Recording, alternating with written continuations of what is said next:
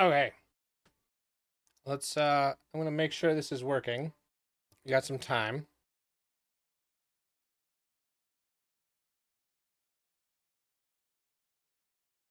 Let me pause my music.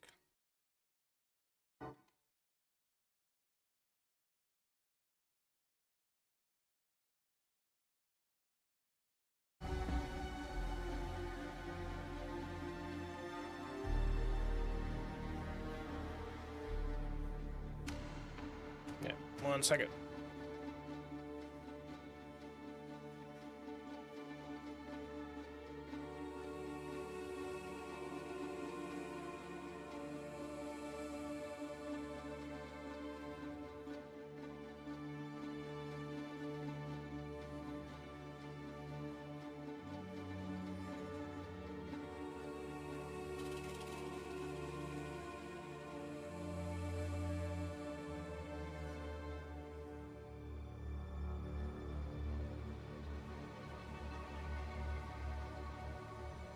All right, that seems to be working. So while we wait,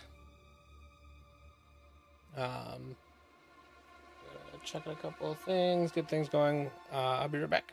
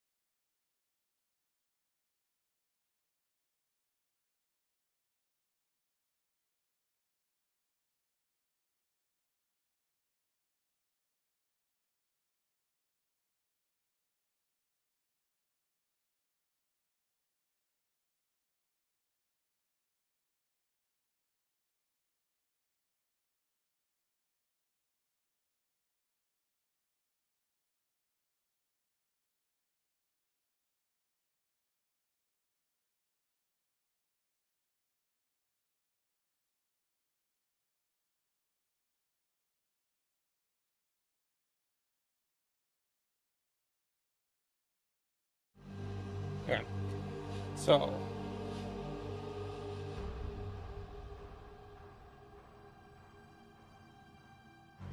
I wanna.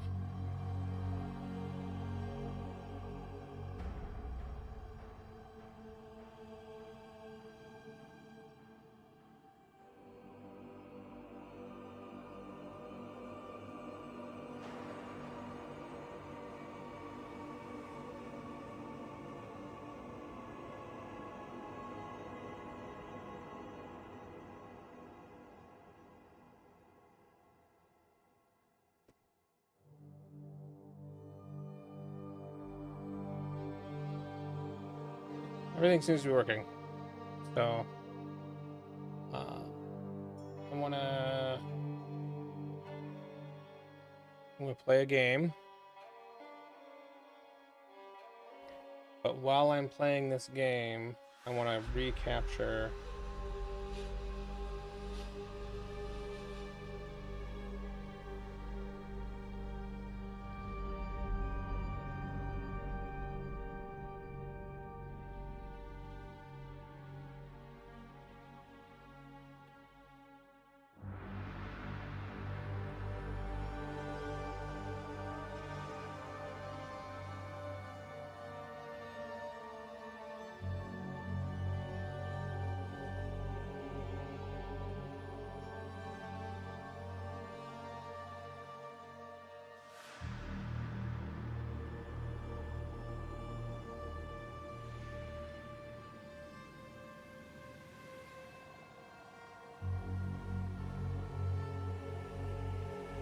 That's not what I want to do.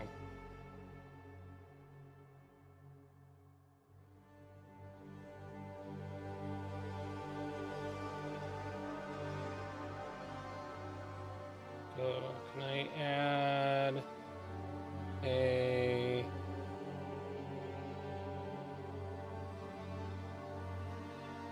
window capture?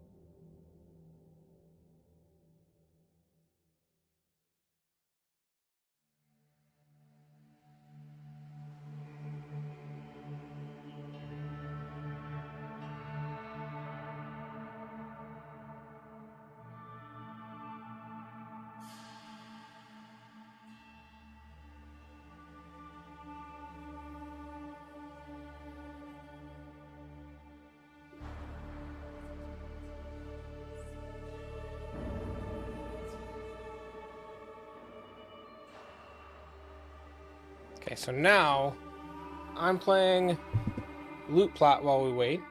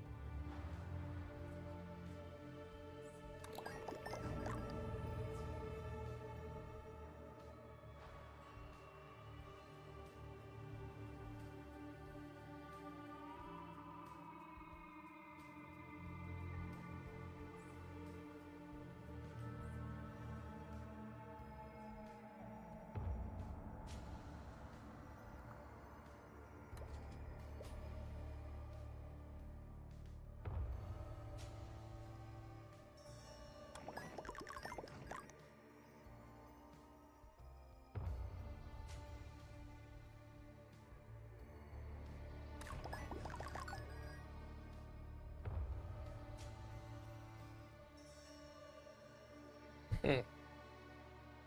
I don't know why I keep getting this crash.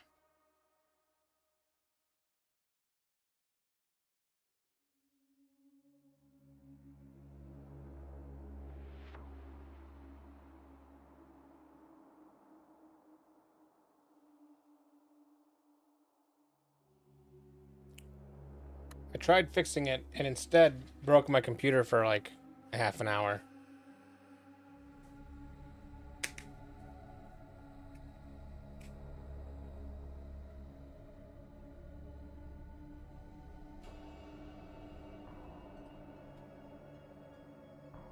Maybe it's the run is broken. I'm gonna start a new run. We do the reroll run. We could do the default area. So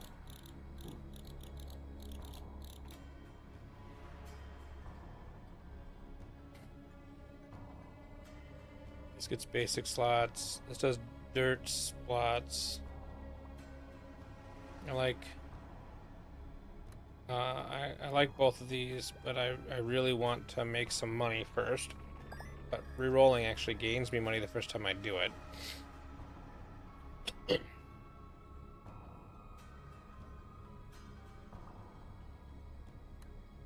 Lock that.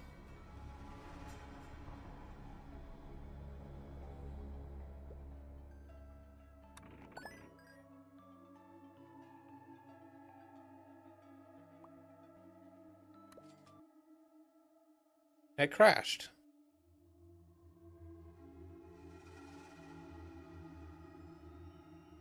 I don't know why this is crashing on me.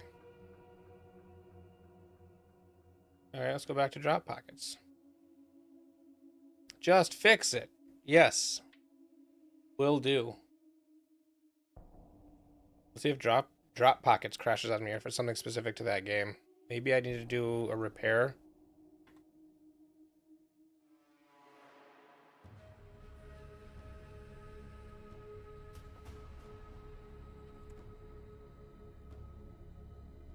New game. Classic Feld.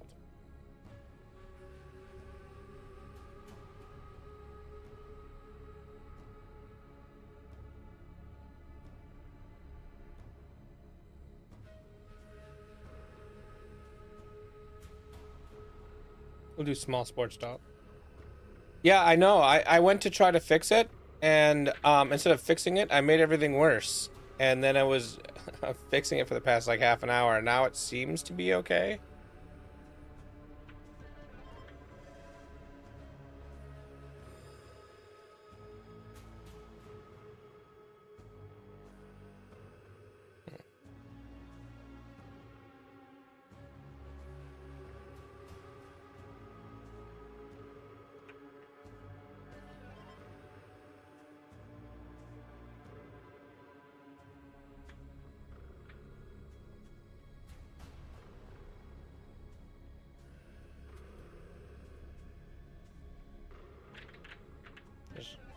clear some balls. Spread stuff out.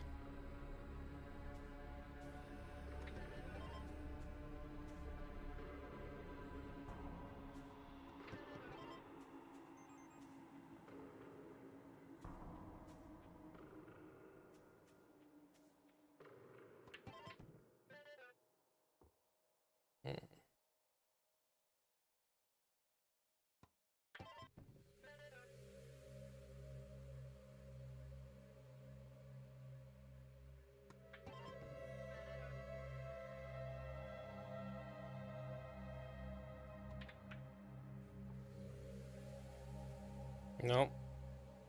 That starts my bonus over.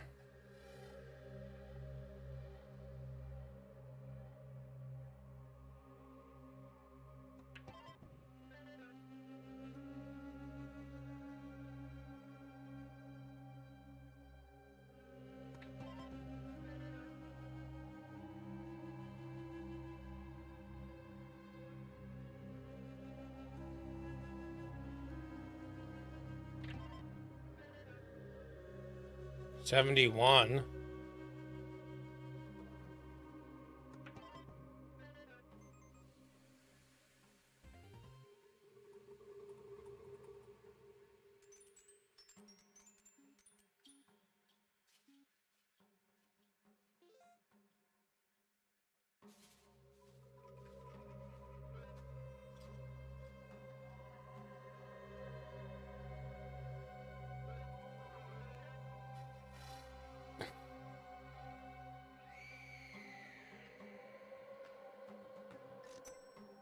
Modify these pockets.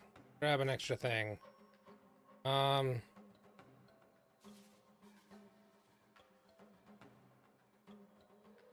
Should I go for junk balls?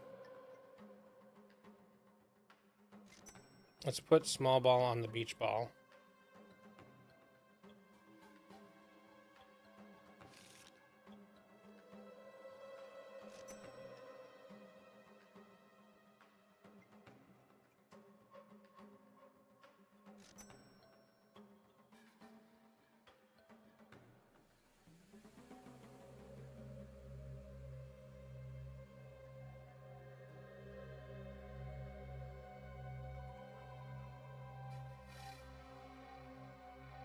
Okay, so I'm gonna put the beach ball here, junk ball there, marble.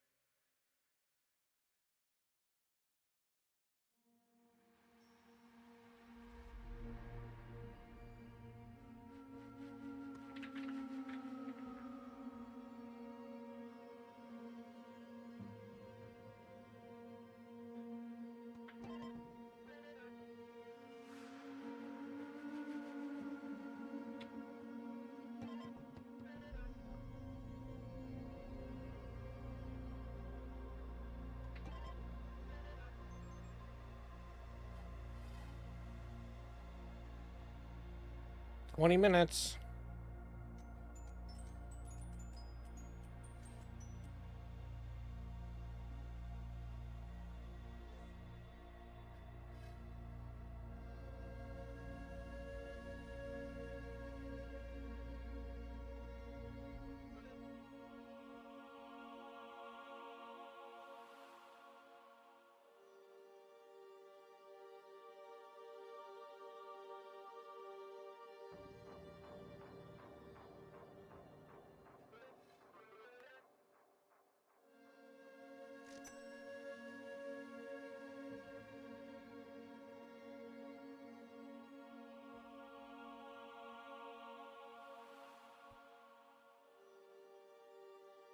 Yeah. Well, I won't talk too much during the announcement, but if you'd rather be watching the announcement directly, that's absolutely fine. I'll be watching the whole thing, including the interview. Maybe I'll take notes and I can send you my notes as well in case I have something that you don't on my list.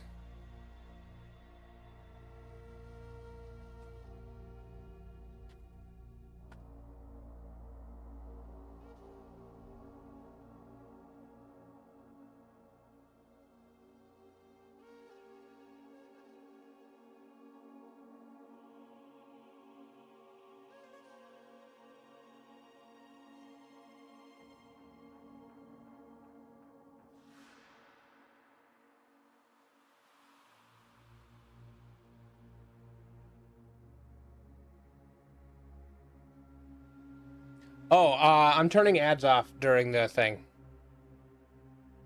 Actually, I should just go ahead and do that now.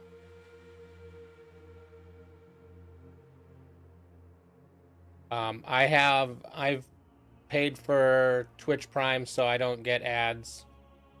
And I'm turning ads off during the stream.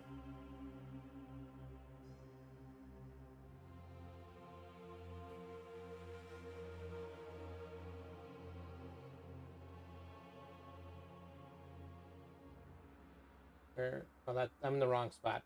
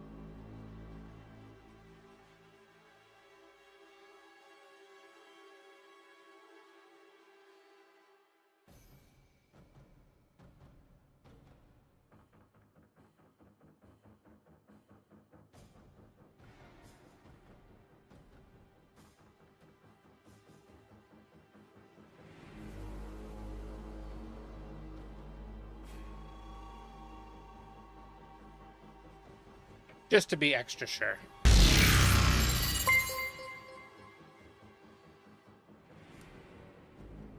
Ads should be off now, but that doesn't mean there will be pre-roll ads. I'm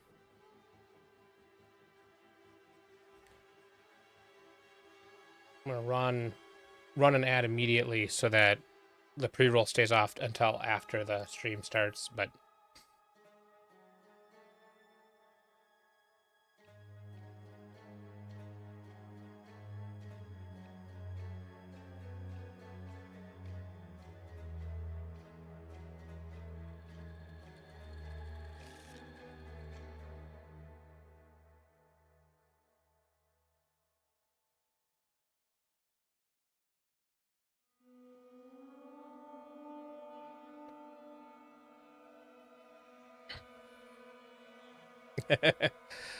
no problem. Don't worry about it.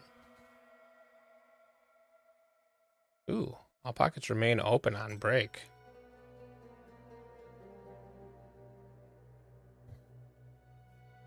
Let's turn something else into a small ball. Let's do... That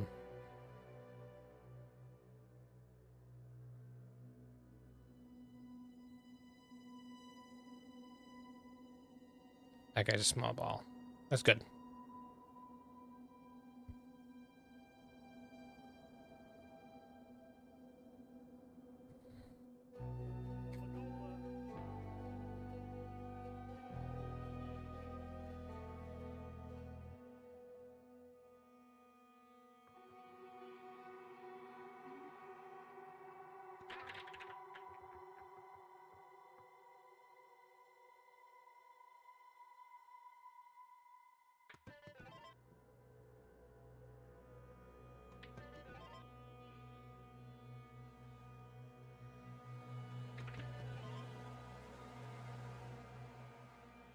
Sounds good.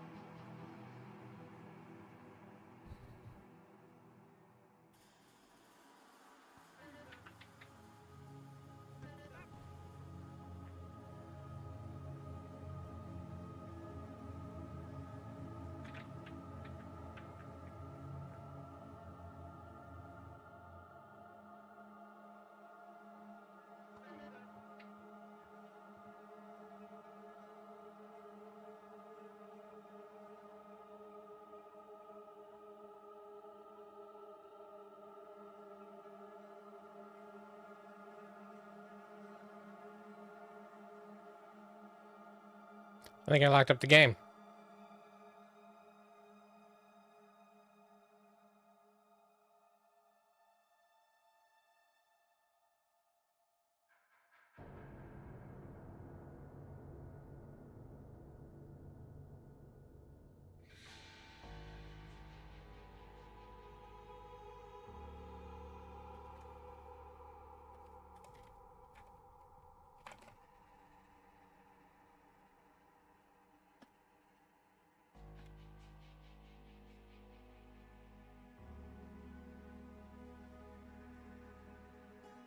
Why won't it let me,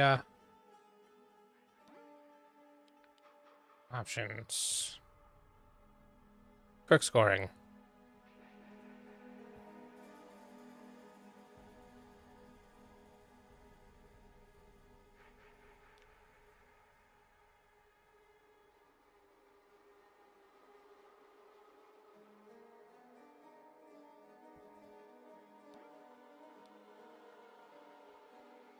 Well, I locked up the game apparently. I don't know how I did that.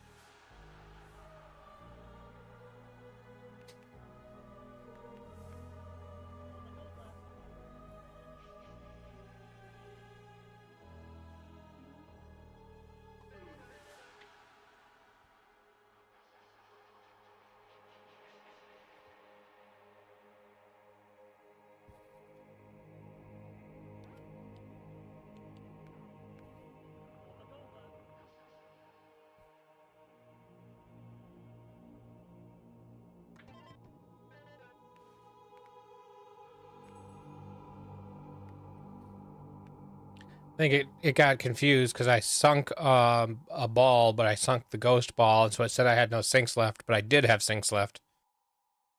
Just didn't realize that. And so I was in a state where I couldn't.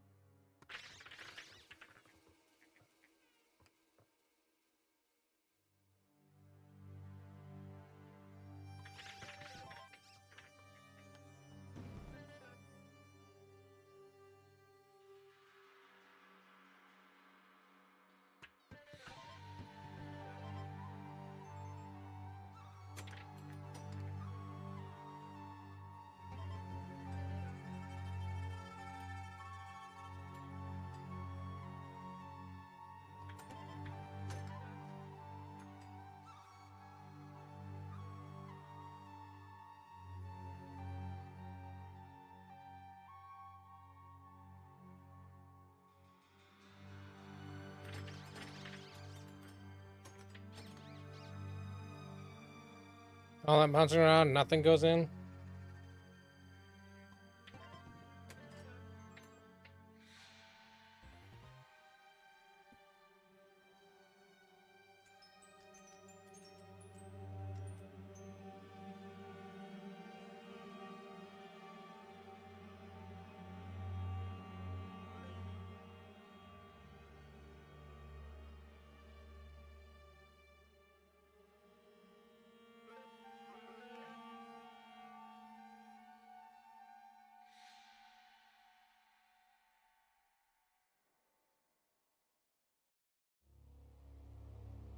Okay, I think it's time.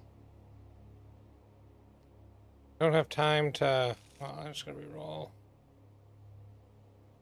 Buy that. Buy a solid ball upgrade. Buy that.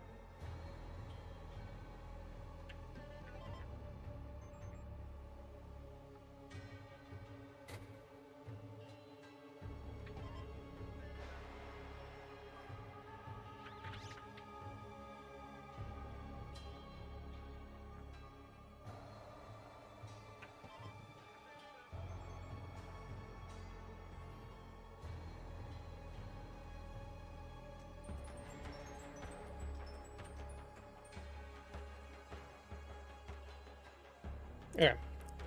Yeah, 53 seconds left. Saturn. Pass. Go back to the stream and turn off the second little stream.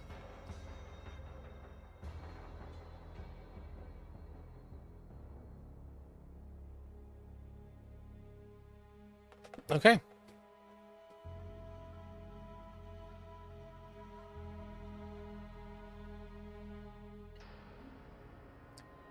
Probably not going to talk too much during the stream, but I'm excited.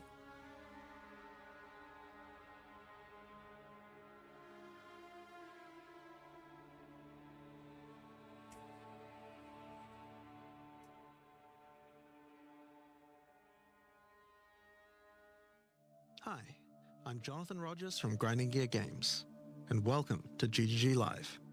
Today we're going to show you an exclusive reveal of what's coming next for Path of Exile 2. Twitch drops are enabled on today's live stream, so you'll be able to claim your Sun Priest's Incineration rare finisher effect by following the instructions below. Now with that out of the way, let's get started. It's time to give you a teaser of what's coming in Path of Exile 2, the Third Edict.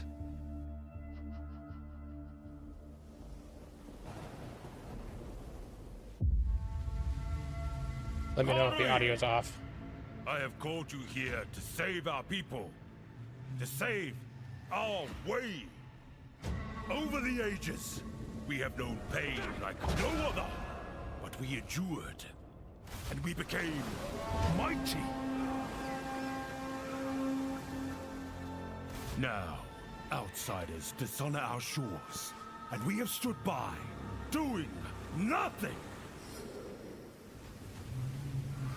Hear my voice, ancestors! Show us your strength! Show us the true way! I understand.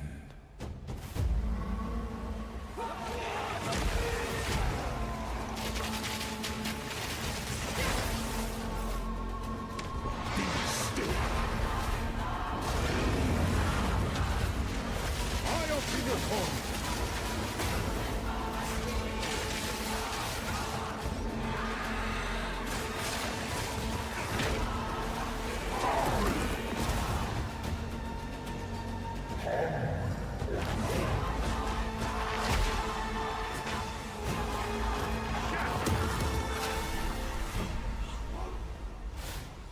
true Makui will rise.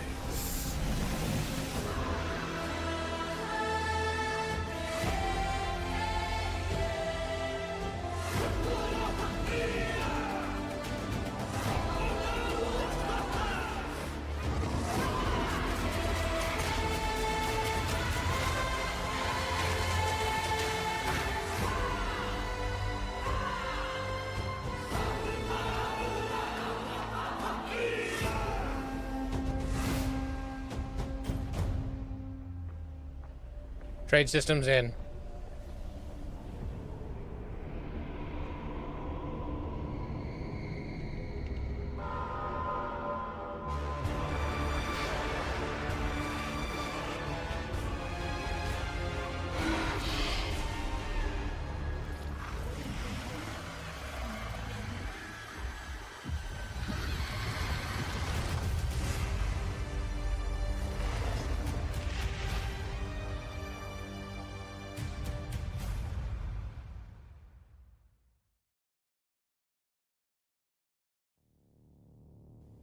Now, as you can see, there's a lot going on, and we have a lot to reveal today.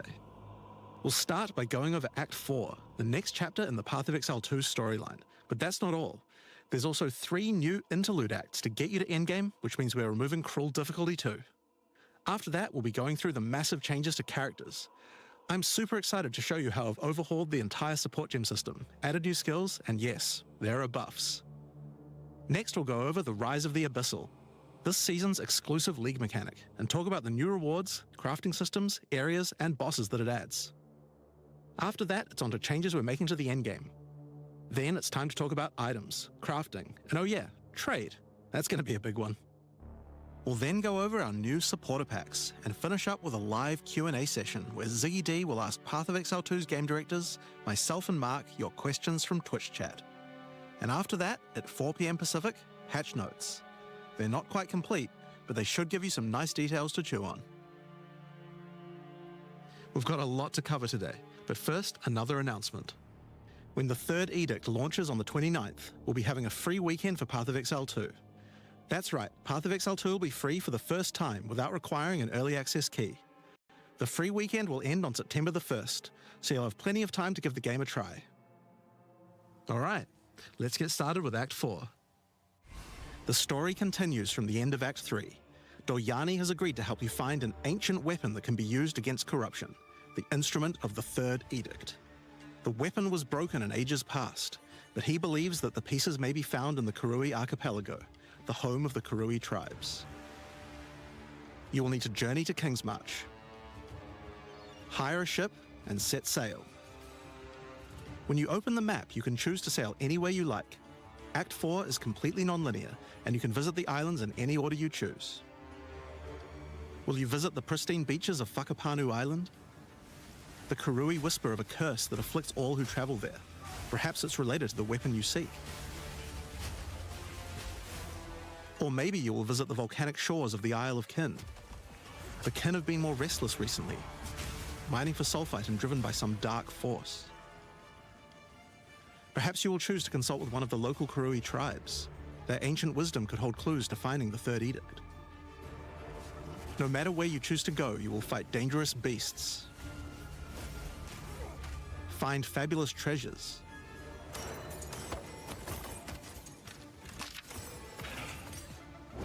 and battle incredible bosses. A challenger! Come, Yama sees your soul! There are 8 islands to discover, each teeming with its own flora and fauna. Act 4 contains over 100 new monster types, 16 new areas, 12 new bosses, and plenty of other interesting encounters. There's a huge amount to show, but we're not going to spoil too much here. We want to give you a chance to discover it all for yourself. What happens after Act 4? Well, until now you had to repeat the entire campaign again before you could face the endgame. But after adding Act 4, the game is far too long to make you do that. We needed something else to do in between the end of Act 4 and the endgame. So what else could we do? Add 3 new mini-acts, of course, and we're calling them the interludes. The interludes are a set of 3 temporary side stories that will be included in the game until Act 5 is released, that will take you to level 65 where the endgame can begin. The first interlude sends you on a journey back to Ogham. Renly has been leading the efforts to rebuild Ogham Village after the defeat of Count Geonor, but there's a new danger afoot. The nearby town of Holton is surrounded by an impenetrable darkness, and each night their corrupted townfolk emerge to raid the local farmlands. You'll discover new areas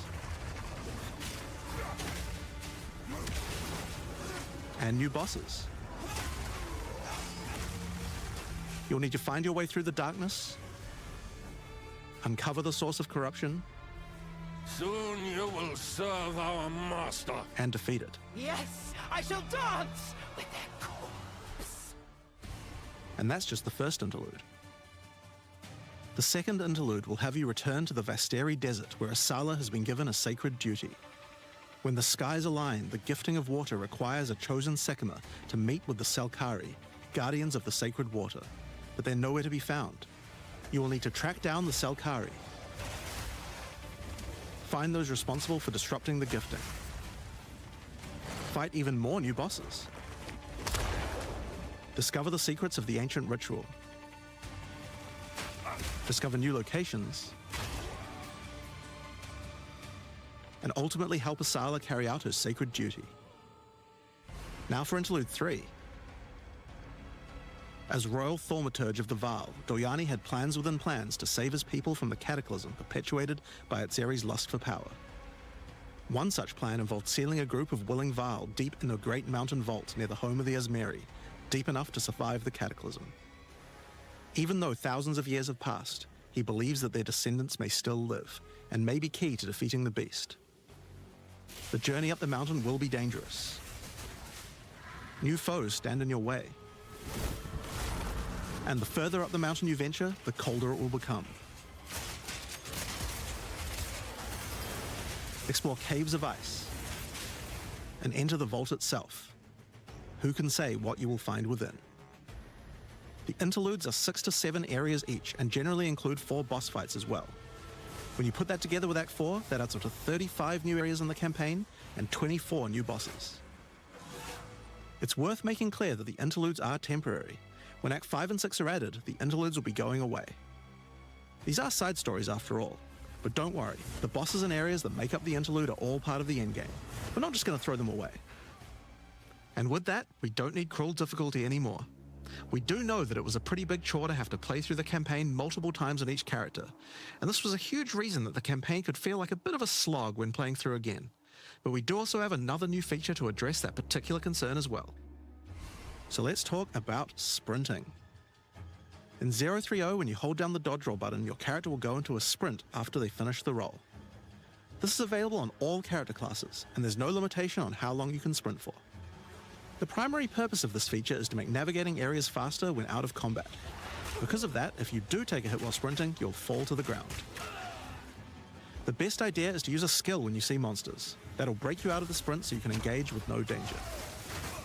If you do need to run away from monsters, just hold spacebar. You won't be vulnerable during the roll, and you're faster while sprinting than basically any monster in the game, allowing you to retreat from combat. Sprint's going to be great, I think. Sprint It also was get me pretty killed a couple of significant times. change to PoE 2's gameplay. What I like most about it is that we can accelerate the pace of the game for those who want that, without having to compromise on PoE 2's more visceral combat systems. Okay, so that's the new extensions to the campaign, but there's a whole giant league to play through as well. I'll leave that to Mark to talk about later. And that's because what I want to talk about now is the new stuff for your characters. And probably one of the biggest new systems here is with the support gems. Now, support gems are one of the most interesting elements to creating a build. They're what enables so many interesting mechanics and different ways to play. But PoE 2's support gem system has just never been quite right. One of the major issues is the limitation of only having one support gem of each type on your character. We didn't want builds to just become using the same 5 most powerful supports in every skill. The problem with this design, though, is that it's actually working against using multiple skills in your build. If you can only use each support gem on one skill, it means that you're encouraged to go all in on that one ability. And we want to encourage you to combo your abilities, something needed to change. So with that in mind, we've removed the restriction of having one of each support gem per character. You can now use as many copies as you like. This should drastically increase the amount of possible builds and increase the amount of skill diversity. There are a lot of potential builds that suffered from the previous restriction. For example, a poison build previously couldn't add poison to more than one skill. They couldn't use stacking poison on more than one skill either. This severely limited your ability to combo with anything outside of the specifically designed poison archetype, but now you can. Many utility skills previously couldn't scale to endgame, because the supports that would make them scale were more useful to use in other skills. You would never speed up killing Palm with martial tempo, when you would much rather use it on your primary skill instead. There are more examples like this all over the place. I feel like you're going to want to 6-link all your skills In now, addition which to you that, never though, really did we before. thought there wasn't enough feeling of progression in the supports as you went through the game. There were only 3 tiers of supports, and many of the most important ones were given out at tier 1. Also, there were no strict upgrades, meaning that upgrading supports when you ran out of sockets required quite a lot of thinking. In order to solve these issues, we now also have multiple levels of many supports as you go through the game. For example, double barrel support gives you an extra bolt, but at the cost of 30% less reload speed. At tier 2, the penalty gets lowered to 20%. But then at tier 3, the support gem gets something new. It now reloads automatically when you heavy stun an enemy. In some cases, the highest tiers might work a little differently, and you'll have to decide if you like the upgrade or not, depending on your build. For example, rapid casting. The first couple of levels gives 15, then 20% increased cast speed. But then at tier 3, it changes to a new approach. For each different spell you cast in the last 8 seconds, you get 10% increased cast speed, which could be a pretty big bonus if you use a lot of different spells. So that's pretty good for upgrades through the campaign, but we wanted to add a little more spice to the endgame for supports too. And that's where our new system, lineage supports, comes in. You can think of these like unique items, but for supports. There are supports that are only available at endgame, but they're much more powerful. Like Ratha's Assault. It's an upgraded version of Double Barrel that reloads your skill as you dodge roll, as well as increasing the number of bolts it can hold. But it does mean that it's the only way you can reload the skill now. Now, unlike regular supports, you can't find these through the uncut support gem. Just like unique items, many of these can be found from specific bosses. And there's a ton in the regular drop pool too. Some of them are fairly rare, others fairly common. Some of them are build defining, others are just straight up power upgrades. All in all, there's around 40 lineage supports being added throughout the endgame, so there's a lot of power to find out there. Now, the new support gems are certainly going to open up a lot of builds, but of course we have a huge range of improvements to individual character classes as well. As well as adding new skills, we had a big focus on buffing existing skills so that they can scale well into the endgame. There's a huge amount to cover here, so we're not going to discuss everything. We're just going to quick fire through some of the coolest changes. We wanted to make cold a more useful element on the Ranger, so we've expanded the cold tools available. As well as increasing its range, Escape Shot now creates fragments of ice whenever it hits the ground. These fragments explode after a short time, making the skill better for killing groups of enemies. But not only that, we added an ice fragment support that creates more of them when killing frozen enemies. And a new buff skill called Ice Tipped Arrows that allows all your arrows to create ice fragments. This already gives clear to rangers wanting to use ice, but to take further advantage of the ice fragments, Freezing Salvo has been upgraded to shoot additional cold arrows towards every fragment, giving you a nuke-like ability. We've also modified Snipe to consume frozen from enemies, dealing a huge amount more damage, giving you a nice ice single target option. And something you might notice about this is that the bonus is a lot higher against bosses. This is actually a change you'll see throughout the entire game. Since it's a lot harder to freeze a boss, you should get a bigger reward for it. Another theme you'll see throughout the game is making movement feel better. Toxic Growth is a skill that was pretty cool, but a bit annoying to use with the jump that it had. Now Toxic Growth is a range skill, so you can spam it more easily. And we've also added a new poison skill while we were at it, called Toxic Domain. It creates a small area around you that makes all your attacks create toxic growth pustules, but attached to monsters. Another skill that was annoying to use was Electrocuting Arrow. It's now just a regular arrow, making it easier to use. But it also means you can support it with projectile supports. And it now also has Area of Effect, making it a tool for more than just single target, and allowing it to scale into the endgame. We also added a new spirit reservation called Mirage Archer. This is a meta skill that allows you to create shadowy clones of yourself to use a skill of your choice. That's cool. Of course, one I of might the do other big that. problems the Ranger had was survivability. Evasion was the weakest of the 3 defenses, and we wanted to change that. Currently, evasion doesn't evade all types of hits in the game, so you're still vulnerable to things like slams or unblockable attacks. To make evasion characters more tanky, we're adding a new mechanic called Deflect. Unlike evasion, Deflect works on everything, and if you successfully deflect a hit, you take 40% less damage. Items can now give you a mod that gives you some amount of deflection based on your evasion.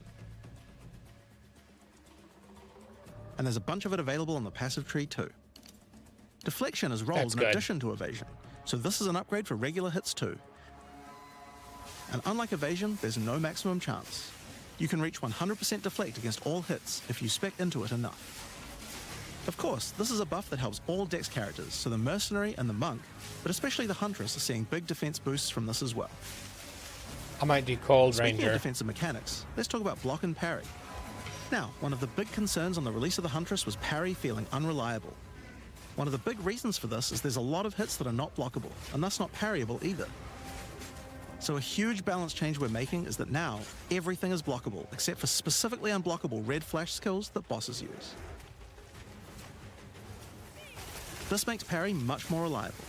And not only that, but to make block and parry nicer to use, you now also move faster than before while using these abilities.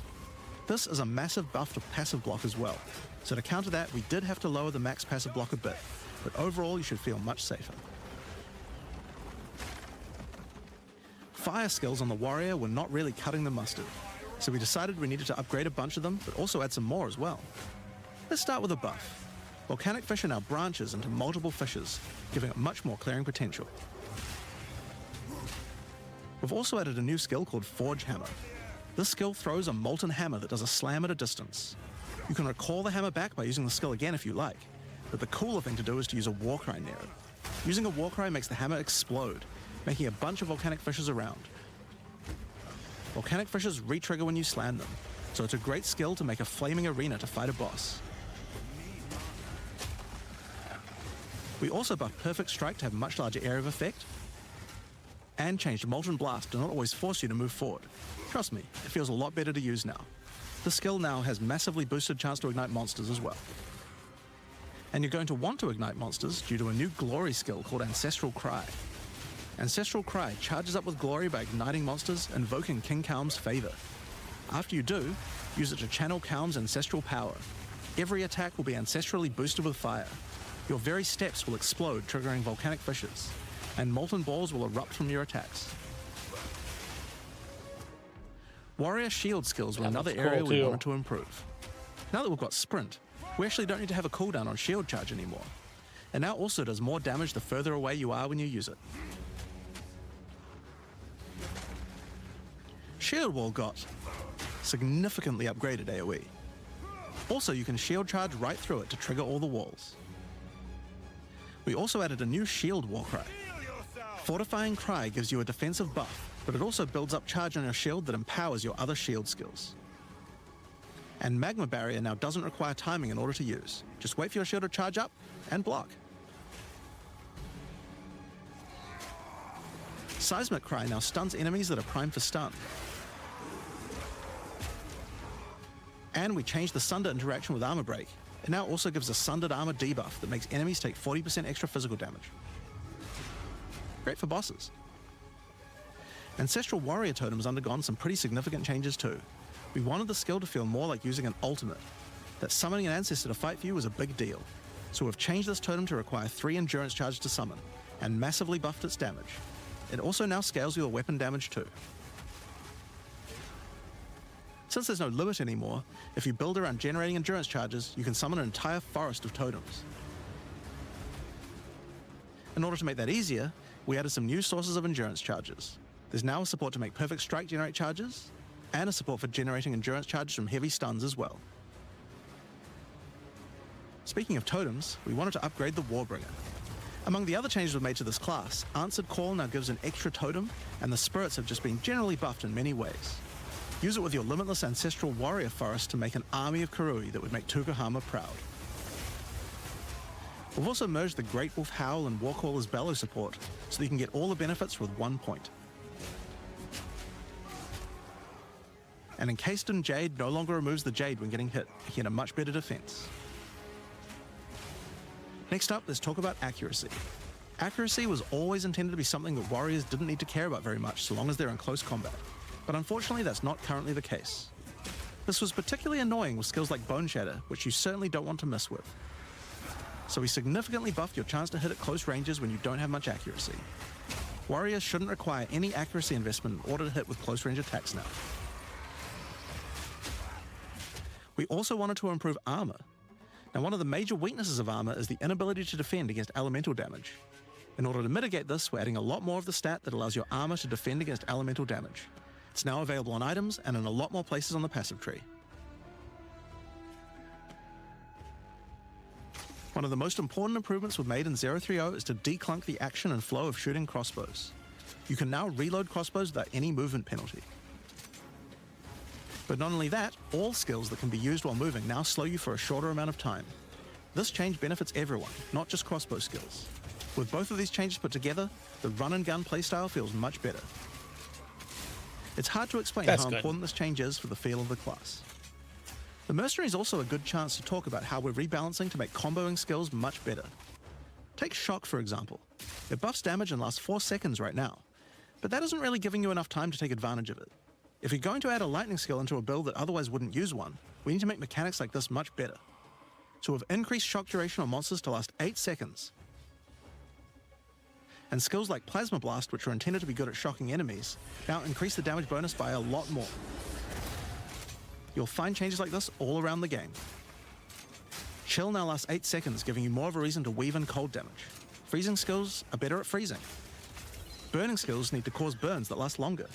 But making skills like Permafrost Bolts and Incendiary Shot double down on how they're supposed to be used, it makes using them in your build alongside other skills much more likely. We're also making sure to buff specific combos too. The freeze explosions from frag rounds now chain to nearby enemies. And using high velocity rounds with armor break will now fragment the opponent's armor. This causes monsters to take a portion of high velocity rounds damage with every subsequent hit, even tiny pellets. So that means following it with a shotgun blast is way more effective. There's a lot more buffs to crossbow skills, but for now I'm just going to talk about the new one we added, the Mortar Cannon. This one lets you socket any grenade skill, and using it will summon a cannon which loads and then fires the grenade you choose.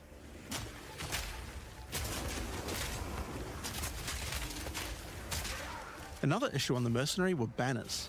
They were just not very good, so we're doing a big upgrade to them. They now last longer, don't disappear when moving out of them, and we removed the Valor mechanic. They now just give a much more consistent and stronger buff, and you can use them when you get enough glory.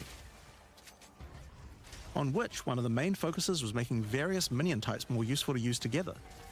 Melee minions in particular were just not that great compared to ranged ones.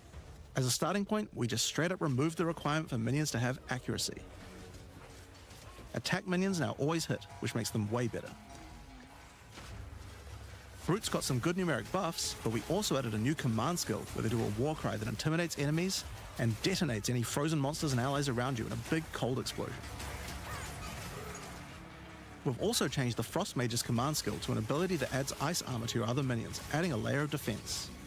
And it makes them deal cold damage back to the attacker as well. The ice armor also makes the minion count as frozen, so the Brute's war cry can detonate them too. Unearth was changed to work on corpses of your dead skeletons, allowing you to summon the minions more easily in boss fights. And they also got a new jump ability, allowing them to get into combat faster. Ray's Spectre was also feeling pretty weak for the spirit cost they have. To be honest, we were a little afraid of these when we first balanced them. We've both decreased the spirit cost for a large range of monsters, and we've significantly increased Spectre damage too. They should feel a lot more impactful. There's also a lot of new spellcaster weapons with newer cult skills, but I'll just talk about one of them that I thought was particularly cool. The Reaping Staff is actually a wicked scythe that gives you a new ability called Reap. When an enemy is low in life, you can dash forward and rake enemies with the scythe to cull them instantly, healing you. It can also inflict critical weakness on enemies too. Now, there's a lot of balance changes in the Witch's Ascendancy classes, but I'll just talk about 2 of them for now. On the Blood Mage, you were previously required to spend your first points on Sanguimancy, which really was supposed to be the downside for being able to access the powerful abilities on the rest of the class. In order to make picking the Blood Mage a better early option, we've made Sanglemancy free, unlocking the power of the rest of the class immediately. On the Infernalist, That's basically the why I demon said form need wasn't to something happen. people were really using because you lost your weapon stats while transformed. Well, you no longer do, so it's a much better option now. On the Monk, the wind skills needed a big upgrade for sure. Staggering Palm can now stack up its duration if you use the skill multiple times in a row, so you can keep the effect of all your skills throwing up wind much more easily. Wind Blast had the purpose of building up to dazing an enemy, but dazing just wasn't worth all that effort. Now it just dazes on hit, meaning a single Wind Blast will make all your skills stun enemies more easily. Following up with Vaulting Impact on a dazed enemy previously did a bunch of stun. Now it allows you to break your enemy's stance. When their stance is broken, following up with a fast attack will do way more damage. A cool build that certain people always enjoyed in PoE 1 was hand-to-hand combat, but until now we just didn't have a real way to make it viable. Well, that changes now. The Monk, as a true martial artist, now has the ability to learn the Hollow Palm technique, a keystone that lets you use all quarterstaff skills while unarmed. All quarterstaff attacks now have a special unarmed version, and you get further bonuses to all your attacks from stacking Energy Shield and Evasion on your character.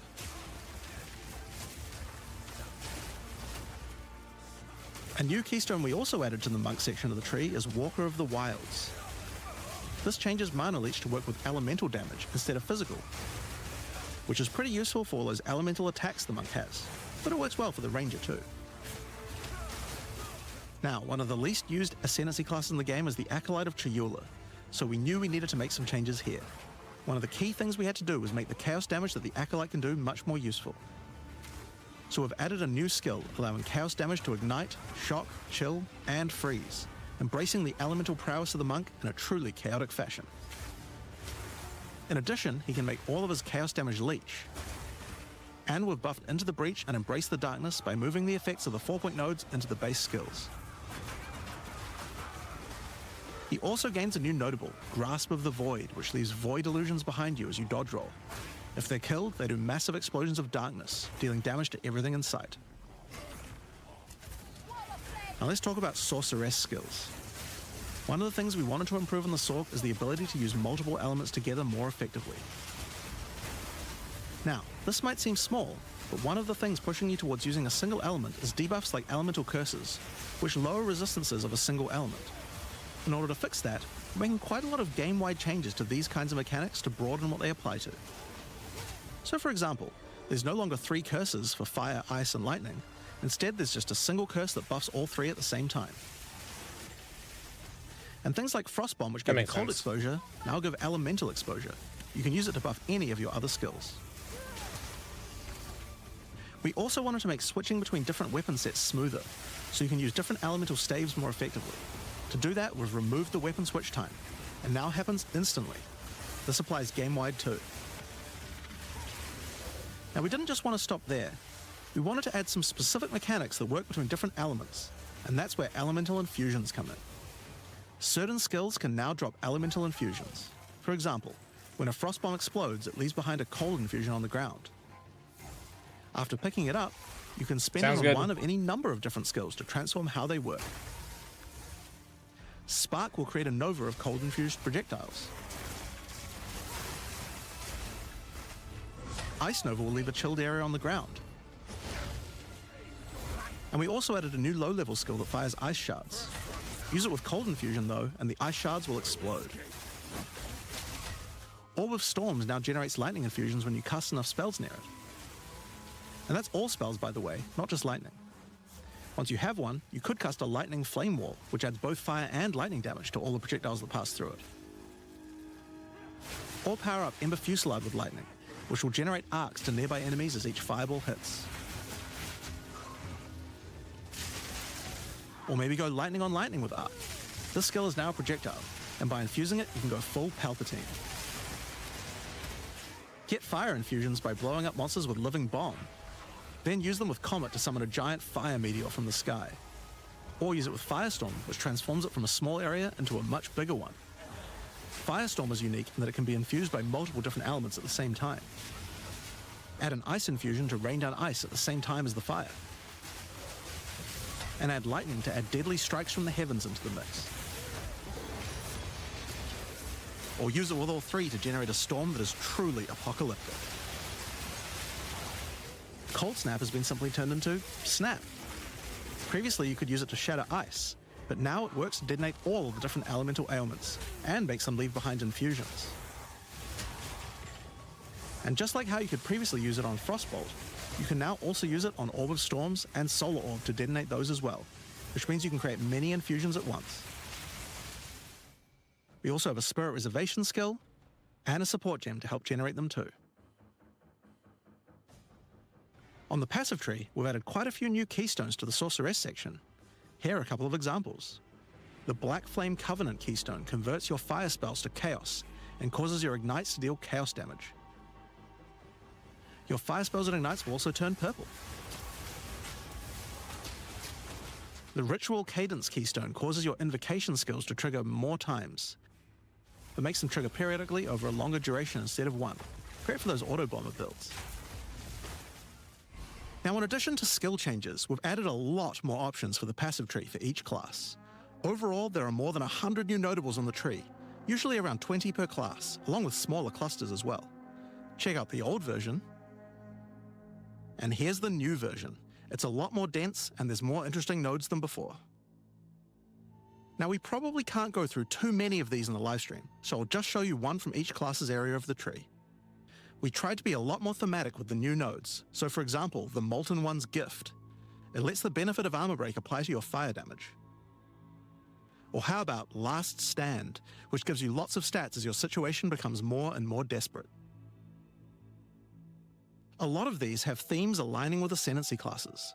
Like for the Gemling Legionnaire, for example. You have crystallized immunities, which makes you immune to different status ailments depending on which support gem color you have socketed the most. Another Ascendancy class aligned notable is Sanguimatic Rituals. It allows arcane surges to generate life instead of mana, unlocking that support gem to be used with the Blood Mage Ascendancy. In the Sork area, you'll find these Archon nodes that allow you to convert all of your elemental damage to a specific element. You become a Lightning Archon when you spend enough mana, after which all your skills will be converted to lightning, and you will do extra lightning damage as well. We have ones for cold and fire too, with different triggers. Here's another cool one. Elemental Practitioner gives crit bonuses if you've triggered a skill recently, while also making crits generate more energy for triggers. Or maybe you'd like the Great Boar. It gives you a reason to stack dexterity to make you tougher, giving a bonus to life and stun threshold. Or the Cunning Fox. It straight up gives you 5% quality to all your gems. Now, another major change is attribute requirements. We felt like players probably had a few too many nodes and attributes and not enough in interesting passives, so we lowered attribute requirements by 25% across the board. That means you'll have more points to spend on interesting notables rather than just needing to allocate more strength, dex, and int. Now, there are way more changes than just these. These are just some of the cooler ones we wanted to show off, but I'd say that's just about enough for now. We're not even half done yet. So I think it's time that we talk about the League, the rise of the Abyssal. And to do that, I'd like to hand things over to Mark. As you just saw, even though there are major changes to the campaign for this update, we want to make sure that every time you come back for an expansion, each area feels different with something extra going on. It is really important to make sure your experience when returning between expansions is fresh and filled with new content. And the way we did this was through leagues.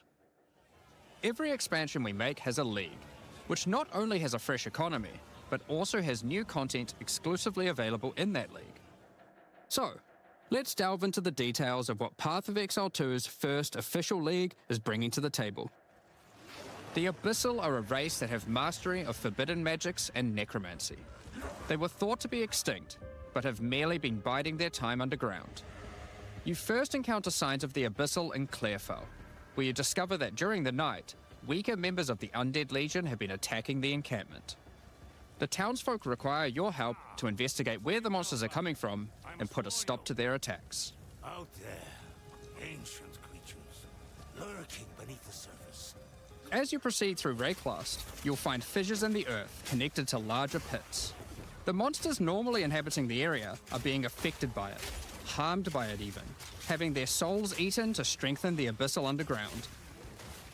As you defeat the monsters, the fissure closes and Abyss will emerge, angered by you killing their food. Once all those fissures have been sealed, the pit activates, and more Abyss will pour out. This is where the larger and more dangerous monsters reveal themselves, as hordes of Abyss will spew out from the pit to take your soul. If you kill a magic pack, then magic Abyss will arise. If you kill a rare, then a rare monster will emerge from the pit, having absorbed some or all of its modifiers for itself. This means the monsters emerging will generally be more difficult and more rewarding, as each modifier gives better rewards. If you are able to kill them all, the pit will seal shut. As each pit is closed, it reveals a potential reward. Abyssal troves will rise up out of the pits, allowing you to get some epic loot. Areas often contain many pits, with many fissures, and the amount goes up as you progress through the game, getting more intense. It doesn't stop there. When monster mods are absorbed, they have a chance to become infused with the dark necromancy, transforming them into abyssal modifiers. For example, you defeat this monster with the Mana Siphoner modifier. Their soul is eaten by the pit, and a rare monster emerges. The Mana Siphoner modifier has transformed into Soul Siphoner, and is now amplified in danger and reward.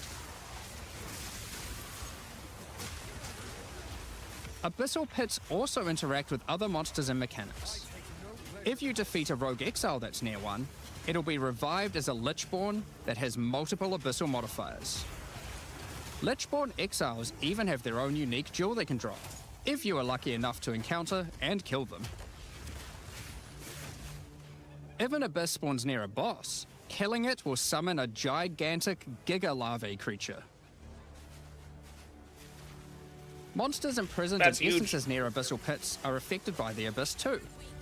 They will come with an additional new essence item that can be used to craft your items. So, that's your bread and butter of the Abyssal League.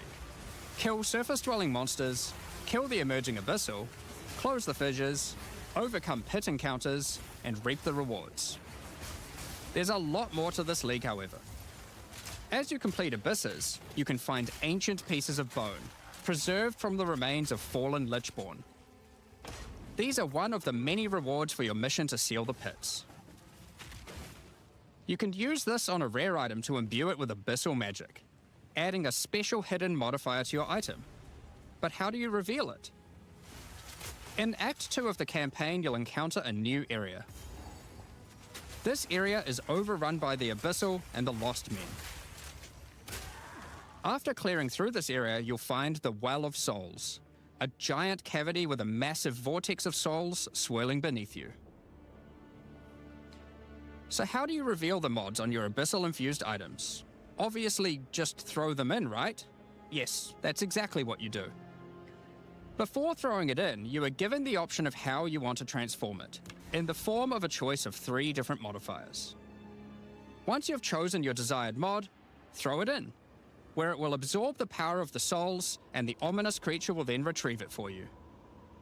These modifiers can be ones from the core mod pool, all the way through to specialized modifiers that cannot normally appear on items. During the campaign, you can use it as a way to more easily add useful existing mods, but during the endgame, there is a whole set of new and powerful mods you can add to your items. Like this mod for crossbows that allows you to place an additional ballista totem. Or this one that adds spirit to your staff. Or this one that allows you to generate more combo with your quarterstaff skills. And speaking of endgame, you can also use the system to craft waystones. With a preserved vertebrae fused into your waystones, you can get some new modifiers that push difficulty and rewards to new heights. Here are some examples of those mods. You always get a choice of 3, so you can avoid anything you don't think your character is capable of.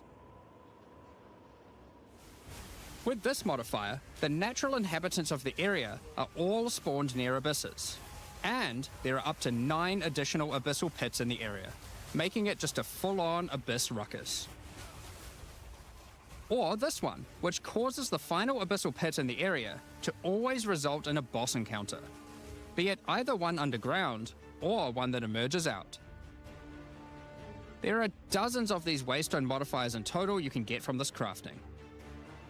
That covers the new crafting mechanic. So what's left?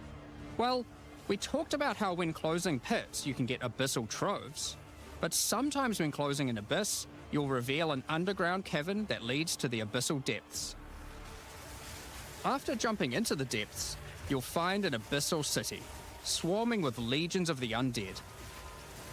When underground, every single rare abyssal enemy will have an abyssal modifier. And at the end of the dungeon, you'll even find a rare with a more powerful Lichborn modifier. Once you're able to defeat this powerful rare, you can also find some nice rewards. Aside from the entire area being valuable due to the abyssal modifiers on the monsters, it has its own specific drops too. One example is a set of lineage supports that can rarely be found in these depths, like Kurgel's Leash.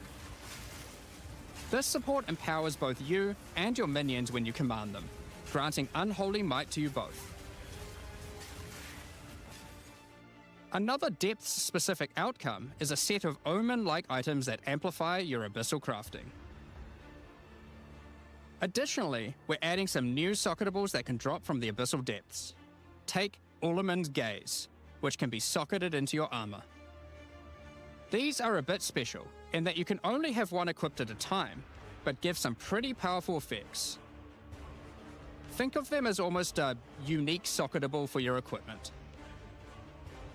In the endgame, where you can still find depths, you also start to find a different type of underground chamber. In these areas, you'll find an ancient spire, a device being used by commanders of the abyssal factions to plunge Rayclast into a lightless void. Your goal is simple: kill this commander and destroy the spire. There are 4 bosses in the Abyss League, and there are some pretty cool uniques available from them. An example is this belt, Darkness Enthroned. It has 2 sockets, but hold on, socketables don't work on belts. Well, this belt has a special mod that allows it to count as a different slot for the purpose of socketables. This one, for example, counts as a helmet. I kind of want one that counts as a body armor. I wonder how rare that one is. You can also find this unique jewel, Undying Hate. This jewel transforms part of your passive skill tree into an abyssal version, and has multiple depths. The deeper it goes, the more of your passive tree is affected, allowing you to fulfill your fantasy of becoming part Abyssal Lich. Now, the last thing that Abyssal Commanders can drop is a Finger of the Lich. But what use do you have with a random undead finger? Well, the next time you return to the Well of Souls, with the finger in your inventory, your character will almost feel compelled. To do what, though, you might ask? To jump in. The items you threw in came back more powerful, right? So, what's the worst that could happen? Well, you will just have to find that one out for yourself. Along with the introduction of Act 4 and the interlude, we will be adding 25 new endgame maps. These maps will contain all the new monsters and bosses we're adding, improving variety and giving you opportunities to experience the new boss fights many times. Let's take a look at some examples. Rock Pools is a map where you explore a shallow rocky coastline, surrounded by coral and filled with sirens. At the end is a giant Goblin King boss, ready to eat sulfite and squish you like a bug.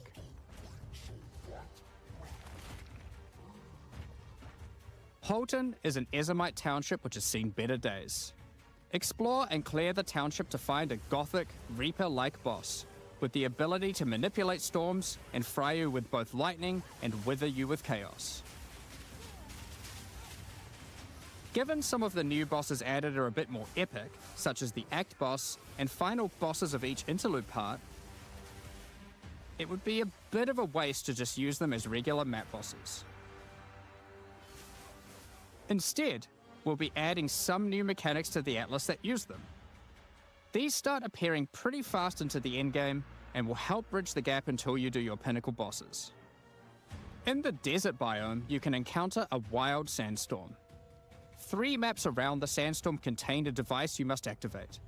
Upon doing this, the sandstorm's magic is disrupted, revealing the map inside and allowing you to access it and find the cause. This presents itself in the form of a boss, similar to the existing Citadel bosses. This boss is a Faradin Swordmaster, who has been blessed with the power of a time gem, allowing him to take his swordsmanship to the next level by replicating himself, maneuvering rapidly, and severing the fabric of time itself with his powerful slashes. In the water biome, you'll encounter a giant maelstrom, where one of the maps surrounding the water biome connects to it, but the connection is obscured. You must run the maps nearby, hoping to find a beacon, which will remove the maelstrom and reveal the connection to that map. Another example is this Vaal vault in the mountain biome.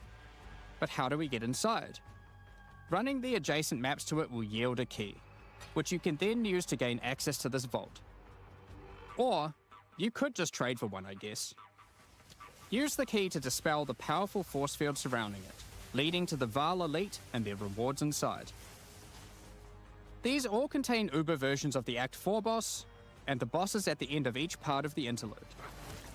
And each have their own exclusive drop pool of new lineage supports, which, as Jonathan spoke about earlier, are powerful support gems that modify your skills in pretty crazy ways.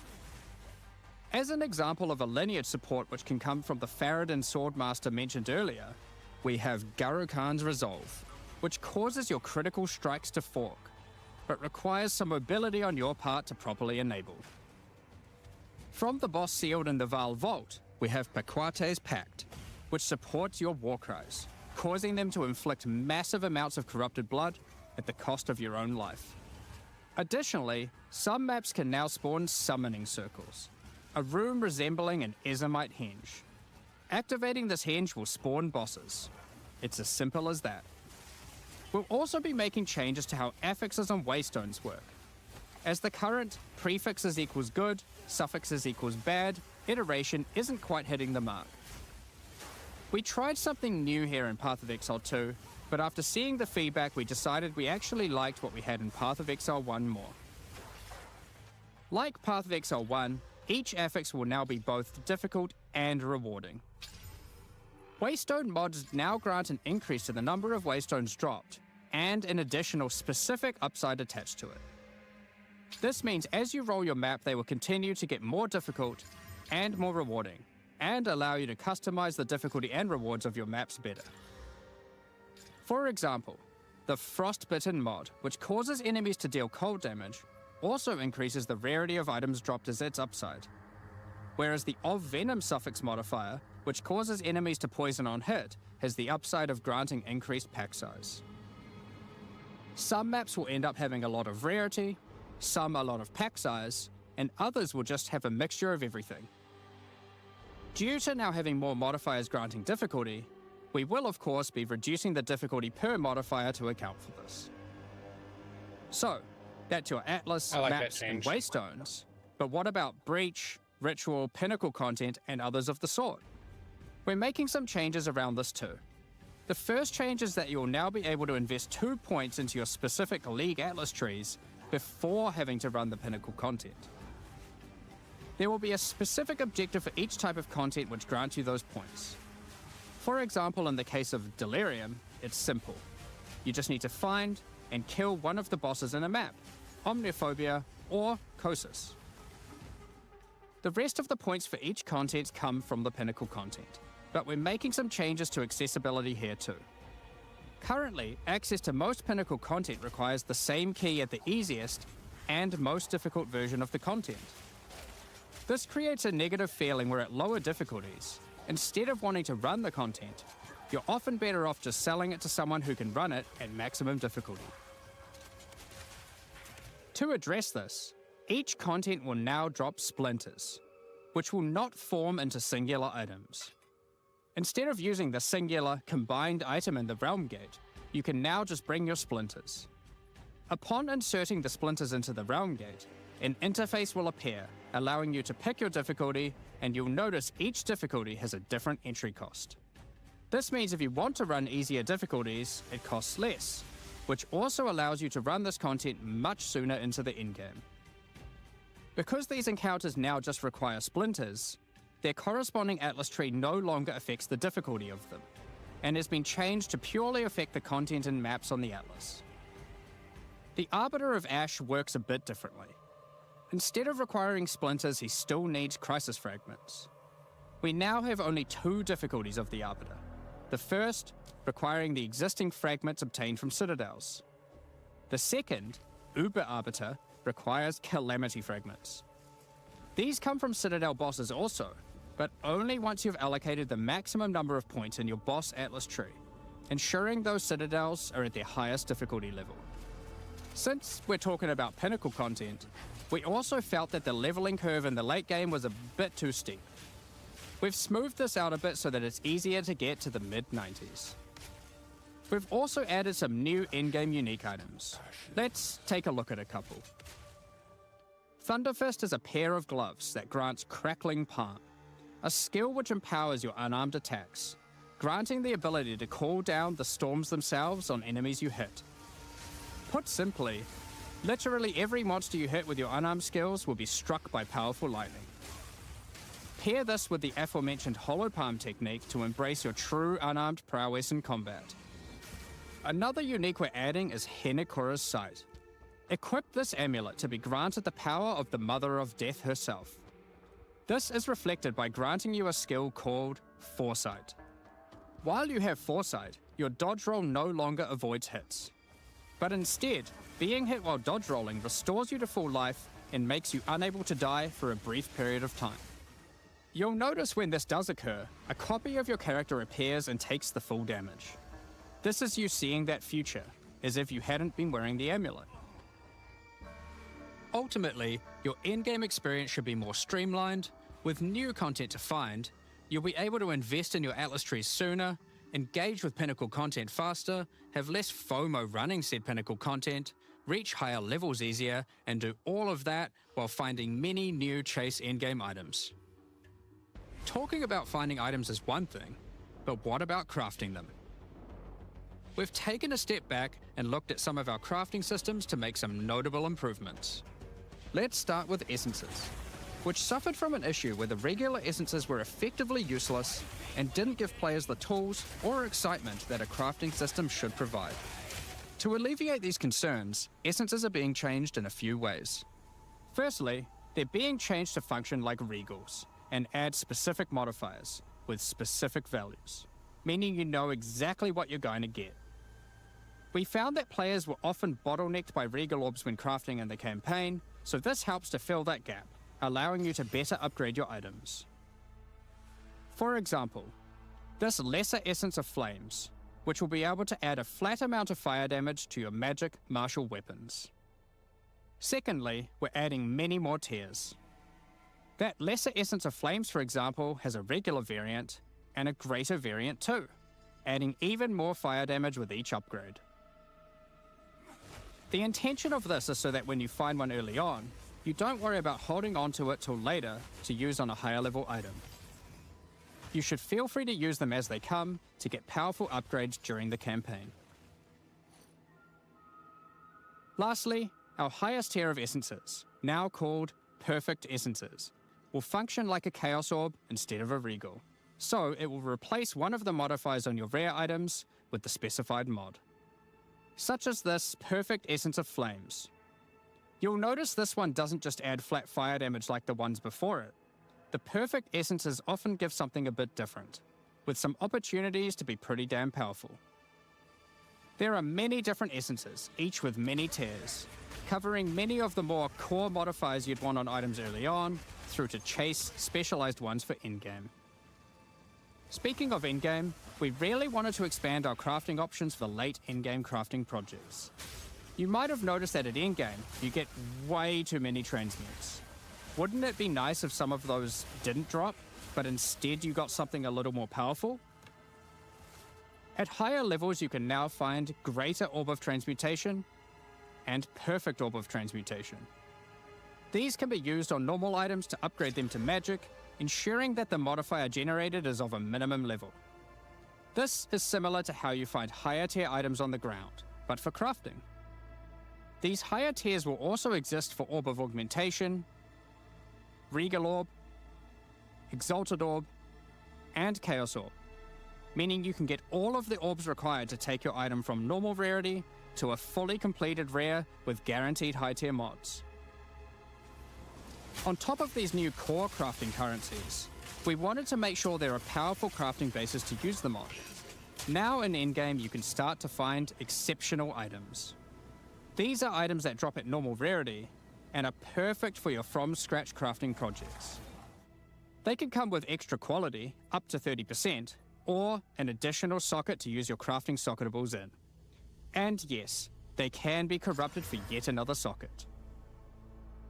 You can also get exceptional unique items.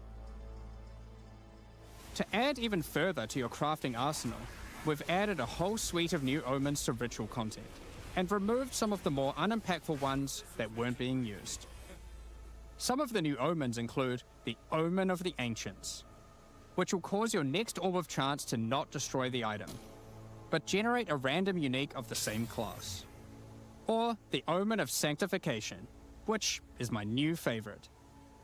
This will cause your next Divine Orb used on a rare item to reroll the values of its modifiers, allowing it to exceed the normal minimum and maximum values, raising the ceiling on the new most powerful rare items in the game. This omen will also cause your item to become sanctified. Sanctified items cannot be crafted, just like corrupted ones, so consider carefully when you use this. Another is the Omen of Chaotic Monsters, which will cause your next Chaos Orb to reroll all modifiers on a Waystone, allowing you to fix your maps if you get some modifiers that are not feasible for your build. Besides these examples, there is a huge variety of new omens for you to discover in your ritual encounters. With the release of Act 4, notably taking place in the Karori Archipelago, you'll be able to now find a new currency item, Henikora's Lock. Henikora, the Karori goddess of death, has the power of foresight, and is able to see many futures, including the outcome of your next craft. So, imbuing her lock onto an item gives you that same power too. For example, you'll know whether or not to use an Exalted Orb on your item, as you will know exactly what the outcome is. So, with all these new crafting improvements, it's safe to say you're going to be making some epic items, and not necessarily just ones for yourself. So given that, it's time to talk about a massive one. Yes. Trade. It's finally here. The moment we've all been waiting for. Fully asynchronous trade. Over the years, the way players trade with each other in Path of Exile 1 has morphed from using the forums, through to the in-game chat, all the way through to using the website.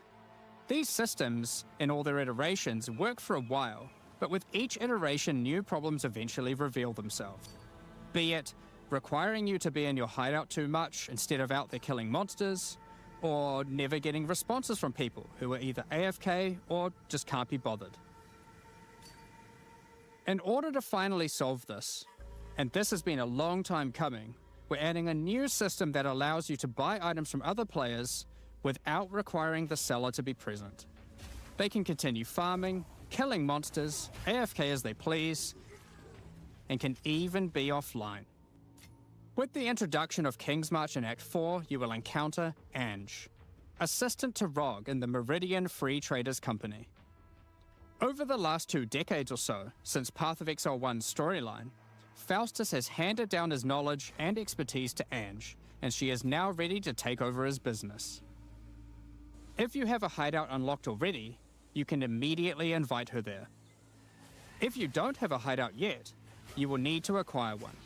You can do this by completing a quest to defeat one of the bosses inhabiting an island in Act 4, allowing you then to take a slice of it for yourself, making it your new home and base of operations. Once invited to your hideout, she will now serve as operating your currency exchange, but also serve as the figurehead in your new trading empire. So, how does this new system work? In the existing trade system, you would list items for sale in premium stash tabs. And then when someone wanted one, you'd have to take it out for yourself and trade it to them.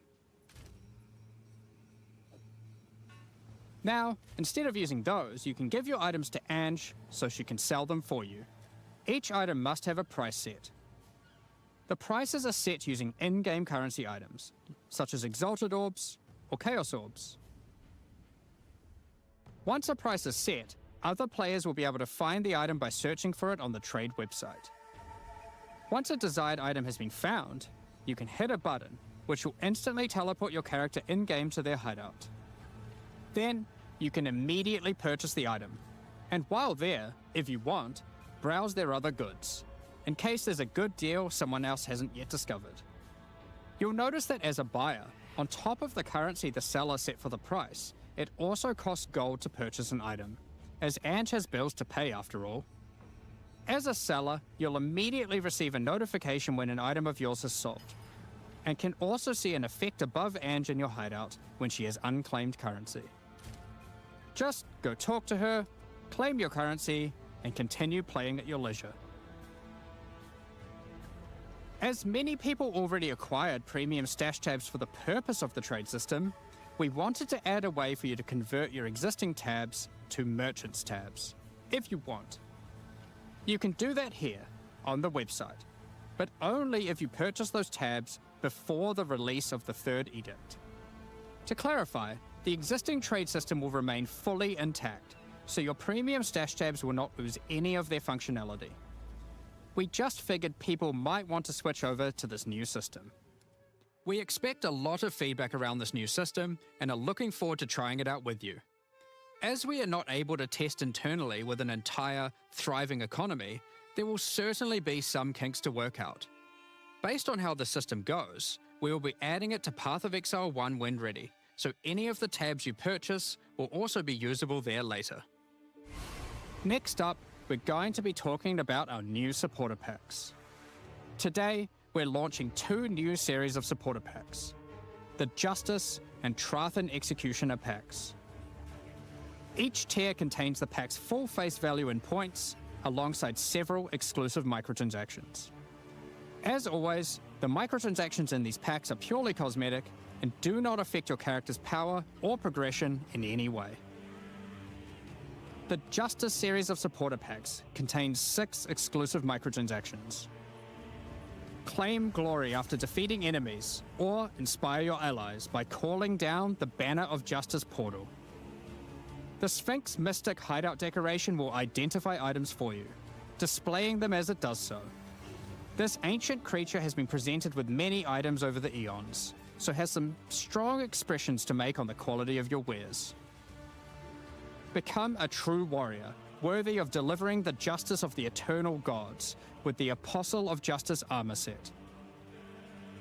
This armor set also comes with a matching back attachment containing a set of scales to measure your worth. With the Apostle of Justice finisher effect equipped, the Goddess of Justice herself will appear to decide on a verdict for slain unique enemies. Witness as she decides the fate of your slain foes. Will they ascend to be amongst the gods or be banished to the underworld? The Griffin fledgling pet will be your courageous companion as you journey throughout Rayclast. Take your place in the skies in the Plateau of the Gods hideout. This hideout comes with many different sections for setting up your home or base of operations. In order to travel between them, you simply just need to walk off the edge. Like a true eternal god, you can float between the mountains on the clouds themselves. The Trathan Executioner pack series also contains 6 exclusive microtransactions. The Trathan Executioner finisher effect is a brutal display of Trathan might, crushing slain unique enemies as if they were bugs beneath your heel. As a Trathan Executioner, you're the perfect master for the ever-hungry carrion raptor pet. It has taken a particular liking to the taste of other pets, and at your command it will swoop down and eviscerate them, proceeding to satisfy its hunger by feeding on their corpse. The nobles of the 4 major Trathan houses had their mercenaries, but if their hired hands became notably irritating, they'd have to call in the Trathan executioners. You can now embrace their methods and become brutality incarnate with the Cruel Trathan Executioner armor set. The matching Cruel Trathan Executioner cloak will shroud you in scarlet as you crush the skulls of your enemies and leave a trail of blood behind you as you build up a kill streak. Or use the alternate variant to simply put a skeleton on your back. Be bathed in blood as you mutilate monsters with the Cruel Trathan Executioner character effect. The swirling blood increases in volume as your spree of slaughter continues. Both this effect and the cloak use the same kill streak for tracking how much blood is shown. After a long and tiring day of executions, enjoy a relaxing game of dice with the Goblin Gambler's Hideout decoration. They'll definitely be playing fair, right? The Pulverizer map device brings a horrid efficiency to punishing the damned of Trathus. Each map Someone's you open will testing their execute mic. the next victims. This map device in its true ruthlessness tracks the total number of monsters killed, your kills per second, and your largest kill streak up to the point of the map being completed. This is then displayed on a leaderboard so you can take a measure of you and your friends' violence at the end of each map. Additionally, any microtransactions from the supporter packs will be made available for use in Path of Exile 1. That's enough about cosmetics. Let's get into the Q&A. But firstly, I want to give a huge thank you for your ongoing support. We're just about to start the Q&A with Ziggy D. Afterwards, at 11 AM NZ time, or 4 PM Pacific, we'll post Path of Exile 2, the Third Edict's patch notes. With the release at the end of next week, our community team will be posting crucial information you need for the release. Keep an eye on the news. Thanks for joining us today and checking out our latest developments. We're looking forward to seeing your experiences with Act 4 and its new bosses, fighting the Abyssal, trying new builds, and crafting new items. We'll begin the Q&A shortly, so please get your questions ready.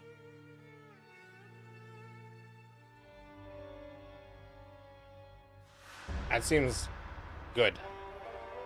I like it. I like a lot of the changes. I'm excited to play again. I feel like the Abyss League mechanic is doing what I said it should do, and it's not punishing being slow. It looked like it would. It's not like, oh, if you don't kill it fast enough, the Abyss closes up. Hello, and welcome back, Exiles. After a Oh, too low. monumental reveal, we now have a suitably juicy Q&A session for you.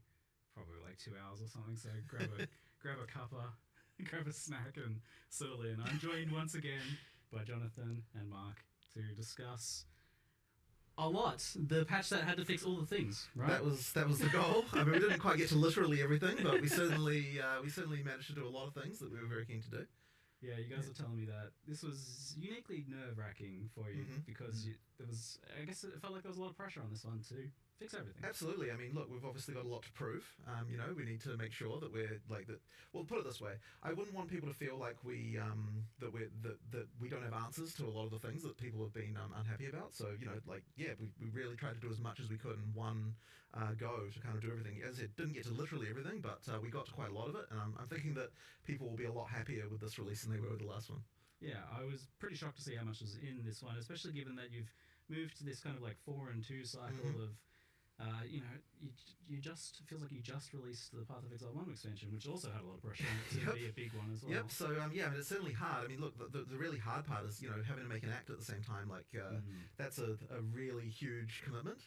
So I'm certainly going to be happy once we finish the campaign because we're going to be back to normalcy again. But yeah, it's a what it does do is it means that there's like a huge amount of content to draw from. There's obviously a huge amount for players who are not necessarily the in-game players as well, because you've got all of the new campaign stuff. So it's like a pretty big deal for all that stuff. But it also meant we could take a bunch of that stuff and move it into the in-game too. So the in-game kind of sees a big expansion as well.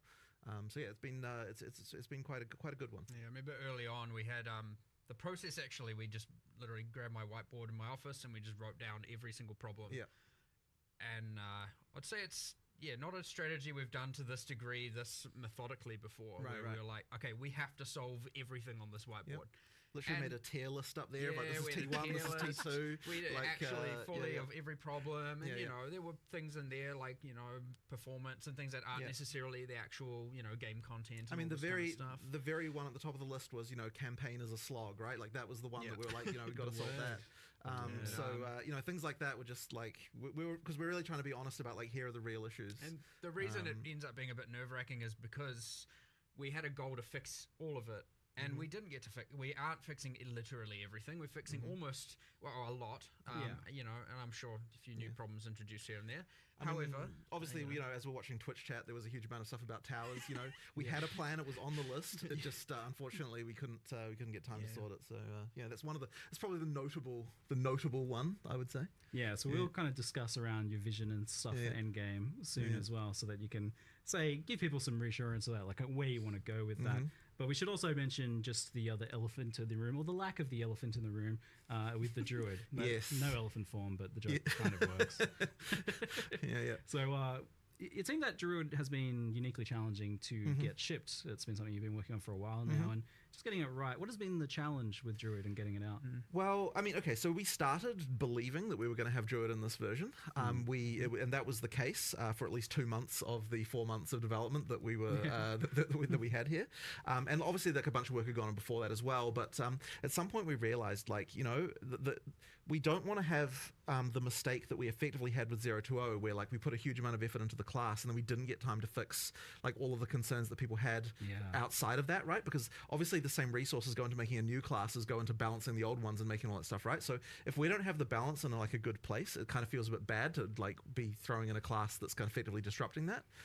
So then what that meant was at some point we're like, okay, since we don't believe we can get both the class and all these other balance changes we want to make in at the same time, it's actually better to cut the class and then have the balance changes instead. So that's what we ended up doing, and obviously it was like a really hard thing to cut because obviously like, you're going to have another one without a class, like it feels really terrible. Yeah, but we've got the philosophy now of like we have to make sure that we're in the release month that we say we're going to be in. So therefore something had to go, and unfortunately that was it. But it means we've obviously got a huge head start for when we actually do it next time. And I mean, look, there was so much stuff that was cut, like even as large as it is, like there's like ascendancies and all sorts of stuff that was gonna be there, and we'll get to it. But more important to just make sure that people are happy with the stuff that's in, and make sure all those changes are great, and make sure obviously you've got answers for stuff, right? I imagine for druid, it's a big part of it's just the fact that the shape shifting, getting it looking and feeling. Right, No, I mean it's a huge deal. It's hard. Like there's so much animation stuff that has to go into making each form feel right. So but we'll get there. Like I don't think we're that far away from it now. So it's just a question of prioritization. Yeah, it seems like is probably the hardest class of all. Then might be. Yeah. I think it will be. Yeah. You're getting a bit more ambitious as you go with each That class is true. too. Which That is true. Every class is a step Not up from helping. the last in terms of that. Yeah.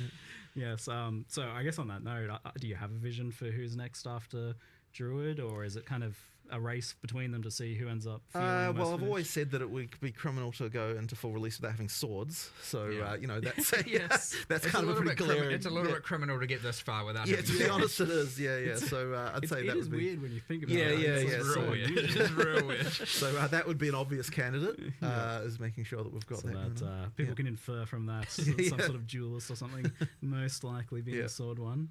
And as you said, the ascendancies are just kind of the same boat as you weren't satisfied with where they were at to be able to get those in. So that's the things you missed, but that's like the list of the things you missed. That and doing something with towers. So now we can talk about kind of what you have done. We'll jump into endgame first, since I know the towers and stuff have been a hot topic for people. So we'll talk about the endgame. This wasn't ostensibly supposed to be an endgame update, from what you were telling me, but it still seems like a pretty big endgame update in the end. Yeah, I mean, well, part of that is because we obviously get all the content that we produced for the campaign. We get to make all the endgame versions of that. Yeah. That obviously adds quite a lot, but we did want to make sure that we weren't just being like, okay, so we're adding a bunch of bosses. Like, we wanted to make sure that the more epic ones that we added to the campaign have some new mechanic for them on the Atlas as well. So that's where we had those various mechanics with, like the sandstorm and that kind of stuff. Yeah.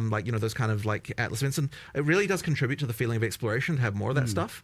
And then of course, once you've got that, you start getting into, okay, well, what rewards is it going to drop? Then we start to think we need a new category of rewards that these things can have, and that's, we started to think about the lineage supports and that kind of stuff. So it just ended up kind of adding up to quite a bit in the end.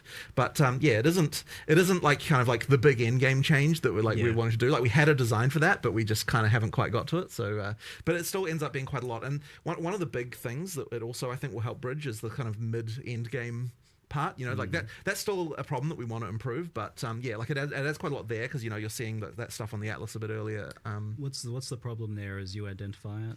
I mean, you've got this issue where effectively, and we are doing some stuff to address this, but effectively you've got like the pinnacles at the end, and you've got like obviously when you start you've got a bunch of content, but it doesn't feel like there's those kind of mid-end game goals that you can easily achieve. That's kind of the issue that we're trying to solve. And just a lack of direction, right? Right. Nothing's there's not enough like really guiding you. Like the narrative kind of falls apart there, right? Because it's just like open world, and you want a bit more of telling you where to go, what to do, have those goals where you're like, I want to do this next and this next, as opposed to like I could do this or this or this. It's nice to have those, but it's nice to also have the things kind of directing you as to like this is exactly what I want to do. The boss I want to get to. So there's kind of just a big gap there. We want to add a whole bunch of stuff in the middle there. We have a huge plan, but again, it's like, we need to you got this working on a campaign, you've got working on the end game, and you got all these like, how do you juggle all of these things? It is brutally difficult, and you end up having to think. So I would expect, next expansion to be way more end game centric in terms of fixing all of this, because it was on the whiteboard. But we did do some stuff with what we had. So like that splinter change, I think, is going to be quite a big one. Like it doesn't look like much from what we showed, but what it does mean is that you've got pinnacle fights earlier in your in the experience, and of course you've got the thing where we're making it make more sense with regard to the difficulty, the access to the different difficulties, by having it so that it's cheaper to get to the lower tier ones. So that helps quite a lot, and I think that'll improve things quite a lot even just from that. So yeah, and like of course you got the league now in endgame as well. And of course there's a league there too. The Wisps were Wisps, sure, wasn't really a league. It's kind of just like not not a full-fledged not what we've done before. And a lot of people in PoE2 may not really even know what a league is. I mean, we kind of had it with Dawn of the Hunt, but having Abyss in every single area. There are abyssal icons you can find on the map. You can't add them because they are in every area, the Abyss. So, and you have, different the waystone crafting and stuff like that. So there's a lot of endgame just added by the league's existence as well. Plus a lot more combination of the league mechanic with other mechanics as well, which is something that I'm always keen for with leagues, is like have a bit more interaction. Yeah, so, you were telling me that you had specifically made it so that Abyss would have specific interactions with basically everything else. For sure. Like if a Rogue Exile's standing there, you get a special boss based on the Rogue Exile. So that's a rather interesting extra combination stuff there. It is interesting because this is a league mechanic. It's in every zone. It's guaranteed, but it's part of a league mechanic. But does this also have like Atlas tree integration in the way that it would later on as it becomes like a core element? No, not the way that's kind of handled is through some of the waystone crafting. Yeah. We... Depending, when the league ends, we obviously do the whole, again, more for people who maybe don't know what a league is and how we handle this stuff in PoE1. I'll over-explain it a little bit. But yeah, generally we review the state of it at the end. We see what changes we want to make. Sometimes we add it to the core game immediately, sometimes later. And then we add it to the tree and decide how we want to invest into all the different things. But we try and have the meta progression, so to speak, of a league within the leagues itself and not connected to the core tree. Because you could have a separate tree. It is a thing you could do. But in this case, it comes in the form of the waystone crafting. You did an experiment with that recently in Path of Exile 1, doing that in a league, and you didn't exactly like the result. Different because it's not a separate tree, and that was during Necropolis, yes, and it felt like because it's in every area, you have to take it. Yes, exactly. So that didn't work. We're not going to repeat that mistake. It could be a separate tree, but we just did it through the waystone crafting stuff instead, and you can invest in the Abyss and juice the Abyss that way. And I mean, we'll see how we fold it all in as we go into the 040 though. Like that'll be an interesting one. All right. Well, one of the kind of like I guess endgame issues that I've identified in the past was kind of how the Atlas trees worked and progressed and what they afforded, and it felt very top heavy. Like you had to beat the boss to get points to just scale. Well, that's what I'm talking about with the lack of mid game stuff, right? Yeah, exactly. So that's changed now though. Like the league mechanics don't scale difficulty of bosses at all. They're just about what the content is in maps. Yeah, and you get the points way earlier. So in fact, you even some of them. We made some changes to that actually as well since last night. and thus it wasn't in the live stream accurately. It was talking about how you have to complete specific objectives like killing the delirium boss and whatnot to get your points. It's actually just now you follow the quest line, and there's a point in where you get the tablet, which is after you find the league and you kill the just do a delirium, you successfully go back and get a tablet. You're also going to get the first 2 points there. Now I wanted to change it so that you can get if we have 8 points, you get 4 points before the pinnacles and 4 points from the pinnacles. Right now it's 2 and 6. We're still looking at this just because we made a change last night. There's a good chance we might end up, adapting this a little bit more. So it's even the first 2 points come even sooner and even more obviously. Like you don't have to RNG into finding a boss in order to get those first 2 points now, which was mentioned there. No longer going to be the case. But we just want to really make sure we're smoothing that progression through, getting that stuff earlier, all that sort of stuff. So the other thing, was you've got this kind of world map. It seems to be exploration focused. The recent updates you did in Daughter of the Hunt actually, I felt were a big step forwards in that regard. There was a lot more exploration with the new unique maps, and even towers. I felt like when you're using them as an exploration feature, work quite well. Like they leapfrog you to your next. You see that next unique map over the hills, and that's like a cool motivator that pulls you through, and that helps with that mid-game issue you were talking about. Is that kind of the goal, is to make this like really exploration focused? It's certainly something that I really love, and the more things you add to the Atlas, the more it feels like you're finding things. But so we definitely appreciate the concern with towers being that you've got this tension between having to turtle in one location versus explore. Yeah. And so that's something that we need to look into addressing. But I don't want to kind of talk explicitly about exactly what we're going to do here, just because there's obviously a lot in flux there still. But it's something that we understand the problem, I would say. I would understand that there's an issue, and so we will be addressing that a bit later. Yes, the brand name of towers seems somewhat marred currently. It seems like almost no matter what you do with them, there's going to be some sort of maybe just delete towers because we have the bad association with it. That is a concern, but I suspect that we'll still want to keep them at least for just vision. Even if we remove the mechanic and do other stuff, we'll just keep them there. So I still think it's fun to just find a tower just to get a circle of vision around it. So I don't think that's the part that people are unhappy about with them. So therefore, it'd be fine to keep that and move other power sources and other things that you can do somewhere else. And I even like the empowering the maps, because that is an element of control, which is another thing people. Well, I still want something that does that. I just think that it needs to work differently than how it works. I guess the issue seems to come down to, from what I see, and maybe chat might have other things that they mention about their issues with towers, but the issue as I see it is about that feeling that you still need to be stacking tower mechanics on top of other stuff, and if you're not kind of bringing all those things together, then it feels like you're wasting time. My fundamental issue with them is the way that you know that something sucks before you even run it, and that's always bad. Effectively it's if you're running maps that don't have a tower around them, you're like, okay, well, I know this is bad, or and so I feel bad because I just have to get to the next tower, and then when you've done one tower but you know that 2 tower overlapping is a thing, then you're like, okay, well, I feel bad running a 1 tower overlap thing when I know that 2 tower stuff is a thing as well. So there's just this problem of that it sucks beforehand, and I think that's never a good thing. It's actually the opposite of the action RPG philosophy of the reason you have random drops is because any monster could be the one that drops the next thing. Exactly. And if you don't have that, then it's you feel bad for playing the content because you know it's not the best already. So you need that random element more. So there needs to be some adjustment to make that better.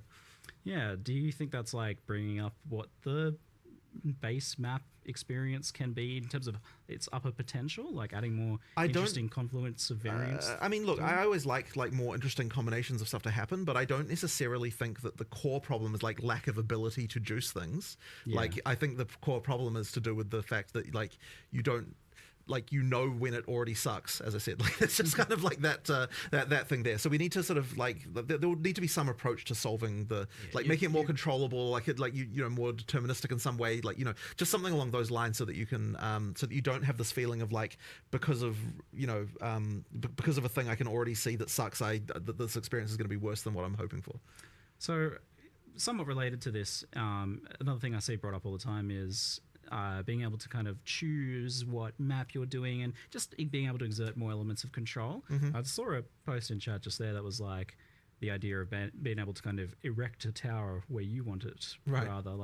Is this element of being able to choose your maps a little bit more, or have a bit more influence on what's happening? So I think having control over what content is there is good, but I don't know that I want to lose the fact that you still have the atlas fundamentally where you like the actual map areas you get are random, and part of the reason for that is that it gives us a lot of opportunities to do interesting things with like different maps can have different things that they drop and other stuff like that. Like there's a lot of that sort of stuff that's like quite nice.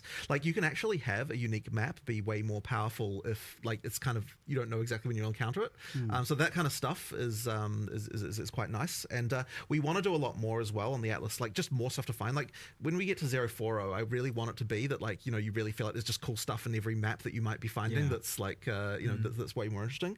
And as I said, that stuff, the problem is if you have full control over literally being able to run the same map every single time, like the same like base area, it means that you don't have the ability to say, okay, well this map can randomly have this thing that's just like really awesome that always drops a unique or something like that, because then you're just going to run that map over and over and over. So I still like some ability to have to find the good stuff in the atlas, but we just need more control over what mechanics you can spawn there and that kind of stuff, and like not having the experience of like, if I didn't get this exact overlap, then I have this bad experience.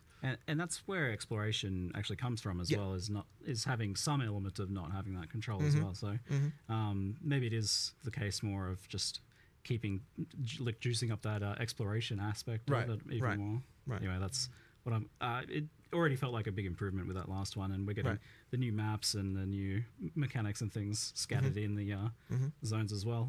So it seems like there's a fair bit more going on. The main point, like we did what we could, 100%. And 040 expect a lot more improvements there, but again, we focus more on everything else. There's an insane amount of content there. It's we wish Towers was in that list, but it will be. Don't worry. These things are coming. We're aware of the problems. We are aware, like 100%. It was expected when we got to that section to see a bunch of. And I think a lot of people are going to be getting a chance to experience some stuff they didn't experience because it came later in last league, and maybe they had tapped out before then. So there's a good bit of extra stuff to explore there, maybe with this one. We'll loop back around to Endgame if people have more questions that they post and that we pull from the chat. But we'll move on to the Act 4 and the interludes, because that's a pretty big thing. Obviously, getting rid of Cruel was a priority. You wanted to do that as soon as possible. There's been this problem that you were laboring over for many months about how to do that, how to add Act 4 without having to add the rest of the acts all at once or do some weird thing. Well, you've come up with making more acts to solve the problem instead of So there was certainly some skepticism when I first proposed this about like how can we possibly do that? But basically, the main thing there was that so the interludes are not exactly the same as an act in terms of like each one of them is like a straight line, like you're going from here to here. There's no different. There's no complexity around the plot or anything. It's just like a single goal of like someone's telling you to do this, go deal with it. There's bosses along the way, there's new areas along the way, but all of that stuff we can use in in-game as well. So that means we're not kind of wasting any of the arts. The only thing we're really wasting is like a kind of like a little bit of like storyline structure around it. But as I said, it's not nearly the same level of like narrative structure as what you get in like a full act. And that's something that and ultimately what we realize is to get from the end of Act 4 to the end game level, all you need is like 20 areas roughly to kind of to bridge that gap. And so that means that I was like, you know what, like with 20 areas, I reckon we can do it if we're like, we're using a few mechanics from maps, we're taking some, we're doing a lot of art reuse, that kind of stuff. Like we can find a way to make something pretty quick, and it won't necessarily hold up for like years and years, but it will certainly be good enough for just like for a relatively short period of time. And by the time you get to that point anyway, like you're usually pretty fast as a character. You're like rushing through, just to get to end game. So I think that that'll end up being like pretty damn good for the time being. Plus, new bosses, new stuff to experience. Like, in my opinion, it was a no-brainer to do it compared to some weird thing like having to repeat Act 1 and 2 again or something weird like that. Like that just wouldn't have been good. And we really wanted to get rid of Cruel. I mean, like we never wanted Cruel to exist, right? It existed as a compromise. So being able to get rid of it is obviously something we were very, very keen to do. There was something. You get to the Act 1 Crawl and you're like, I've know all this content, you're ultra powerful, and that's a little bit feel good, and then you're like, doing all this again. It's just like a little bit like, just you can do it. At that point you're like, just get me to end game, like whereas when you're playing through you know, the new acts, like it feels, well, with Act 4 and the interlude, it feels just a lot more natural and, you know, still fun, and you're discovering stuff, and, you know, it's not that just like, oh, I just did this, like, you know, for, at least for fast players as well, they're going to be like, oh my God, I just did this like a few hours ago. You know, it's like just too short of a time. Where, but one thing about Act 4 and the interlude, by the way, which I think is really cool, which is very different, and something, you know, you don't really appreciate until you play, is you get to Act 4 and you're like, okay, where do I go? Well, I have many places I can pick. I mean, Jonathan was talking about how, you know, they're kind of interludes are kind of straight lines, but there's 3 of them. But there's 3 of them. You can do them in any order. There's a choice immediately there, right? You can do those in any order? Yep, you can do them in any order. You can do them in any order. When you complete one or partially complete one, it levels up the other 2. They always stay, you know, ahead, and they bridge the gap, so you can do them in whatever order you want. It'll be interesting to see the speedrunning strategies, because like there's different bonuses available. Like the spirit draft comes from 1. Yeah. Okay. You know, where another might be more passive point heavy, and another might be more permanent bonus heavy, and another, you know, like, there's going to be all kinds of crazy stuff going on there. So you go in Act 4 where you've got full freedom of like choice of which island you want to sail to, and then you go into the interlude and you're like, which part would serve me best? And maybe the answer is do a couple areas of this part and then swap to another and do that one, and then, you know, like, who knows? Which is fine, because again, as you progress through them and defeat the bosses, the other ones will level up and keep up with the level. So you can do half of each and then do the half of each again. You can do an area of each, and then, you know. That's wild. I didn't realize the interludes were sandboxy like that, because I was definitely I was planning on asking about how the fact that Act 4 is like a sandbox for like the great portion of it there, and that's going to be super interesting from like racing and speedrunning perspective as to what people take. But also that does seem like it might help with the campaign slog, you know, the repetitiveness of it, if you can kind of do things in a different order each time. Is there some good reasons to do it in different orders as well? Like you mentioned, like differences in rewards, differences in challenges too, I imagine, for different builds? Yeah, for sure. So, like the reward thing is like probably the main reason you'd change the order, depending on what's going to work best for your character right now. So yeah, each one has got stuff that you know, like we're taking all the different fixed bonuses. I think that actually the fixed bonuses are different a little bit now, aren't they, than the way that they were when they were in Crawl? Did you change what the stats they were? I thought you did. The passive point number is the same. The spirit is the same, but the other bonuses, we've kept, like, you know, we'll still have the resistances that you got before, but some of the other bonuses from, like, for example, Crawls, the snake in Act 3, I can't remember the name of these areas. We have internal names, the old snake chamber. The reward from that will be slightly different, because not all 3 of those options are available, and they're available in different ways. Some of it might be, some of it might not be, and some of it will be in Act 4, some of it might be in the interlude, you know. So it's kind of mix and match all over the place, but there's some pretty cool stuff in the interludes that, you know, that you've obviously got your permanent bonuses, you've got your skill points, you've got just like which bosses do I want to do first or last. That's all nice, but you have a little other things subtle. You know, like the first area of one of them, I'm gonna be as spoiler light as possible here, has a wandering vendor that sells, you know, guaranteed rare caster gear, and you can go and be like, I'm gonna go there, check that if I'm a caster, and then I'll go to the other 2 acts, because that might have like a straight up weapon upgrade. And then there's another act that sells a whole bunch of greater runes, and so you might be like, I need some runes, I'm going to go there, find that vendor, get some runes, and then go to another. And then one of them has, and you're going to have to find this for yourself, one of them has a nameless seer in it, and so go for it, find that. And I'm not going to tell you which. So do you know in advance some of these rewards so that you can make this decision? Like maybe not those kind of secret ones. But... I think it doesn't. Does it say it does it show it to you on the world map? You generally see the icons on the world map up to the point your character and the NPCs could reasonably know about.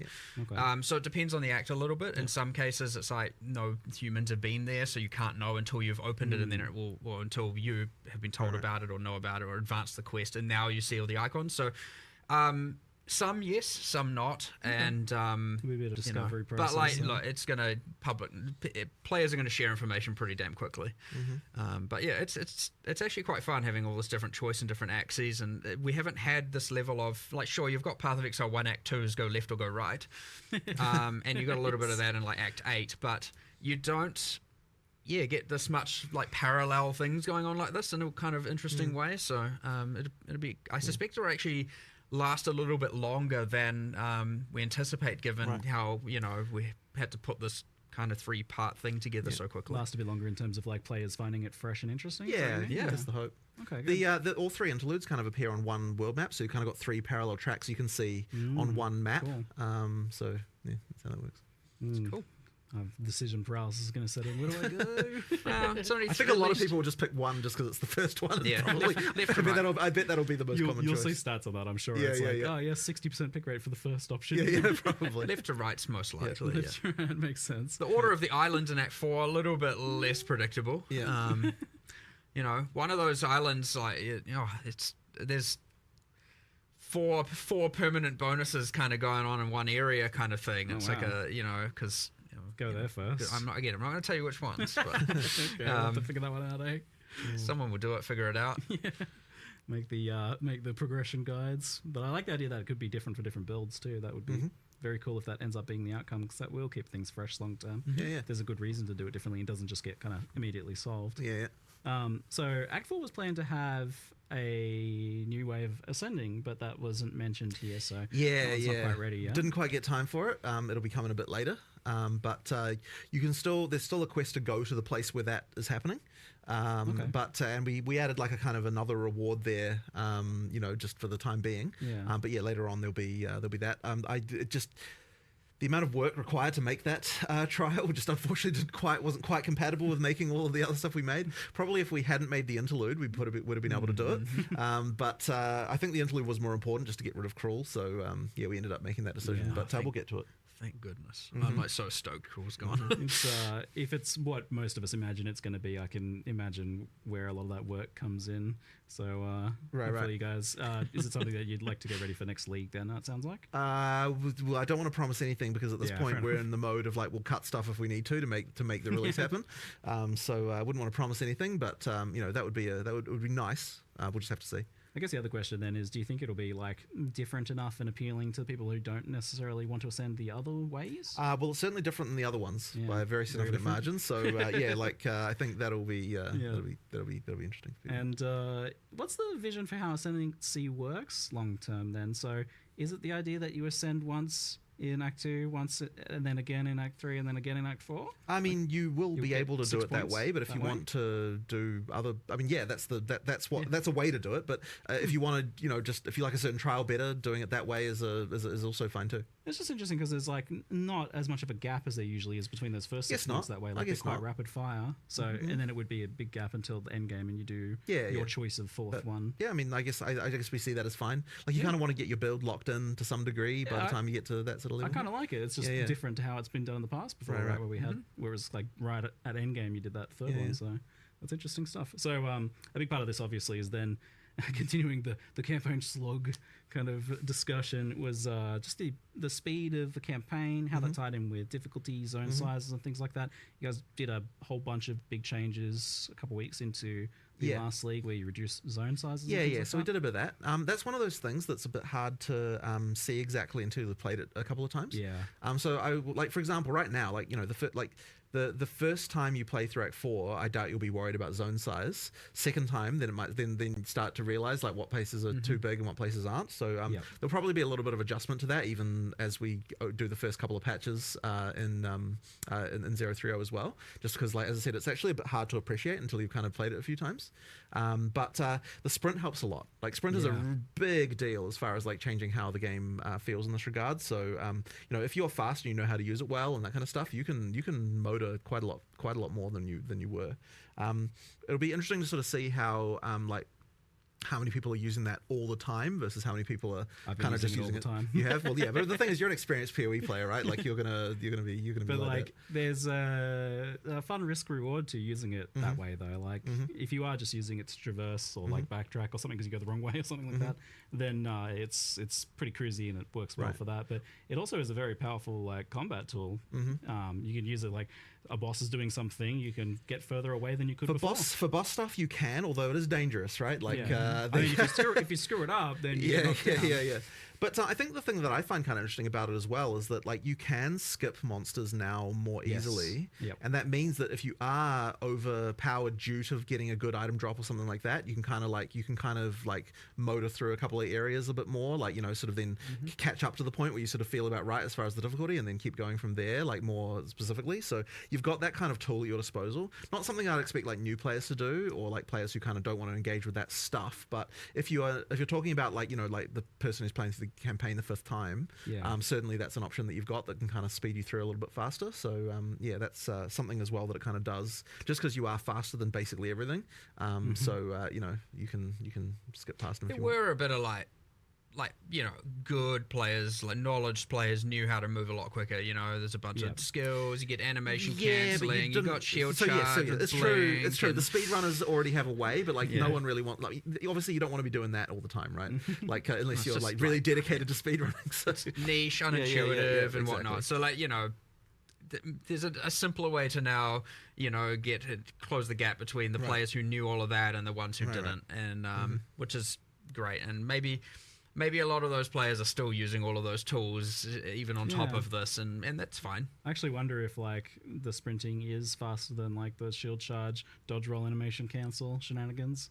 Haven't exactly done a race. I think it's close. I'm pretty sure it's relatively close though. Yeah, well, the difference there.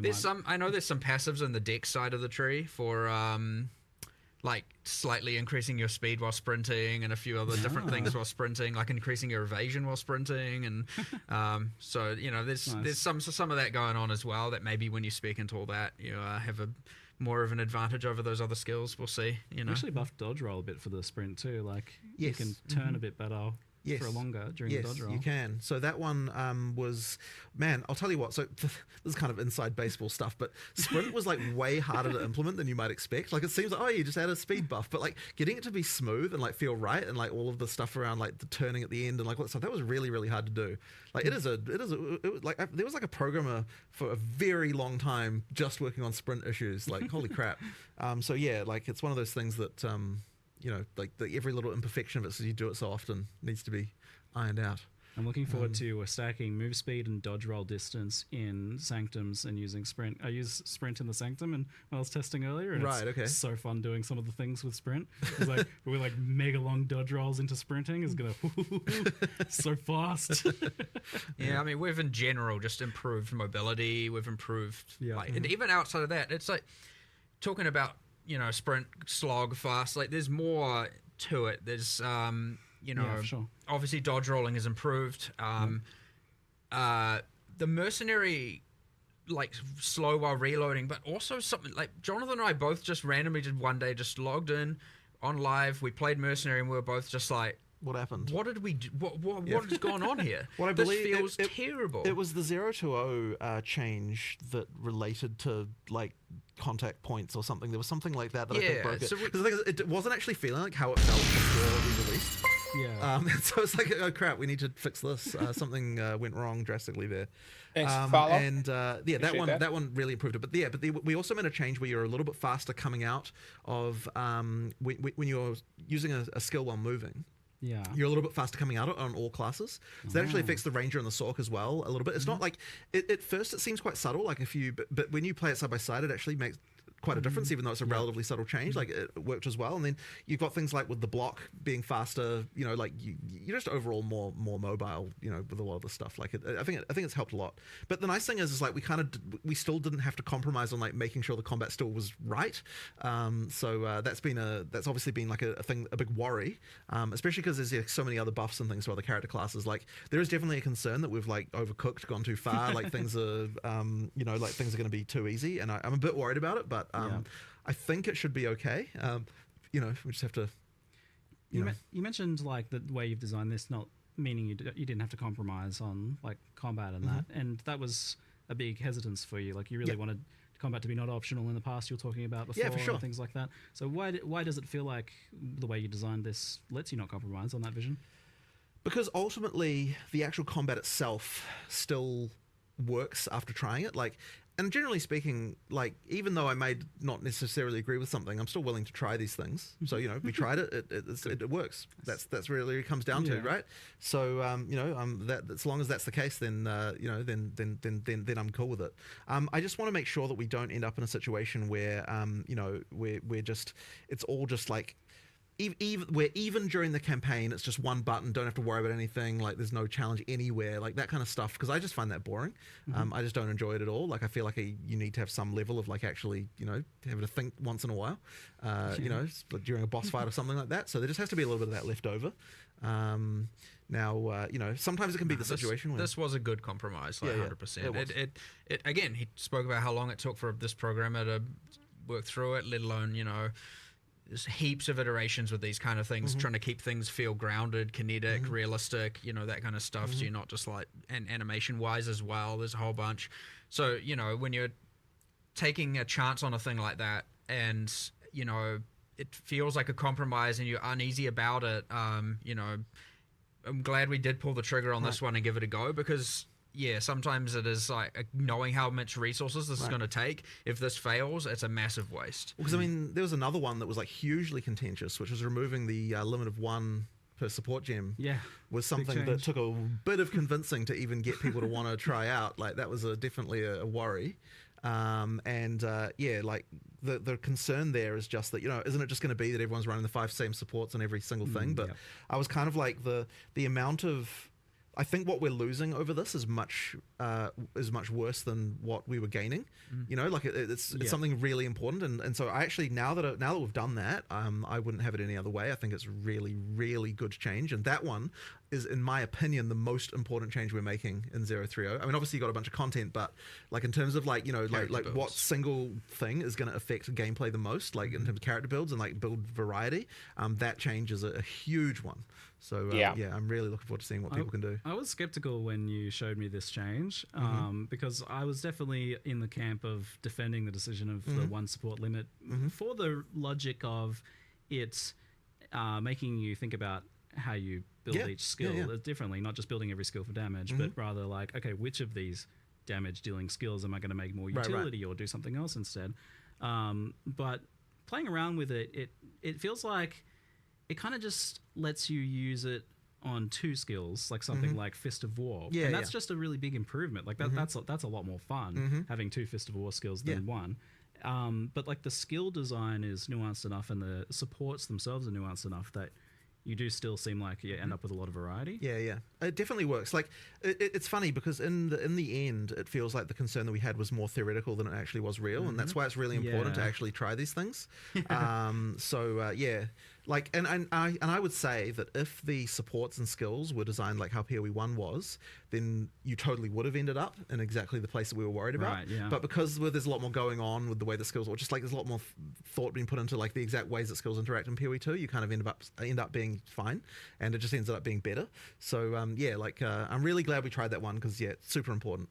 Yeah, and it seems like lineage supports take over the role of this 1 gem a bit more. They do. So basically, right at the end, you've got the thing where you can only have 1 of each lineage support per character, but that's kind of like, none of those are like... okay, so you know... something like multiple projectiles or martial tempo, like these things are super important to kind of make skills even viable at endgame, whereas the lineage supports don't have that same thing. So we effectively get to keep a little bit of that like interesting decision stuff, but only right at the end when you're kind of at the top end and you're thinking about like hyper optimizing specific stuff or like with interesting mechanics. So we still get to retain a little bit of that there. It's definitely a huge buff though, like this change. Like I've been playing Warrior and I almost feel like saying the new Warrior, because it's not any one specific thing. Like the support gem change, the sprinting change, the faster while blocking, being able to block everything. It was way more impactful than I expected. Weapon swap, instant weapon swap is huge. That's like it's the sum of all these small individual things. And honestly, it was quite hard to design the live stream what we were showing for this reason, because it's like it kind of ended up being just like a huge scatter shot of like all sorts of little things, and it's sort of hard to appreciate the sum of it all, like adding up to a much better experience. But I mean, obviously there's like really big things, like you've got the infusion stuff on the Sork, which is like, you know, like radically, visibly, obviously changing the class. But it's like when I'm making a case for like why is the warrior better, it's kind of like you got a few new skills, you got like a few different mechanics, but like together it just kind of comes into something that's like way better than it was. Yeah, I've spent the better part of 2 days trying to put my finger on what it is exactly that is making that, because you were asking me like whether I'm worried that the warrior is a bit too strong. And I'm like, I'm definitely a lot stronger, but I'm trying to figure out what it is exactly. And it's like a bit that, a bit this. Yeah. Everything. Yeah, everything. Definitely feels like way more fluid, faster, smoother, chunkier all at the same time. Because I've got more Fist of War skills going off. We feel the instant weapon swap thing is huge as well. Like that seems like a pretty minor change, but the warrior's not going to be too you're powerful. not thinking about like there's no reason to not. Right.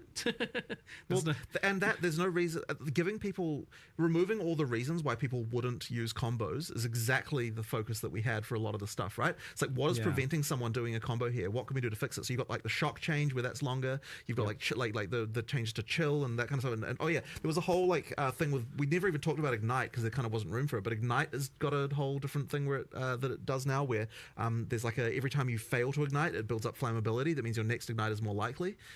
So there's like that. There's like a bunch of changes just all through like the places, just these little things that tweak stuff. One of the ones I know is actually really big is the thing with the curse and the what do you call them? The thing that lowers resistances. What the hell? Exposure. Yeah. So exposures, right? Like it seems so tiny. Like, oh, let's make it so that you don't have individual exposures for different elements. But it's like it actually changes the gameplay so significantly, because the moment that there's something that's going to add 30% more damage in the case that it was before, that you don't have access to if you're going to use cross element, so you're never going to use cross element, right? You're never going to do it. So it's like really, really important to just remove every single barrier that's getting there, because we merged we merged cast on shock, ignite, and freeze into single. We did. So gem. there's no more cast on shock anymore. It's cast on ailment for that reason as well, right? Exactly, right. So literally we're like, let's find every single reason that's going to stop you from wanting to be able to use multi-element builds and actually try to improve that, right? Yeah. And guess what? You can still just play one element if you want. Yeah, you can, of course, right? but yet now if you're doing multi-element, there's just no reason anymore not to.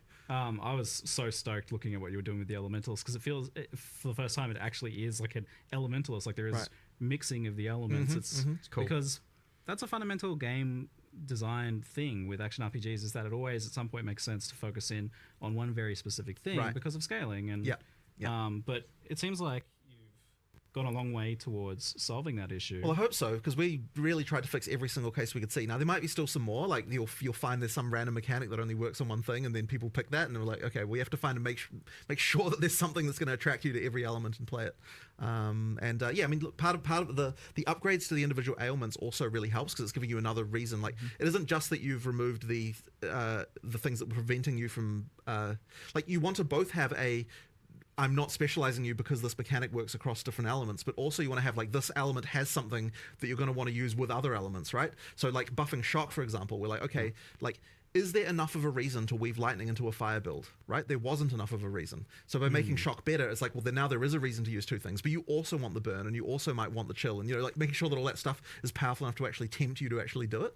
You need, because like 8-second shock, and you even mentioned bigger magnitude shocks. A number of the skills have a bunch of shock effect on it. So effectively, if a skill is supposed to be for shocking, then that skill will have magnitude on it, because the idea is that we really want to make sure that it actually works. But so that kind of stuff. It's the same with the fire skills that are intended for burning as well. Like if something's intended for burning, it's going to have some kind of duration or something like that. So it's like you want to use that one, then you want to switch to something else while that's burning away and that kind of stuff. Yeah, because I always want to do that sort of thing, but you feel a bit silly because like it's just not enough. It just wasn't doing enough. Yeah, you should just like use your main skill instead. Yeah, exactly.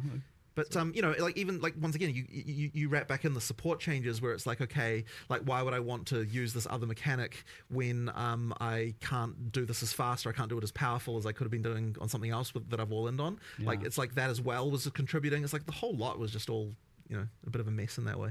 Yeah, and you mentioned the Ignite thing. I did want to clarify because I saw some questions about it in the chat. It builds up now. So like if you don't Ignite, you get 50% of the Ignite, and then the next failed Ignite will. It's called flammability, since we no longer have the curse. Right. And as you build up more flammability on an enemy, the probability of an ignite occurring goes higher and higher and higher. And once the flammability is full, the ignite is deterministic. if you miss an ignite, you at least contribute towards the next ignite being more likely, and eventually it is inevitable. But one of the other amazing things we got, which was huge from our perspective, is that the way that ground effects work now for the fire is that it has to build to 100% flammability and then it sets them on fire, which means that if you use a level 1 flame wall, it doesn't ignite shit anymore really, really easily. So that means we can actually add mechanics that trigger off ignites and do all that sort of stuff without it being a disaster. You don't have to worry about people being full degenerates with it. Exactly. So if you're using a high level flame wall, it'll set on fire real quick. But if you real quick. But if you're using a low level one, then it takes forever, so you won't do it anymore. Yeah, so, nice. It's finally a good solve for that, because I know it's been a bit of a disaster for a long time. But so now we can have ignite triggers and more supports around that and that kind of thing. And let's be more liberal with the power you can give out to that sort of thing. And just the consistency has been a pain for any ignite builds for a while now. So that's just going to be actually consistent now. Yeah. So that's really good news. And I saw that freeze was getting a lot better too. The same idea of like any freeze skill. So the freeze skill, for that one, we didn't, I believe we didn't change the sort of base freeze balance exactly. It was more that freezing skills just have more freeze going on. Yep. And then there was also the other change, which I guess we didn't even cover really, which is that anything that consumes... we'd use the word poise, but basically what that means is that anything that's like harder to apply to a boss, if the mechanic is harder to apply to a boss, then we want to increase the reward for doing it on bosses. So that we've got like an extra damage versus unique monsters, like kind of in quite a lot of places and different skills now, because, once again, if you freeze a boss, it's way harder to freeze than it would be a regular monster. We want to make sure that the payoff for that, for utilizing it, is now much more chunky. And this was substantial enough that you could actually see it in the footage. Like you saw the boss getting chunked from those shots in the footage compared to like the regular attacks. But there were other ones as well, right? Like, so with the armor break, for example, it's like you weren't really incentivized to consume armor break on bosses. So the way we solved that particular one was like, okay, if you're an armor break consumer, rather than consuming the armor break, we're going to upgrade the armor break to a new state, like a new higher, like a level buff that's going to do something different. Like in the case in the case of Sunder, you're like upgrading from plus 20% to plus 40%, but then it also refreshes the duration, and then so effectively you're more incentivized to do this, and then because it actually extends it now. So that's like another thing where like let's actually make this combo work. The high velocity rounds one is very good. Yes, pretty crazy. It's so that's crazy, it takes your armor break into, I don't remember the name, let's say T2 armor break. Shattered armor. But it's then for the next however long the duration is, 5% of the, I think of it like a kind of infinite impale.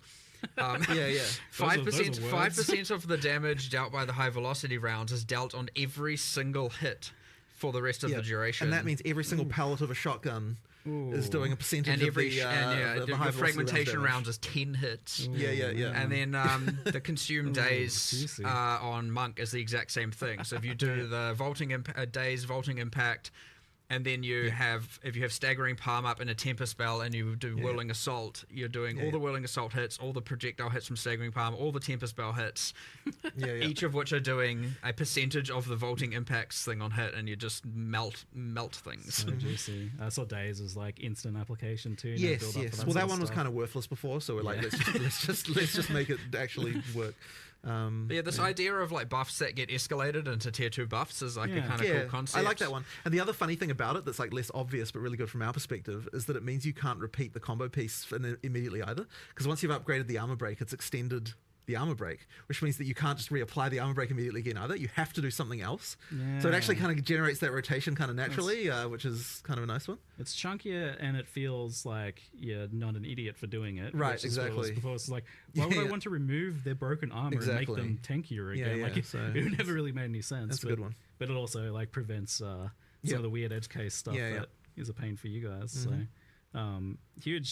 huge improvements there. There's a lot to take in with the supports and skill changes and things like that, but it's like with the amount of supports that are getting added now, and now tiers of supports and lineage supports, do you feel like there is a point where it's a bit much for players to like take in? Like, well, so I've got something.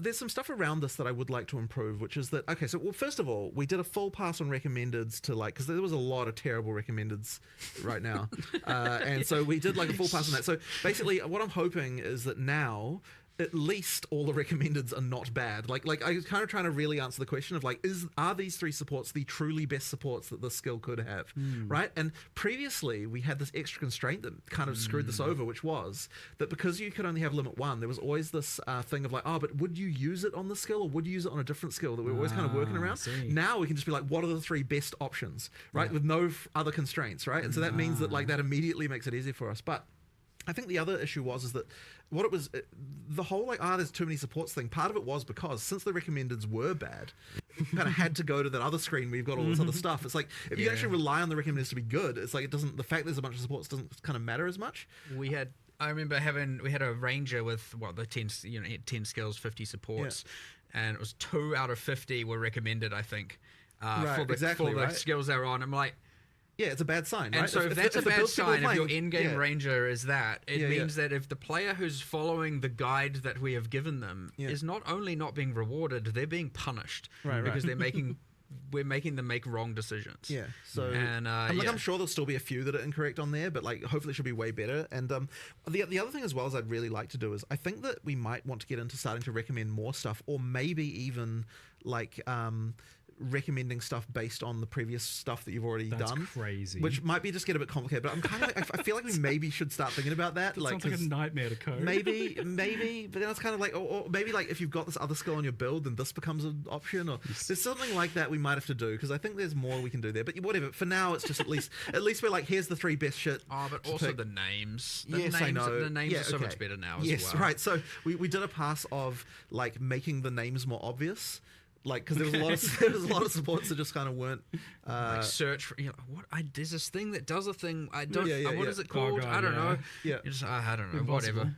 Yeah. Google it. Yeah. Like, there's something that does an explosion with armor, but what's it called?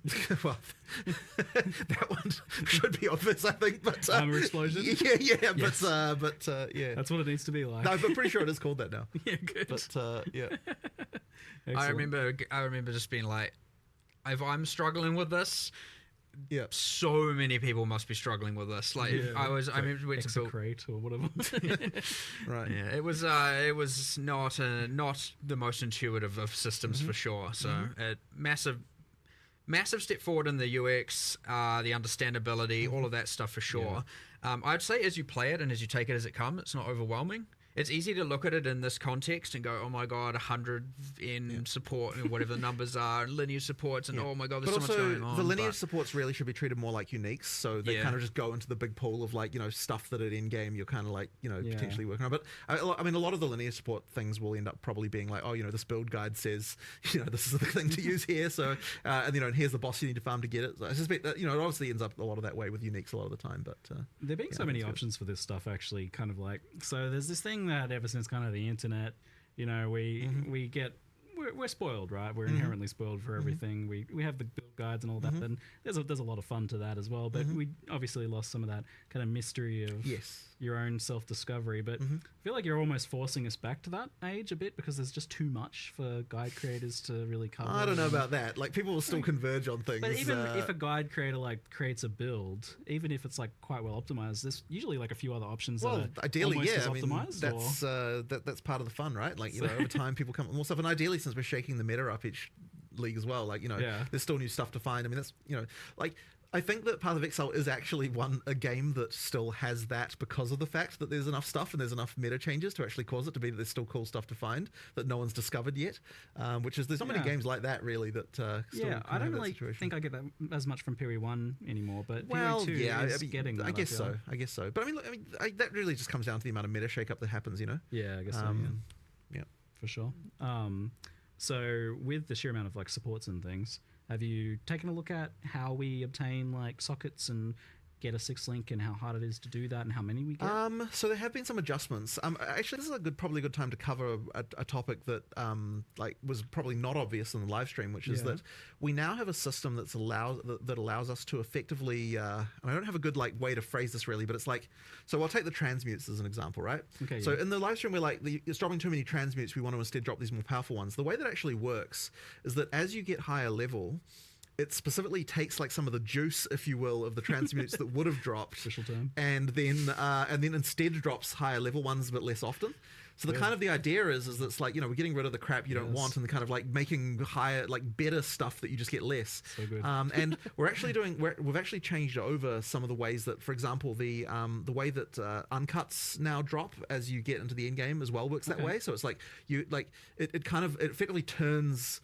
You're getting less uncuts, but you're getting more of but they're turning instead into higher level ones, and like that kind of stuff. So like that'll change the game a little bit. Now I don't know if we're going to have that exactly perfectly right in the very first version, but effectively that should mean that you that the way it makes that feel is kind of better in terms of getting those upgrades. So I'm pretty sure that I'm not 100% sure of this, but I'm pretty sure that the jewelers have also been changed to use that system instead. For the very top one, I think. You did the change. I wouldn't know.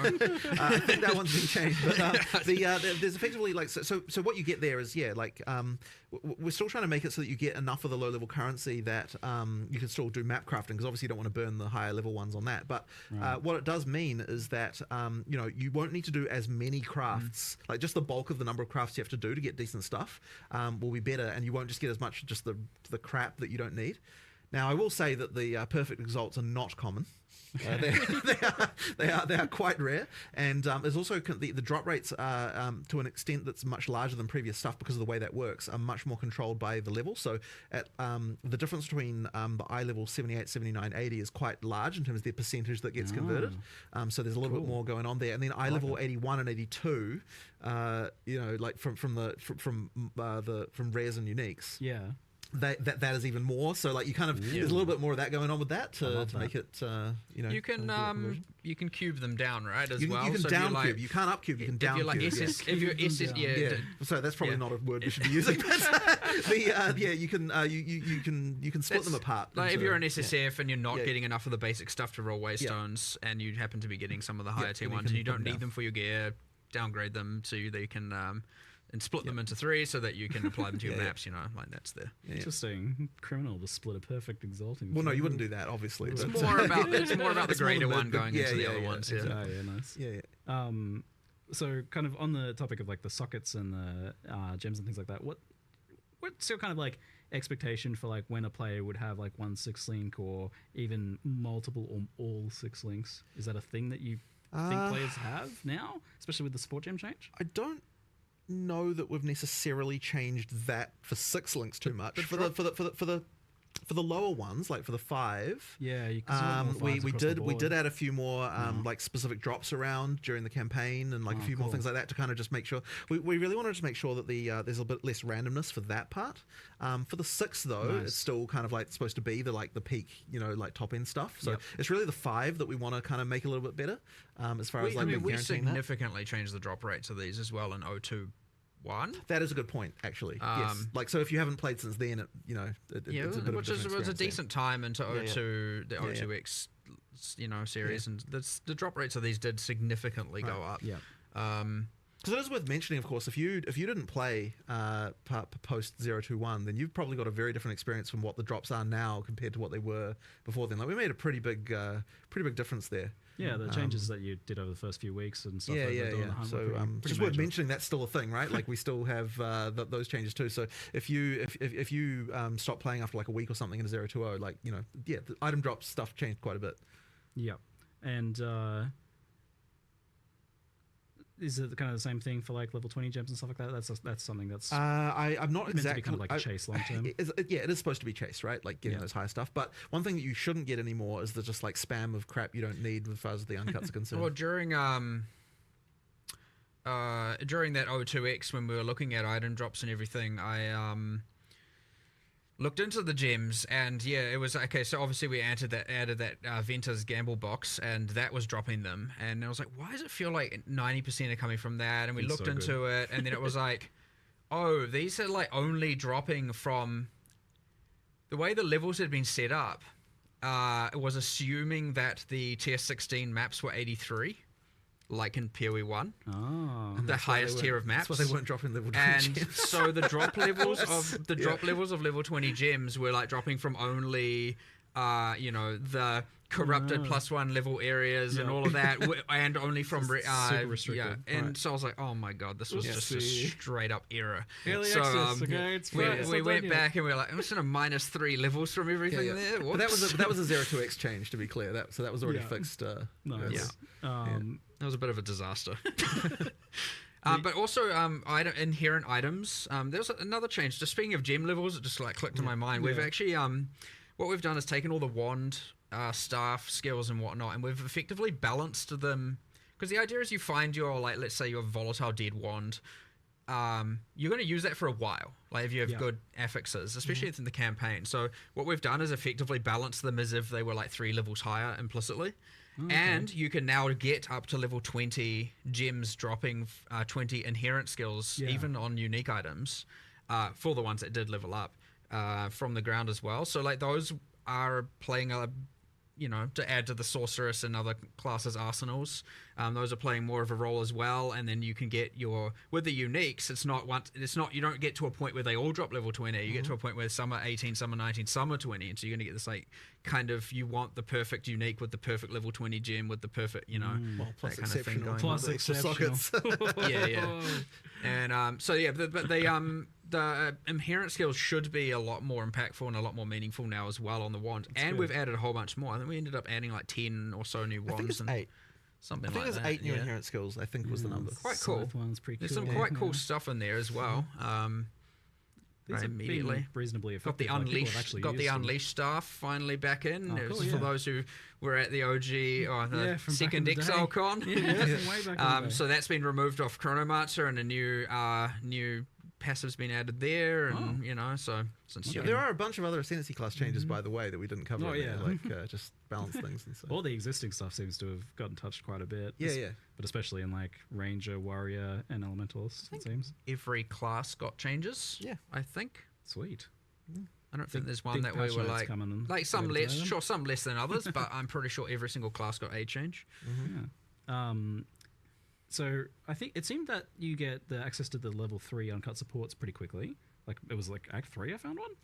So effectively you get now there's effectively a tier per act. Those are rare. Like no. Yeah, like so because that's what I was thinking. I was like, these tier 3 ones. But bear in mind, we've sort of rearranged everything, right? Because we've got things that level up. So effectively, in tier 2, you're often getting things that are level ups from tier 1, and so then we can push a couple of those up to tier 3. But then in tier 3, there's some of them as well. So you kind of it's sort of spread out a little bit more evenly, and the extra levels kind of mean there's more interesting upgrades. And one of the other things I just wanted to mention is there was this and part of the issue with the supports before is that there was kind of this decision fatigue you had a little bit with them as well, where it's like you didn't want to remove something to add a new thing. Like you'd more likely wanted to just all in on the thing you already picked. So having some level ups like that kind of actually just eases that a little bit, where it's like there's a really obvious upgrade sometimes if I just pick this, and sometimes it's just nice to have that. Gives you a little break. I really like the new tier per act. I actually really value the fact that no matter what, when you get to that new act, obviously the interlude is kind of considered one and a bit act, so it's not you're not getting 3 tiers of supports there. But I really like that no matter what, obviously you get to the new act, you start seeing all the new base types, and now you have this new tier of supports, and so every time you get to an act, you're getting just like straight up like, all right, let me just get a bunch of power upgrades straight away. Yeah, it seemed like there was a much better breakdown in the progression now, in terms of both skills and like every second act you get new rune tiers. Every second act you'll get new every as well, can't remember how that's split. I feel like that's 1, 2, 3, 4 and interlude, and then end game for essences. So like there's a lot of you get to act 4 and you get a new tier, you get a whole bunch of new base types, you get a new tier of essences appearing, and so on and so forth. It's like just feels really good getting to a new act and getting all the power from it.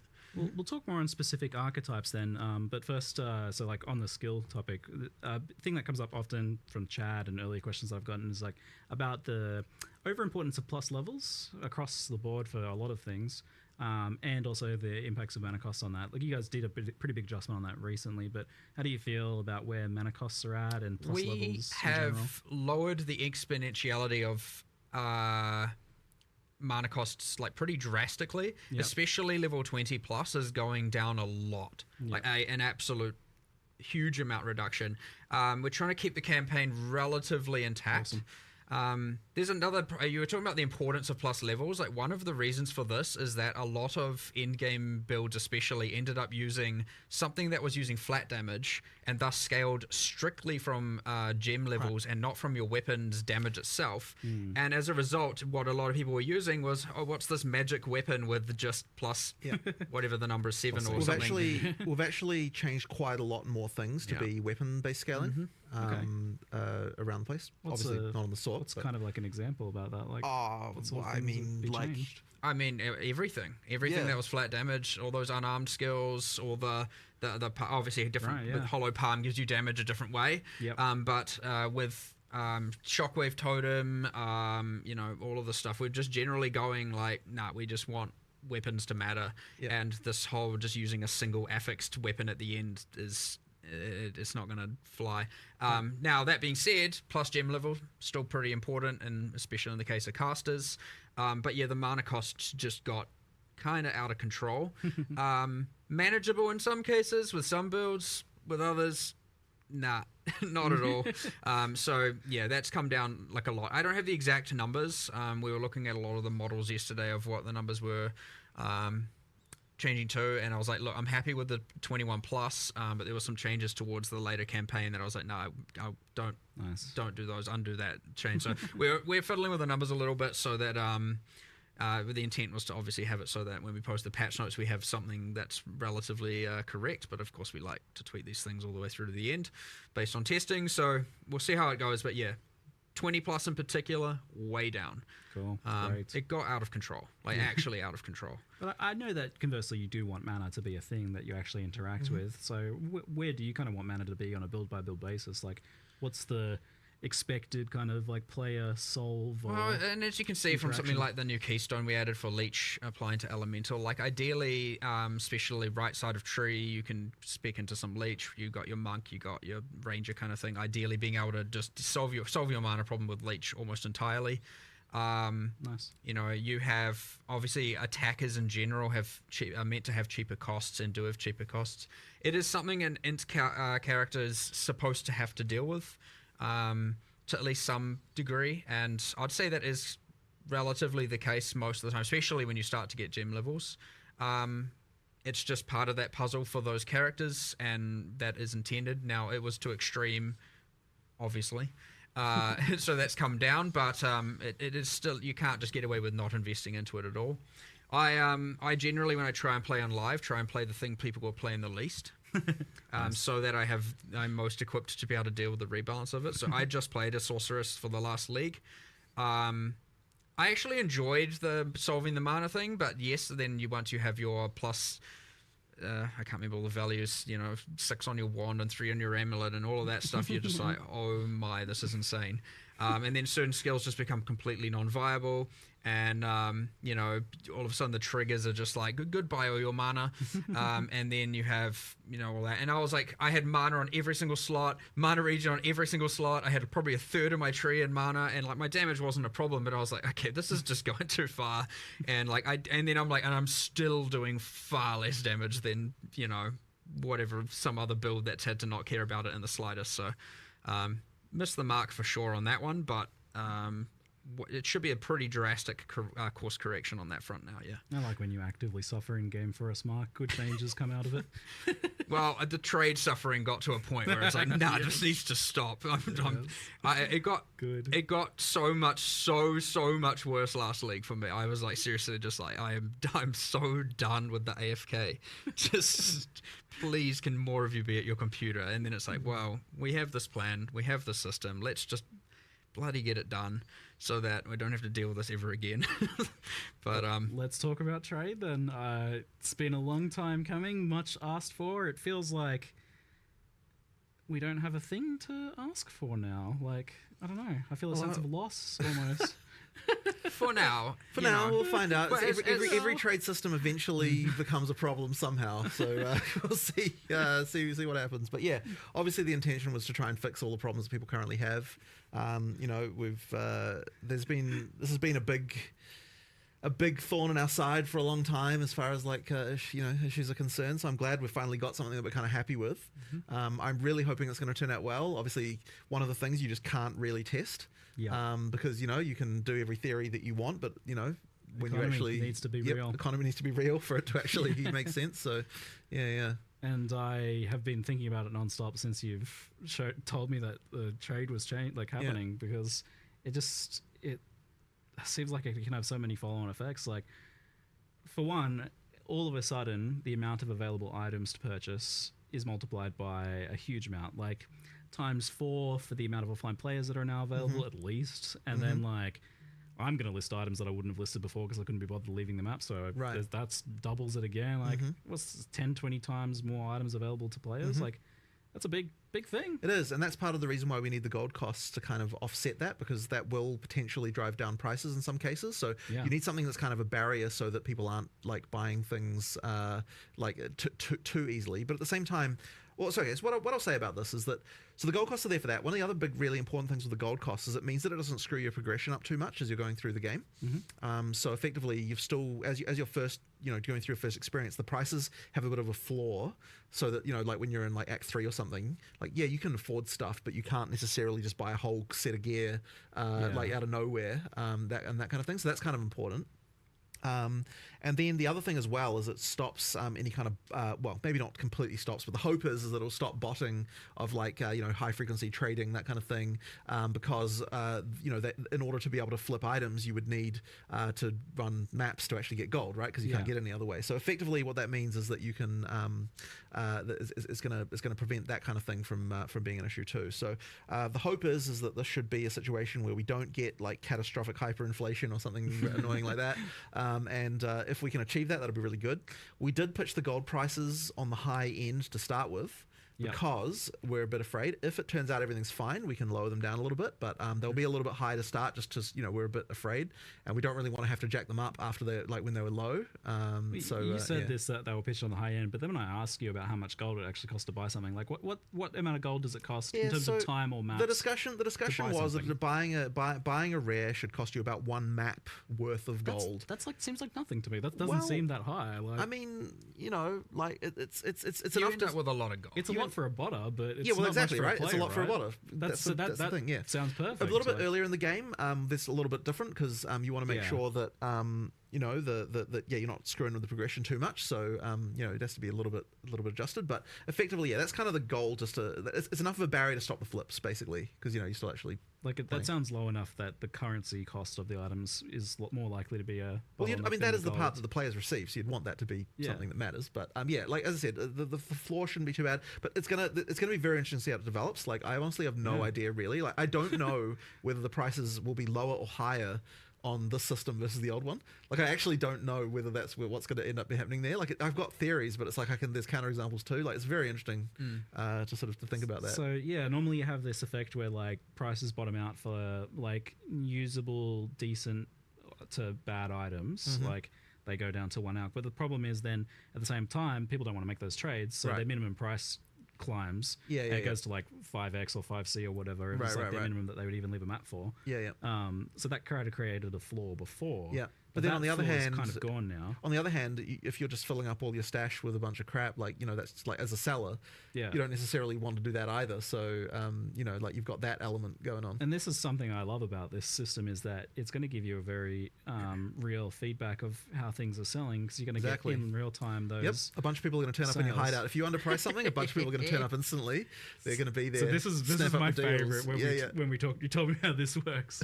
So people click it, they get transported to your hideout at the location of the NPC with the box open with the item highlighted. So you can't like troll people by like putting the NPC somewhere far away from the entrance or something like that, which should be otherwise an issue. But like, you get like really popular items, and you've got an active shop. You can have like 20 people in your hideout. Yeah, you can. So we actually popular. So we actually had to do a thing where effectively there's only 24 slots for people who aren't your friends or party members. So effectively, that means that there are some extra slots that are dedicated so that you can't someone can't stop you from being able to map or something just because you had a popular item that people are looking at.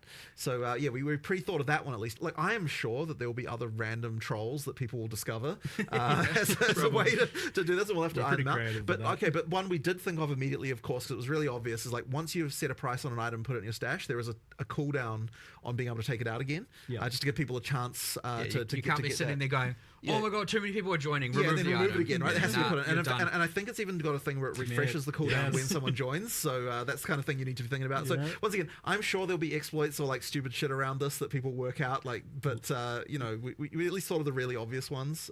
It's going to be a really physical, tangible way to learn the price of things. Because you put a bunch of stuff there, no one's coming to your hideout. If there's a lot of people standing in your hideout, you know you're probably doing things right. Right. But yes, no change of none of that repricing. The bait switch is gone, right? Because when you put the item in and you price it, you are committing to that price, right? You must sell. You must sell for that. Someone's going to buy that thing, right? Never again am I going to message someone and be like, I want to buy it, and then they raise it by 5C. Right. I still want to buy it. But 5C again. On the other hand, still want to buy it. On the other hand, you have to actually be careful, right? You could accidentally sell something for real cheap, and nothing's. There's no. It's a great way to learn. I know it is, right? It is. It's a good way to learn. Yeah. It's cool.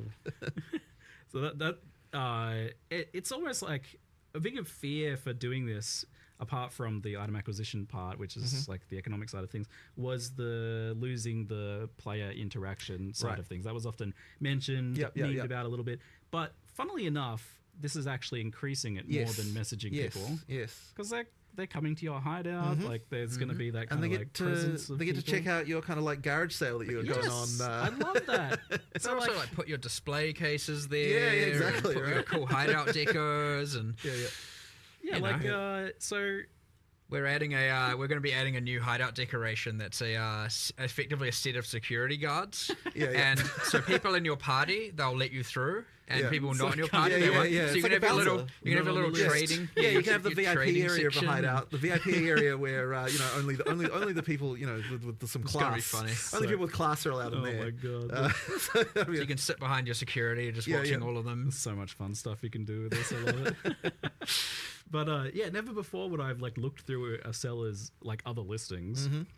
But now, a lot of time I'm just going to go there and buy the highlighted item. But if they were silly enough to sell it for that cheap, what about their other items? But even stuff like the 5 things. Even stuff like you can see the tab names on the other people, right? I'm pretty sure you can. Yeah, so you're getting the nice organized organization and colors scheming and everything, right? So that people can people's ASCII art. Yeah.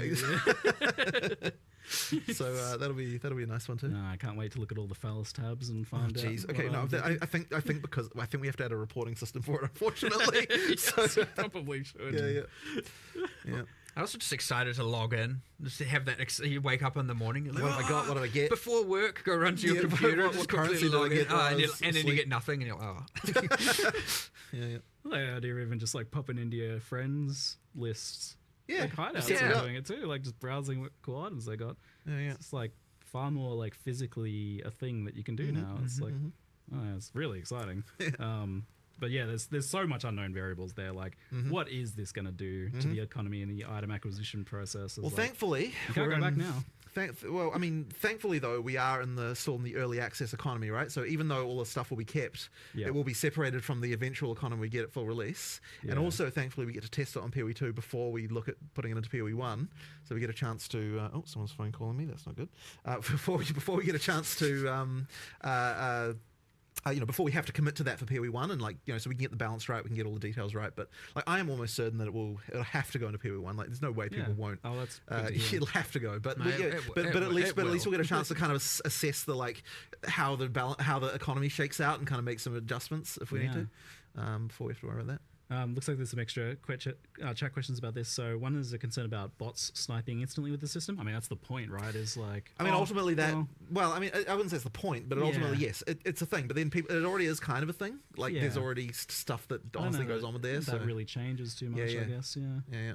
Because we were talking last night, I think, a fair bit about arbitrage and right how this kind of stuff plays out. The gold is a bit of a deterrent. The gold is the deterrent, right? It'll stop the bots ideally. To some degree, for sure. Right. Yeah, you can only snipe so many items, but you got to put the actual hours into be able to do that. And often those sorts of bots kind of profit off low margin trades, and low margin trades delete your gold. So Right. Yeah, exactly. And so less incentive to flip. Another interesting note that came up in our earlier discussions about this, it sounded like you didn't really need to make gold costs really high for rare items, because I was like, oh, well, tier 1 uniques like cost 1 billion gold. I was like, apparently not. No, not really, because by the time you get to the high, like the top end of things, then that stuff is already the most expensive stuff. You don't really need to have the inflation protect, like that kind of like the descent of prices that you get that'll happen up there. So you kind of in the end the prices for uniques, they don't have to be that extreme. Yeah. But what the thing to note though is that the prices are a multiplier per level of what the shop prices are. So we do actually have shop prices for all the uniques now. So if you sell uniques to the vendor, you'll actually get more gold now than you did before. Just as a side note, there's going to be some kind of exploration of which golds are like not worth trading but worth a lot of gold. A bit like the dust in Period 1, I imagine. Maybe. Maybe. Yeah, it's also worth noting that the this tab only sells stuff not in the currency exchange. Yes. Right. So you can't sell a Chaos Orb in there. Would just be awkward. Yeah, too, I yeah, think, exactly. Currency exchanges for fungible, stackables, you know, stuff that isn't modular, and then the rest goes in here. So it should be that every single other tradable item is in here. Yep. So we had the kind of discussion in the past about like whether maps would get somehow made to work with the previous system, but now obviously that can just be done through this, right? Like those sorts of items that are a little bit variable but might otherwise be considered a kind of currency can go there. Yep. So if this goes well, do you plan to remove like old systems of trade or anything like that? I don't think we can, because fundamentally, you know, like we have sold premium stash tabs. They had the functionality they had. Removing the old system, that would be bad. People bought stuff. We can't delete what they paid for. And did you mention in the reveal that you can convert them over? Yeah, we did. So you can convert your existing tabs. If you bought them for the purposes of this, then converting them over is obviously the right thing to do. That's a thing we wanted to make sure. A lot of those long-term PoE1 players have a seemingly infinite amount of premium tabs, largely for this reason, right? So it certainly wouldn't be right to all of a sudden be like, no, you don't get to use any of that anymore. You can fully just convert them. And that is why it's also just as important to work in PoE1, because your micros are shared, right? You're not gonna, so there will be a little bit of a time there where if you convert them, of course, the PoE1 doesn't have this tab type, so they won't show up, which is a bit annoying. But once it gets added to PoE1, then they'll work. Ah, yeah, right. Yeah. We'll try to make sure that doesn't take too long. Yeah. There's the question of, will functionality of the trade site be in-game in some capacity? So that's something that we really want, and we even had a prototype of this. I saw it. So it's a thing that we are working on, but unfortunately didn't quite make it for 030. There's some stuff we want to do. I am personally still a believer in that the website's going to be a better experience, because like, you know, the typing, like web stuff is sort of designed for this kind of thing. And ultimately when you click the button on the website, your character in game still moves. So like if that's a thing. But on the other hand, for discoverability for new players and that kind of stuff, it is good to have something in game. Console. And well, here's the thing. I reckon for console, it's still better to use the website, because you can use your phone and you can search for stuff on your phone. I suspect like a console controller, typing text with a console controller is just fundamentally crap, right? So like, you know, like typing with a phone is just easier. Often you don't have to type anything in text in these searches. It's true. But look, we are going to do it. It's just that like it isn't quite done. There's a bit of each to their own as well. A lot of people are very excited about the idea of an in-game one, and it is a feature that we will do. It is a feature we will do. We just haven't. It's in progress and it's close. Yeah. It seems wild to me that I can like push a button on my phone and my character goes to someone else's hideout. Yeah, well, you know, the magic of the internet, I guess. I'm getting old, I guess. You mentioned that like there's more things on the horizon that you would potentially like want to do with this as well, like in-game features of things. I mean, like obviously the first question people will have about once you've got in-game trade searching, you know, when's Awaken trade coming, that kind of thing. I mean, look, maybe one day, you know, like it certainly opens the door to it. Like, you know, I wouldn't want to say that it's not going to happen. Like there's stuff that we could do there, but like there's a lot of UI issues to sort out. There's quite a lot going on with that. Like it's kind of one of those things that I'd look at a bit later. But yes, obviously something people want. It's all under consideration though, which is for sure very cool and very quite a pleasant surprise. Well, like the goal, it is nice to get to the point of not feeling like to be, you know, I'm sure it's only for some players or whatever, not feeling like you have to use third-party applications and stuff like that. You know, not to say Awakened Trade is dodgy, but there are some that are obviously a little bit suspect. People are a bit like, no, I shouldn't have to do this. I don't want to do this. You know, it gets you can get a bit scared about it, and it can be a little bit like, you know, especially when all of a sudden they're asking you to provide information you shouldn't have to be providing them, and you know, that kind of stuff. So getting away from all of that, having it be all nice, secure, done by us, and everything is the ideal goal. But you know, one step at a time. You know, this is a big step, but we'll see what's next after we test this out. Let an economy test it for us, get it to PoE1, you know, all that kind of stuff, and then we'll take it. As I said, every trade system reveals its problems. Maybe that's just the next problem. So yeah. See. Another question here is like, when you click like secure item or like buy item on the site, and it's going to take you to the hideout, it's like, is that locked in and other people can't then click it? Or no, they multiple, it is technically a race. Yes, we'll see how that goes. Like I think it should be fine. But yeah, that is just worth understanding. That's going to be interesting for like those mega deals and see like 10 people loading in all at once trying to grab it. Who can click the fastest? Who loads faster? Thankfully, the loading time should be a lot better. Yeah. In this version than they were in the past. We're doing a bunch of engine changes, which I'm hoping is going to go well. Obviously, you know, when you make changes, there can be worth bringing up stability and performance. Yeah. So, we've done a pretty big amount of rewrites to the engine this version. You know, we've the goal is obviously making the game faster. It should be quite a lot faster in terms of frame rate. There's still some kind of one of the load times is definitely a lot faster. There's still some concerns around shader pop-in type issues, which we're kind of working on at the moment. But ultimately, it should be better, and we've also unlocked a lot more optimization opportunities for the future.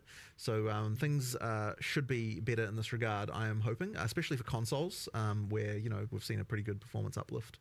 And you know, things are looking pretty good, but yeah, still more to do. But yeah, that's definitely something that we're taking really seriously.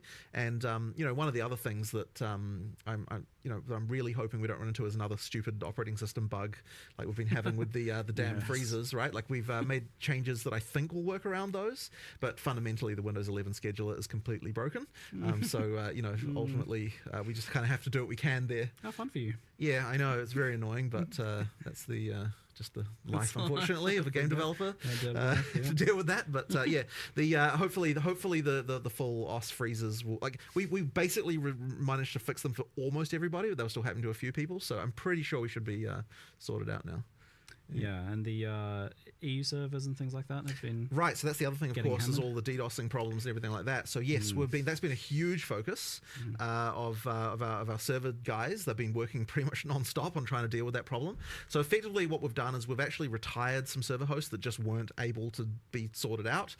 We've got a lot more anti-DDoS protection stuff going on. We've been working on that. Like, yeah, it's been a huge amount of work to get it to the point. But effectively, as we go into this free weekend we're about to do, it's huge. We made sure that you know, every single server provider that we have is armored up, that we've got things you know, like in place for it. It does mean that, you know, there's a couple of locations that we couldn't find an adequate solution for that had to get cut, but you know, we've tried to make sure there's other options with just almost as low latency nearby, and overall things should just be significantly improved over what we've had in the past. So yeah, like it's really sucked that the previous launches have been so decimated by this stuff. So I'm hoping that it will be a big improvement for that stuff. Are you feeling nervous for that free weekend? Certainly it's a concern. I mean, so one of the big things we've been doing recently is we've been DDoSing ourselves to test that the actual DDoS stuff is working. We never did that in the past. We just kind of relied on, like, you know, on whatever the solutions people had. But now we're like, okay, when we do this type of DDoS against ourselves, like, you know, this one doesn't work, this one does, that kind of thing. So that's been a thing. So that, you know, like, it should be fine now. But you know, like, free weekend, you know, there's a lot of players we could, you know, potentially be getting here. We need to make sure that we're you know, up for the challenge. So you know, but then at the same time, like, part of the reason to have a free weekend in the first place is in fact to test that all that stuff is good. So you know, I'm hoping it'll be all right. Speaking of new players, how do players onboard with like the new trade stuff? Like, is that introduced in some way that helps them figure it out? Because it was never really the case that people were explained how to trade. To be honest, we haven't really had like any time for tutorialization of this stuff. So is it we'll something have to you want see. to do? Honestly, I have to see how it goes. Like we'll have to see for that. But yeah, like it's to be honest, right now we don't even have a sprint tutorial in. Like it's been, we probably need to get that in there at some point. But the focus right now is like get the features working, get them good, like get the people testing them, and then we'll get we'll make sure that we've got the onboarding for that stuff. We'll circle back into a big. What do we need to tutorialize again? Maybe like a zombie chase you at the start of the game or something. I don't know. I have to think about that. See, the harsh reality of tutorialization is unless you put a big red wall in front of the player and say, no, you have to learn this. Then they literally won't. So, I always appreciated the like kind of lighter tutorialization. I do as well, but sometimes like something that's so tutorializing the trade system will be a little bit more intuitive and easy, at least for the sake of purchasing. Once we have an in-game searcher. I wouldn't have even said to do it before because it didn't. It's like you go to this site and do this. But also, if the tutorial tells you to go buy a microtransaction, it's probably not the best thing in the world. But for purchasing, right? Like I mean, ultimately, once we've got the in-game version, it's way more easier to tutorialize that because then you can be like, look, here's the place where that is. So. Okay, that makes sense. Kind of on the economy thing, I can't stop thinking about it. So another thing is, in PoE2 at the moment in particular, there's been some pretty wild exchange rates of currencies and inflation and things like that. I believe the current price of Apologies is a little bit off. It's a bit hard to track down exactly. It's like 2,000 exalts to a divine. Right.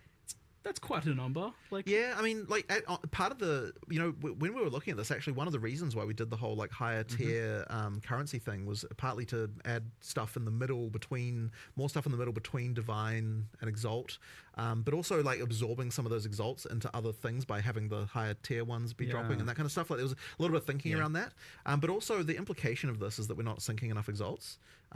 So there's some that we'd have to think about whether or not we want to start doing some more syncs for that. I'd say that's probably the main thing is like that exalt exchange rate would be the...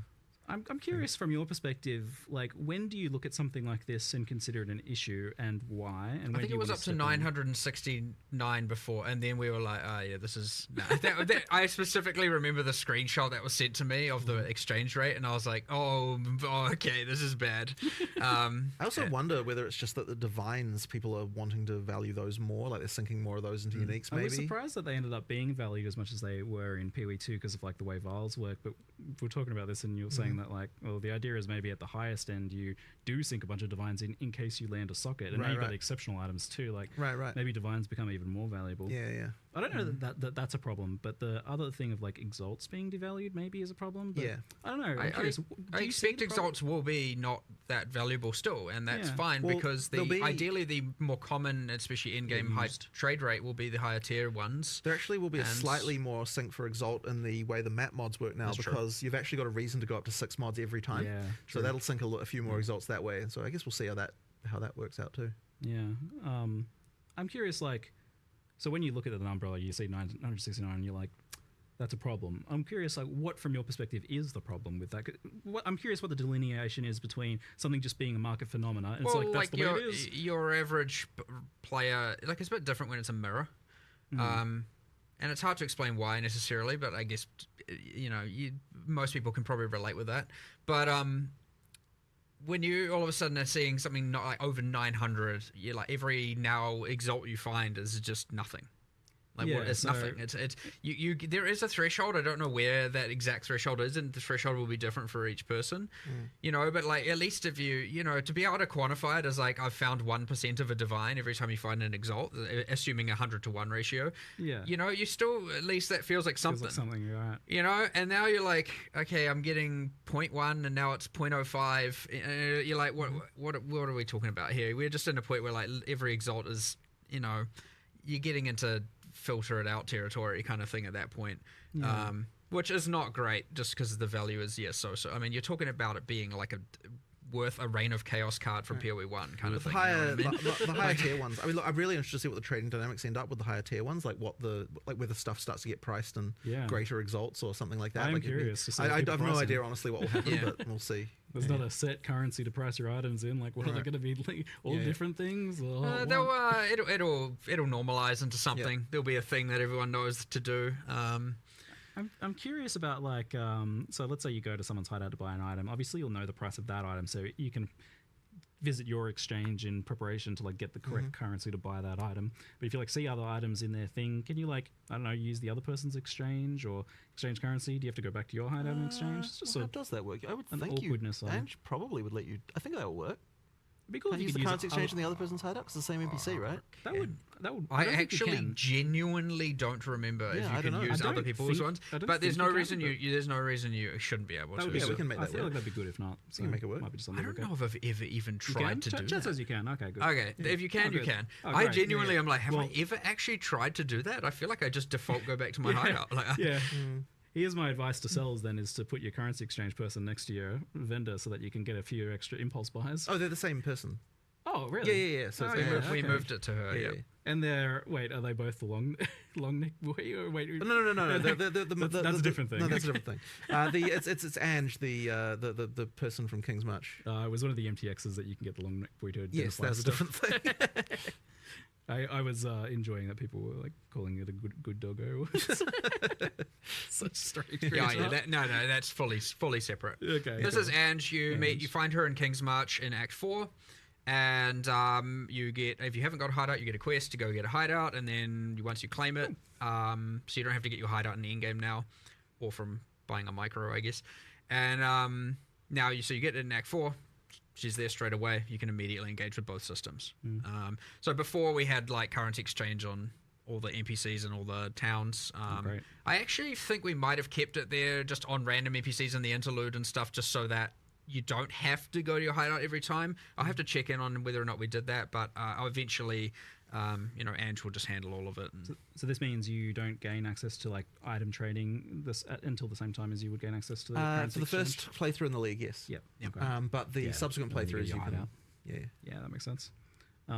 Great stuff. Something I wanted to bring that's up actually is- not true, by the way. Subsequent is not the case. Oh, really? Because otherwise you have an advantage over new players, technically. No, but subsequent in the same league. Oh, in the same league. Yeah, in the same Yeah. league. Per league, yeah, you it's have not to. like sign Per on league, unlock. you Yeah, have to, or you have to have fair ground with Yeah. new players and existing. You Yeah. have to unlock it at the same point in time. Yeah. Yeah. Okay. Yeah, within the same league, completely fine. Yes. All right. Something that I wanted to bring up as well was build diversity. That's a thing. We talked a lot about like how there's a lot of buffs for Yeah, yeah. other archetype stuff. So that's obviously going to be helped by that. But I'm curious, like, your thoughts on like the point if Lightning Spear is 46% of the top 1,500 players, I think it was, or 15,000 players, or 75,000, or something, whatever the number is for PoE Ninja. So 46% is pretty big. I don't know that we've ever gotten that high. Maybe with Nah, we Spectral did Throw? Legion League Cyclone.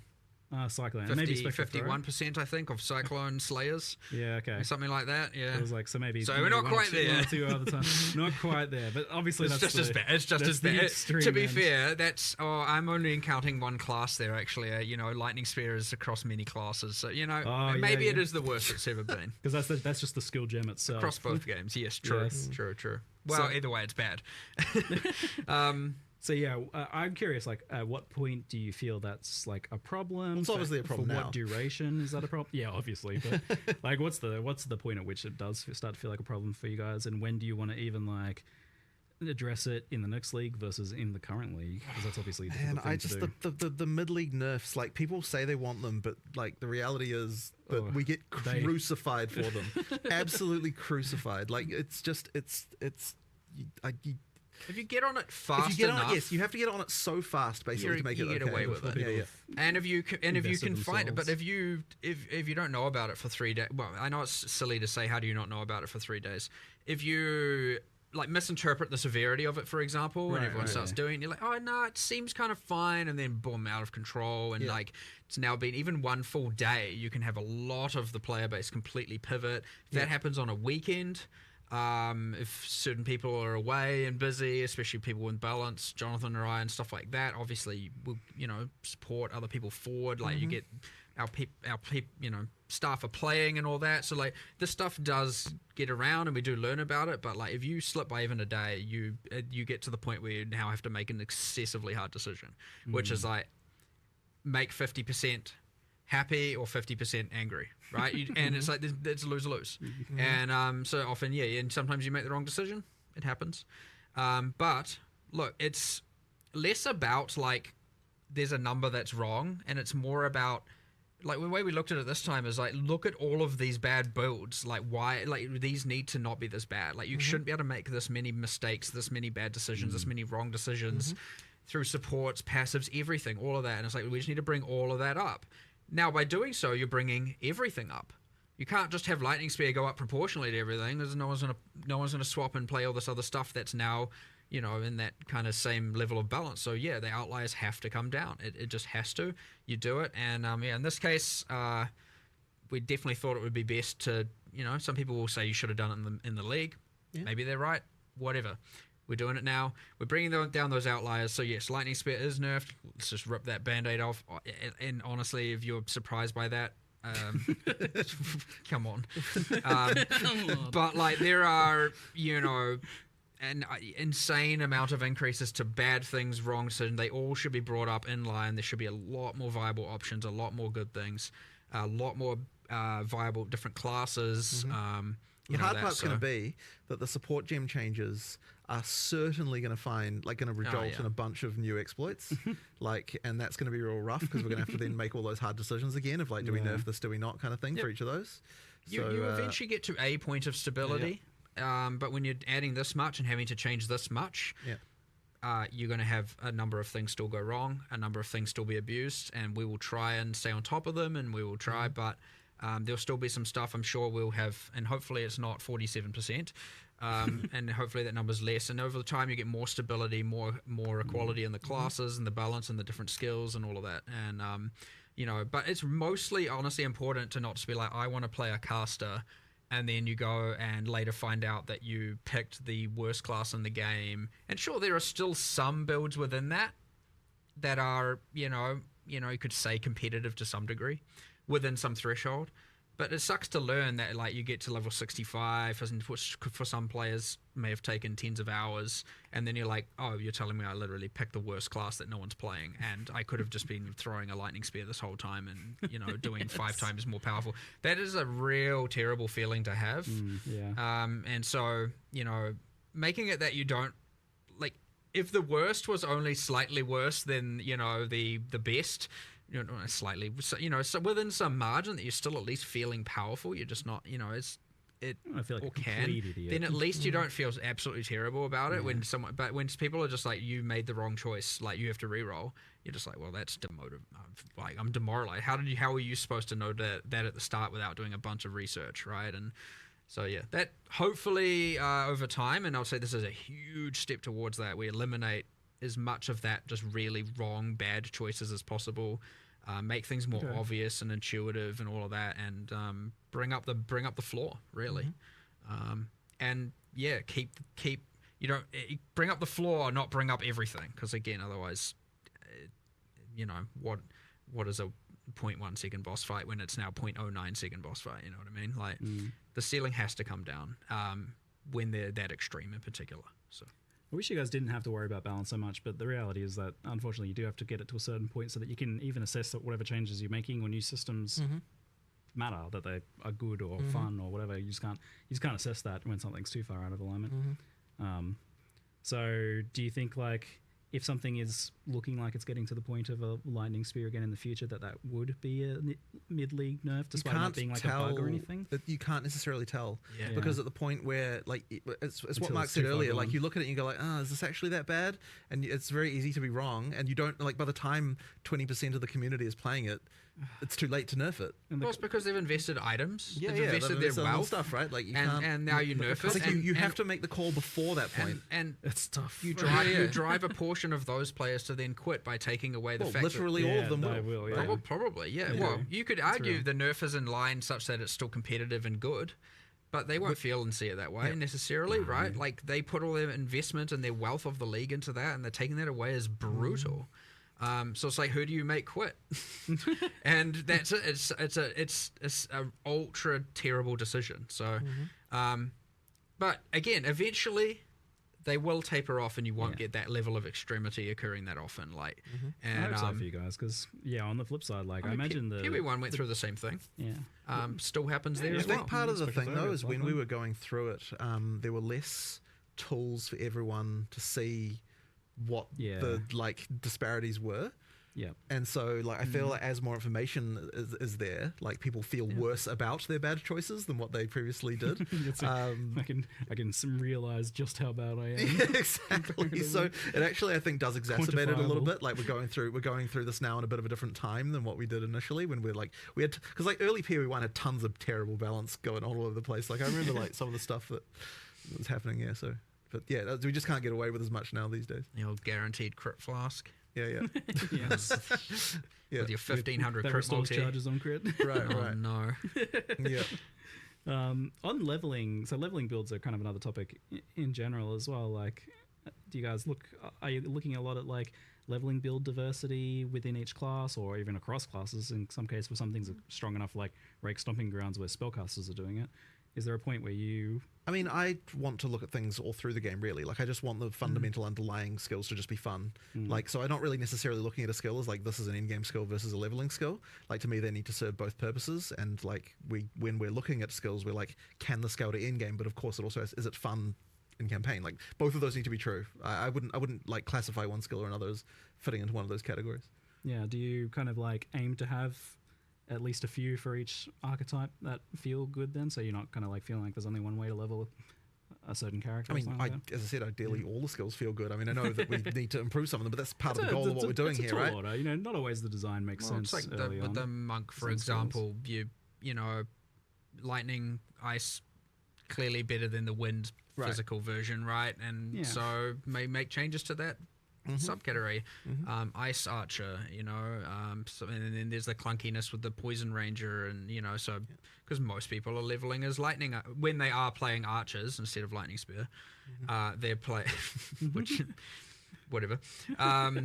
They were playing lightning, and the other things, like, sure, there's a couple of things that are still good, but you know, like, there are clear, you know, things that are losing comparatively to the others within each of the classes. And so we focus on a lot of those. We looked at, like, look, these aren't being played, and why. Let's see if we can get them to be played competitively with the things that people are playing on those classes. So yeah, and I mean, things like Sorceress, where you have, you know, at top 15,000, 0 to 0.1% play usage on literally one of 7 classes, not great. Like, so that gets something way more drastic. You know, so that's not just like bring up cold a bit. It's kind of like, all right, we need to do something crazy here and just like shift everything and pivot. And now we've got something that's like kind of promoting this multi-elemental. And honestly, playing each of the elements is probably still just better anyway. But yeah, now you got the multi-element and combining a lot more a lot more and passives and everything. Yeah, like, it's all. There's like so much going on there, though. It's like there are so many variables changing that it's almost impossible to predict what is even going to happen here, though. So we might come out of this and now another class is at 0%, maybe. Then we have a new goal to fix. You know what I mean? Like, but that's not by design. Like, you don't want that to happen. Yeah. But we'll see. Yeah, I don't know. It's exciting. I don't know what I'm going to play. I'll tell you that. I have no idea. I'm like, I don't know. Struggling between the unarmed, the elemental. Well, I said I'll play the worst class, so I need to know what the worst class is so that I can play it. What people aren't playing. Yeah, because I have to work on release day, because you know, trying to make sure everything's stable and and fixing anything we can. I get that day to see what's the worst class, and then I'll jump into that just so I can experience it and see how we want to. That's very good. It also makes it more challenging. I like it. You like the arbitrary challenge of play the worst one. Speaking of worst ones, on the topic of like defenses, we had a lot of discussion about armor and how good it is, and it got a pretty hefty buff this time around in terms of it being able to apply to elemental damage through modifiers and nodes on the tree and such, and that looks really, really good. Do you think that there's any other fundamental issues with armor? Because I know you were looking at it as a whole and deciding even if you wanted it to work the way it does. Well, the thing that people would probably say is the worst part about it is that they take a big hit and they can still take a lot of damage. Yeah. But the thing about that is when we look into it, it's like it's still pretty damn good percentage reduction if you look at it. So like I was sort of less confident that was the true issue with it, and that's when we were looking at like, well, what is the actual weakness of this thing? That's when we started to look at the elemental part. But yeah, Smith of Katava was alleviating that, and it's like, okay, that's probably not acceptable that you have to, in order to mitigate the elemental, get the insane max res, and thus go Smith of Katava. So like, well, hold on, we need to make that not be so mandatory. Let's instead increase the elemental side of it, and that way you're not like feeling obliged to play Smith of Katava to get the insane high max res. That's like, one part of it for sure. I wouldn't say that we have like another like, here's like, there isn't more that we know we can do to armor right now, right? Like it's like we need to see how this plays out and see what happens, and then we'll know whether or not there's still some issues that we need to address. And obviously we had the issues where like energy shield, like even just running hybrid was crazy with convalescence and use and a bunch of stuff there. So we've had to make some changes around that as well, bringing that back a little bit, buffing the others, and so there's lots of changes around all of this. But so.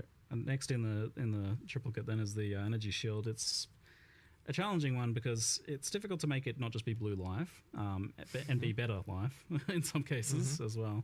How do you guys feel about where that is at the moment? I feel like the culprit is recovery. Like energy shield is supposed to be a defense.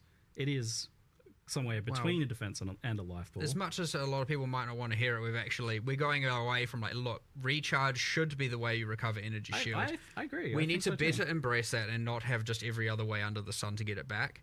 I can't remember the specifics. The patch notes I'm sure will tell you.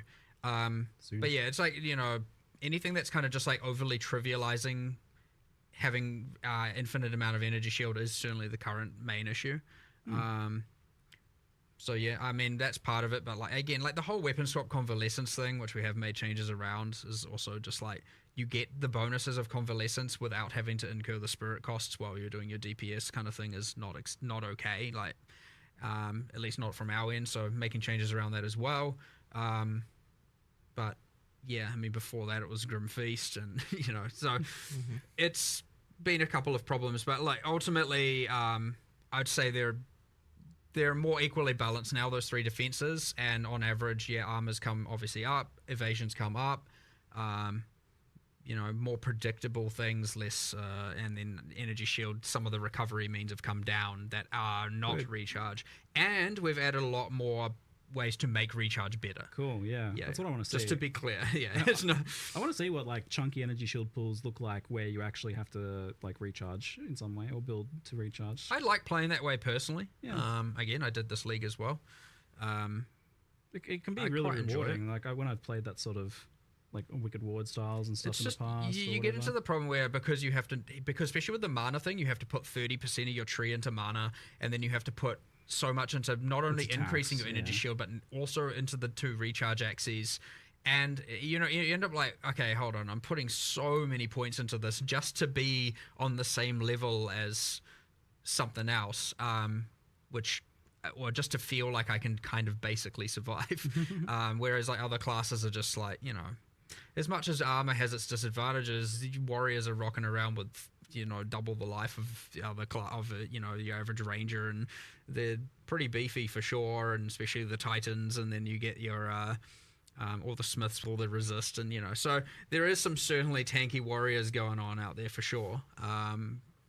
But yeah, doing the elemental thing with that will go a long way, and the deflection with evasion will go a long way. Parry and block being way like just predictable is huge. You don't have to go like, is that so blockable? Nice, that change. I don't know if that's blockable. No, it wasn't blockable. I'm dead. It's kind of lame. I do find myself, you see, didn't do that with evasion though. Like the guys that slap with statues, for example, those guys will still hit you as evasion, right? Like guaranteed. The slams will still hit you with evasion, yes, but the deflection applies to everything. So curious about. So was it the case that you put deflection in? You felt like, okay, we probably don't need to do the evasion thing like we did with block, because there was discussion of that, and I can't remember exactly why we decided not to do it in the end. Well, it was kind of one or the other, and we thought that the deflection being, because both are too strong, you'd have to water them down to some degree, and having one watered down seems bad, because then you could have that and have deflection be 20%, and then you're like, what the hell's the point in this? Like, you invest all of that into it and don't really get much. So having to not water them down was the main idea, and thus you get to have both, and you get to have deflection being the thing that is like ultra predictable, and evasion can obviously still be quite strong, but not as with the whole applies to everything thing going on. So I agree. I can see both ways. We landed on this one. We'll see how it works. But yeah, I always agree with the I don't know if I can avoid this or not. Yeah. At least deflect, that's great. And with block and parry now, that's also great. So I don't know. We'll just have to see how it plays a little bit though. But I fully see both sides 100%, and I wouldn't say I'm confident that one is necessarily completely perfect over the other. Good job in advance on solving the spell suppression issue with deflection by tying it to evasion, so that not I don't have to play my Templar and have a mandatory investment in deflect. Yeah, we made that a specific goal, and we kept getting stuff like suppression. It being granted from other. I'm like, no, it must come from evasion. Otherwise, we're just going to have every single character in the game having to get 100% chance from flat things from sources, and then we're going to have now every single character has their specific way of getting 100% suppression equivalent. I kind of wonder if you don't just do that in PoE1 for suppression as well, but that's a topic for another day, I guess. Yep, different live streams topic. Different live stream. Not to say we have any plans there right now, just to calm anyone down before they're suppression dead. Just hold on. Yeah. But different live streams topic. How's your schedule feeling overall? You feel like you will be moving into the next Path of Exile 1 expansion in the 2 months expected, and then having the next PoE2 we're definitely going to hit those deadlines, there's no question of that. Yeah, you guys are however, it's certainly it's certainly hard to get to meet them. It's difficult, but it's so much better to commit to the date, and just make sure. It is. It's been difficult to adapt to this new cycle for sure. We obviously want to do everything we can for every patch and the next patch, and this requires a more parallel work going on and parallel thinking, and to be able to make sure that each game gets the correct time. You need to make sure, okay, if you're working on 030, you got to make sure at some point people are pulled off of it to work on 327, for example, right? That has to happen. Otherwise you don't get enough time. And especially considering after 030 comes out, you've got an amount of time of fixing things and addressing problems. Hopefully not too much, but you always have a little bit of that to do. And so all of a sudden that can extend even further. And so, you have to, at some point, and it can feel very unintuitive to be like, well, 030 is what the whole team's working on. The team's excited. Everyone's like, yes, we're doing it. We're prepping all the marketing. And it feels weird to then just start pulling people off of the thing that you're kind of working your immediate goal towards, and have them working on a future thing. And same with vice versa. You get a little bit of that. And it is a little bit hard to obviously deal with, and we're adapting to it. But we're doing pretty well, and we're on track still for 327. So it's 2 really good expansion updates, with the recent Path of Exile 1 doing I think really well, and then this one is huge. I hope that you guys can settle in, and this feels like a reasonable workload soon, because what isn't right? It isn't this week, I can tell you that. No, it seems people are going to need a bit of sleep soon. But we'll go down to the bottom of our Q&A doc if we can, and we'll just wrap up with a couple of the last random questions. And if you're watching live, the patch notes are out, so we'll try and get you over to them soon. But there's got a few random questions here. Divination cards coming to Path of Exile 2 soon, or is there a plan for that, or no timeline, but they will be coming. Yeah. All right. Hot swapping between controller, mouse, and keyboard. Unfortunately, wasn't really. A bunch of work was put into it. So it sounds like it's getting close. It's getting closer, but it just unfortunately wasn't finished. Yeah, fair enough. Any chance we get mercenaries in PoE2? Mercenaries are fun. I like them. Not anytime soon, I would say. That's more of a like later thing, I would say. Later thing. Yeah. Because they do it's a big thing that's just always going to be there potentially, and that's skewing how you build characters. Yeah.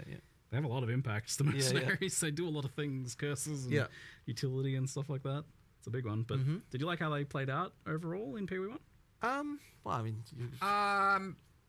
as allies, in many ways, yes. There's a few elements I don't like. Again, it's pretty weird. I don't know how much detail to go in talking about this when we're talking about PoE2 context, but there are some problems of. I don't like that you just end up putting uniques on them and it has minimal consequence in terms of their survivability. I don't like some of the I'm not entirely happy with the Doriani's prototype kind of situation. the combat with them itself, it's like you insta-die or they insta-die is often what happens. Not great. So that's the kind of thing where if we were to do it in PoE 2, they wouldn't just be like recycled character skills and recycled character animations. It would be a lot more consideration. well, even if it was, at least we have new animations. So you'd have a lot more telegraphing, a lot better fights. It'd feel like actual skill fights as opposed to just like, what is this ruckus going on right now? So there's ups and downs to it, and I'm not saying any of that will necessarily drastically change even within PoE 1 or when, but there would be things I would want to do, because I would say the combat of fighting them in PoE 1 is not meaningful. It's very much a like who dies first, and you don't even necessarily know why. So, but overall pretty fun. Like overall pretty cool. Big change. Like very cool. Yeah, genuinely pretty happy with how it turned out. To be honest, just a few bits and pieces that need some improving for sure. Cool. I wouldn't want to add them to PoE, something like that to PoE 2 that has such an impact on character builds when we don't even have a good stability within the build diversity and the build structure. Like, I would say that kind of thing comes once you've figured your stuff out, you know what classes are at a baseline, then you can add a lot more of that. Like 8 years or so, maybe. Yeah, well, hopefully not. Hopefully, we're not too far away from that being like in a much better state. But these things are endless. So yes, that's it. We'll see. Here's a funny question: can you sprint on a row mount? Does like the row sprint? So there actually was a plan for that, but the the rower is currently it's not sprinting. The rower is currently faster. That's but right. It slows down a little bit when you're shooting. Yes, that's right. I remember that. Not slower than normal run speed. Yes. Yeah, okay. So it is inherently faster than base run speed, but when you are attacking on it, it slows down. So that it is the old speed that it was. Yes, so it is more competitive. So that it is more competitive. So rower is faster, yeah. But you can speak out. You can I believe speak out of that penalty even, and then you can. It kind of is so that when you're just running, it's more comparable to sprint and movement skill usage and stuff like that. Yes. So it's just it's faster. That's all there is to it, really. Does the sprint work with blink? You like teleport and start sprinting the same way? It won't. I don't think it will. You can, but it won't resume sprinting straight afterwards. Like I believe if you sprint, blink, am I wrong about sprint. I feel like I was trying this literally yesterday. What do you mean? Sorry. You don't just like blink and keep sprinting. It's a different action. It's an end there's an end animation to it. You'd have to go back into a sprint. So No, but it does work if you hold down and then you blink and then afterwards it sprints, right? Isn't that how it works? Oh, in that regard, I think it is. I would hope so. Yeah, yes, that's how it works. yes. Yeah. Sorry, I thought you mean you were sprinting and then you blink. No. It goes back into you hold it, down, you blink, you go, you sprint. I could be just entirely wrong about how that other thing we'll works. see when it's live. I was doing it yesterday, I thought it was like, I understand why it's like this, but ignore me. I was probably just wrong. No worries. Does the elemental damage mitigation from armor apply before or after resistances? Isn't it before? Wait, so hang on. So you and for us smooth. No. You resist first and then you mitigate. I don't remember. I'm pretty sure it's that way around. It's the one that means the values have to be higher, so which means it's the order in where it's the less effective one, so because the values are quite high and juicy as a result. Yes. Oh, okay, so in that case it will be. I think it's pre. In that case, it's you armor first, then resist. It will be. Then. I think that is what it is. Yes. I love it. Fantastic reveal. I'm very excited to get into playing it. Thanks for spending a solid 2 and a bit hours chatting Q&A here. Very fun. I felt like half an hour, honestly. Yeah, so I feel like I could spend another hour or two just talking about economy from like the impacts of the trading stuff is fascinating to me. I can't wait to see how that plays out. It was our first Q&A where we didn't hold the patch notes hostage. Yes, so at a preset time. Yeah. I think that helped. People weren't like, stop holding them hostage. Yeah. They're just coming out when they're coming out. So we'll leave it there for now. Thank you very much, Jonathan. Thank you very much, Mark. And thank you all for watching. Yes. See you later. Thank you, and thanks everyone as well. Yeah. See you later.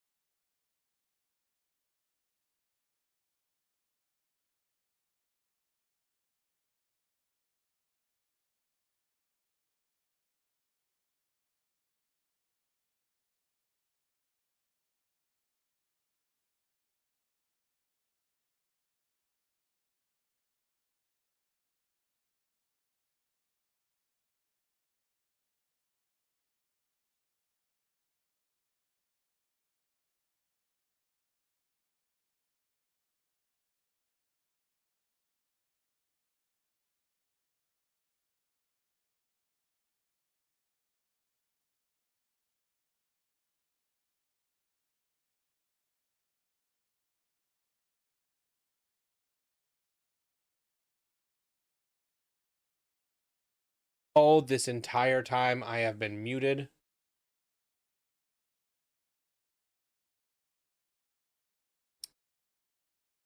That's frustrating. So, it's over half an hour of me talking into the void.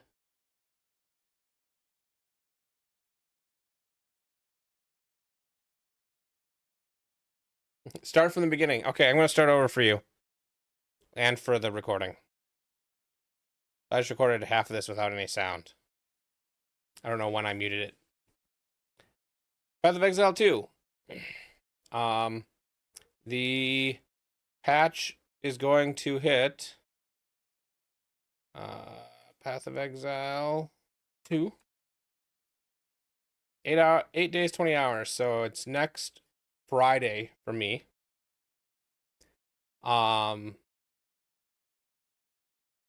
Based on your time zone, check the website. Lots of things. Quickly going over the highlights. They've added Act 4. It is the real official end Act 4. Obviously tweaks might happen, but to bridge the gap, instead of going back through early acts again, they've added something that is called interludes. Interludes are 3 new mini acts.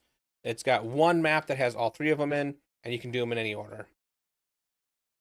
There is the Abyss League, which is somewhat similar to Path of Exile's Abyss mechanic if you're used to it, but it has some tweaks that makes it better for Path of Exile 2.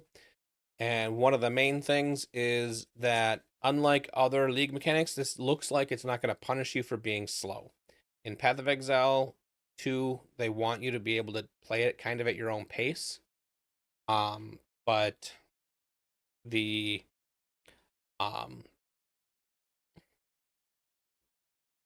game, a lot of the League mechanics punish you for being slow by like closing early. If it's breach, it'll close if you don't go fast enough. Same with Delirium. Lots of mechanics. If you fall behind, even the new Wisp mechanic from last League, if you fall behind, it will stop, and you won't get the rewards for it. This seems like you can kind of take it at your own pace. Lots of character changes, support gem changes. Main thing for support gems is that you're not limited to 1 support per character anymore, except for the newly added lineage ones. Those ones are still 1 per character, one of each is my understanding. Thank you.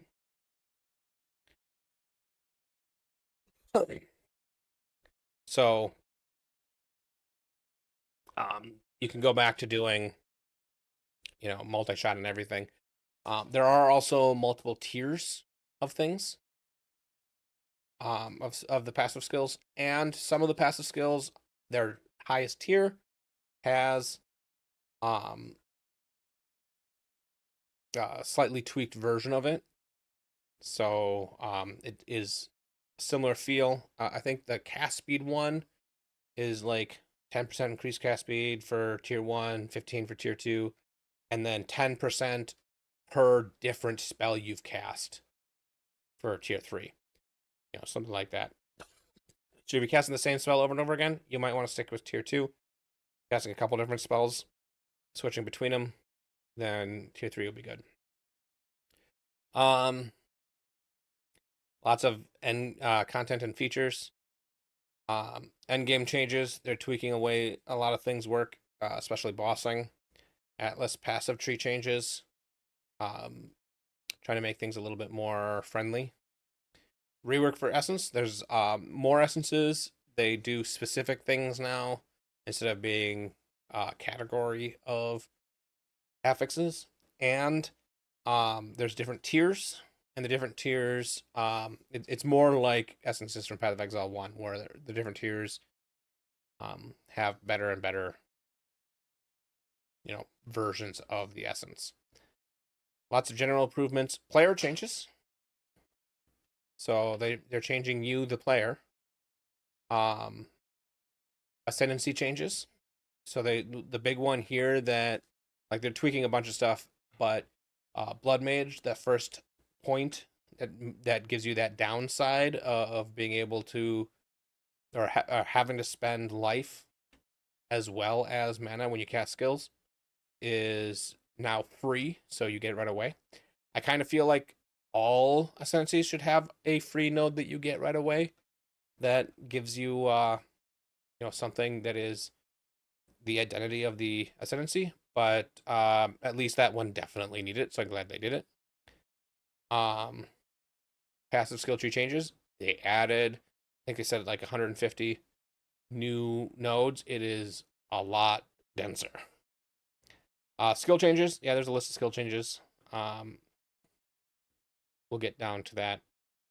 Unique item changes. Haven't looked at that much. They didn't talk about it much.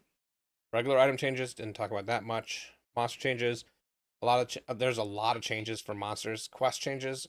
Also don't know about that. I'm very excited too. UI changes. I know that one of the things that did you get to watch the reveal? One of the things that they're adding, which I think is great, is the ability to sprint. So I'm sure they'll talk about it shortly. Like everything, there's positives and negatives to sprinting. You sprint, you move faster, but if you get hit, you fall down, it takes you a little bit to recover, and you're vulnerable that whole time. So sprint to get around faster, but don't necessarily sprint into a bunch of mobs. But as soon as you do any attack, it immediately knocks you out of sprint, and then you're not vulnerable anymore. So just attack. Microtransaction changes. I know they added a new tab for the new. They didn't. This whole thing doesn't list. Maybe it's in item changes. It doesn't list the asynchronous trade that they're adding. One of the microtransactions is a new stash tab for the new trade system. You can move stash tabs from the old version to the new version. While PoE 1 doesn't have access, you'll just lose those stash tabs in PoE 1. So, be careful. I'll probably just mostly buy a few more and not really transfer very many. But we'll see. Bunch of bug fixes. Okay, so Abyss League, all classes buffed, some skills nerfed. 3 acts, we talked about that. Act 4, or the 3 interludes. Support gems, yeah. Support gems, you can have multiple copies of the same support gem now. And there are multiple levels. I kind of feel like the multiple levels thing could have solved their issue. Just that alone. Because if you have multiple projectile support and greater multiple projectile support, and or multiple projectile tier 1, tier 2, tier 3, and you just said, well, you can have one of each tier on your character, that would still make you be like, okay, which one do I want to have the best multiple projectile version? But then maybe that's not that big of a deal either anymore at that point, so I'm not 100% sure. Then there's new lineage gems, which only become available in the end game, and they are more transformative and are still limited to one. I think it's one of each lineage gem per character. It might be one lineage gem total on your character, but I don't think so. So asynchronous trade, sprinting, new endgame maps, so more variety, less repetitiveness. New endgame encounters, all the bosses from the new interlude acts, and so there's 24 new bosses, so there are 25 new endgame maps. So you can keep fighting those. I'm interested on the interlude acts, because they do say that they're temporary. They're doing this so they can get rid of Cruel, which I think is a great thing. When they add Act 5, they probably cut some of these out. When they add Act 6, then they'll all be gone. And I wonder if these can be just still there, right? But maybe they should be things that show up in your atlas that act like the memory tiers or memory terrace from Path of Exile. That'd be kind of cool. Where as you're going through the atlas, you can run into these interlude acts, which would be a string of areas that you can do with different rewards, just so that they can stay in some way, but they're not necessarily required for you to get to maps. That'd be cool. So Act 4 is coming. Big thing about Act 4 is that it is non-linear. You do like the first couple areas, and it'll open up to a group of islands, and you can kind of pick which ones you go to. It looked like there were 4 initially available, and maybe as you do them, more will open up, and you can. But it's not like you have to go in this order. It's really kind of freeform. Same with the interludes. The interludes, there are 3 of them, and you can do 1, 2, 3, or 3, 2, 1. Or they even said because of the way they have the scaling work, you could do all the bosses from the first bosses in each of the 3, then the second bosses in each of the 3. There'd be 4 bosses in each to get up to that 12. So you could kind of go through them like that, and it is one map, so it is kind of easy to do that if you wanted to. Abyss League. So as you go through, if you're not familiar with Path of Exile leagues, Path of Exile 2 is going to be following the same thing. So since the Abyss League, or Rise of the Abyssal League, it's just going to be PoE 2's Abyss League. Every zone after the first couple of starting zones is going to have the Abyss Leagues. Now it says down here that somewhere in here, yeah, abysses increase in size, power, and variety as you go through the game. So starting off early, they're going to be a little bit more simplistic, and as you go through the campaign, it'll get more involved. You find abyssal cracks in the ground. You kill monsters near those cracks. The abyssal monsters will then spew out of the cracks, and the cracks will close up. And those monsters that come out are going to be directly related to the monsters that died nearby. So if you bring a rare and nearby, then a rare will spew out. If you bring some magic monsters nearby, those will magic monsters will spew out. And so you can kind of tailor your difficulty to the abysses, because it'll be a little bit more difficult than the monsters you killed to spawn the abyss monsters. So that's pretty cool. That also means it doesn't seem to be timed. The abyss monsters aren't going to, or the abysses aren't going to close up if you don't keep up with it. At least that's what it seems like, which I think is a good thing for Path of Exile 2. Yes, gotta go fast is always going to be the best way to go in any action RPG. That's going to be true, because if you're doing the same content faster, you're doing more content, you're going to be making more money, or whatever you want to do, you're going to be doing more of it. So going fast is always going to be beneficial, but going slow doesn't have to be punished. And this looks like it's not going to punish you for going slow. It will still reward you for going fast, though. This, just like Abyss and PoE 1, will have the option of getting abyssal troves, or allow you to go underground and engage them while they're underground, where you can get more crafting items. So this will let you put things, they're kind of like veiled items in Path of Exile 1, if you're familiar with that. It'll let you add a veiled mod to an item. You put an item in, you put the corresponding abyss item in, and it'll let you effectively unveil, like pick from 3 situation. Also, you can get get ones that work with waystones, and you can get one that lets you fight the end boss of this Abyssal League, which I think they're calling the Commander General. I'm sure he's got a name. But yeah, that's the general gist of what the Abyss League is going to be like. If and when it goes core, it won't be in every zone anymore. And it might start in Act 2 or 3 or whatever. Actually, the Well of Souls is in Act 2, so I'm guessing that Abyssals will start somewhere early Act 2 once it goes core. Major character balances. Lots of them. Yes, they did say they want to make everything,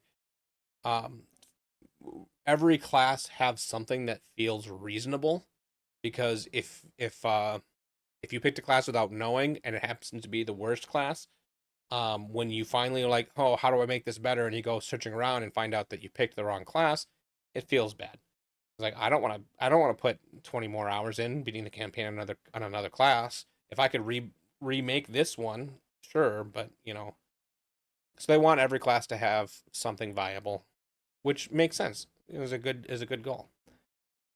Support gems. We'd already talked about this. Their main goal with having the limitation was, if without the limitation, they just think you're just going to be using the same 5 supports on every damaging gem you have. And they want to encourage you to experiment in having different supports on there, but it didn't really accomplish that. So they just removed that restriction. Many supports have tiers. We talked about that. There's 11 new support gems, and then 40 lineage supports, which are more powerful supports only available in game. Those are limited to 1. Again, I'm not 100% sure whether it's 1 per character or 1 of each per character. There's like 6 that they're just deleting, probably because they're covered in another place now. Updated some wording. Updated the description of Last Gasp. So this, I didn't know that Last Gasp worked this way. So when a minion dies before the duration expires, or when a minion dies, the Last Gasp triggers. And then they can die again if the duration expires, or if they take damage exceeding their maximum life. So basically, if they have 200 life, once they take 200 damage and they would have died, this will trigger. Then I think it's 5 seconds. They will die in 5 seconds, or if they take another 200 damage, whichever comes first. This was always the case, but it was just not mentioned before, so it's a wording change. I didn't know that that's how that worked. It makes sense. Support gems that support skills you use yourself can no longer support persistent skills. That makes sense. Unless that persistent skill has a manually activated component like Plague Bearer. And there was a bug where it was affecting other things that it shouldn't have. No functional change there.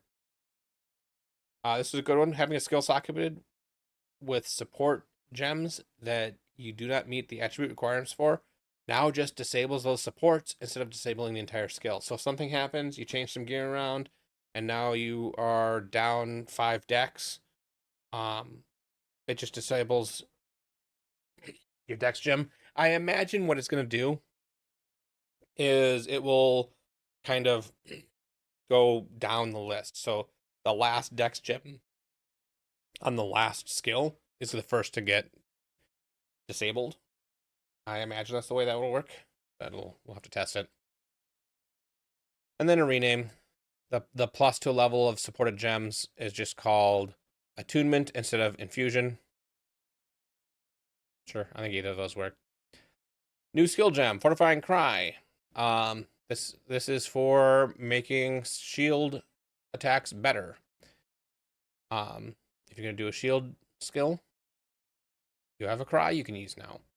Forge Hammer. This is like having Mjolnir. You can throw your hammer, and it'll hit into the ground, and you can either use it again to summon the hammer back to you, or you can use a shout to make the hammer explode into molten fissures in a spiral shape, which is really cool, especially now that if you slam near a fissure, they erupt in fire. So Ancestral Cry. This is pretty awesome. When you ignite enough people, you will be able to do Ancestral Cry and become calm. Where as you walk, you're creating volcanic steps, volcanic fissures. Your melee strikes and slams are boosted, and your melee hits trigger the volcanic eruption for all those fissures that are around there. So you're just running around, creating fissures, making the fissures all explode. Seems like it's a very good way to make a fire melee build have a lot of clear. Probably even single target, but especially clear. New Dex Gem, Toxic Domain.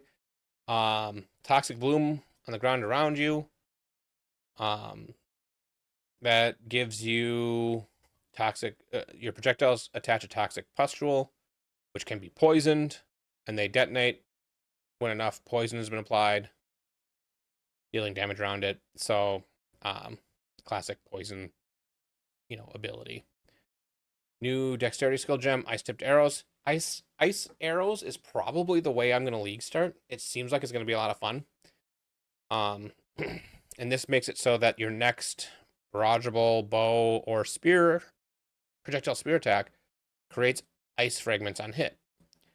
So, and then it uses frenzy charges to be able to continue to do it. So that seems like it'll be fun. Those ice fragments, I think if you do certain attacks, those fragments will explode. So they may do something on their own as well, but new intelligence skill gem, Frost Darts. Again, another way to create this one uses the chilled or frozen effect to create chunks of ice that deal additional damage. So looks interesting. Trying to give frost mages something they can do. Iron Ward. This is a way to make armor stacking have payoff for damage. So as you reduce damage using your armor or other sources of damage reduction, this will release the stored damage as a nova of spikes. So basically big damage shield. Strength and Dexterity, Persistent Buff Gem, Mortar Cannon. This sounds pretty cool. You basically get to throw a mortar down that shoots out a socketed grenade skill. So you can have something constantly throwing a grenade down. Barrage Archer. So I'll definitely be using this. I'm not sure the way this is worded. I'm not 100% clear on what this actually does. Or what this last line means.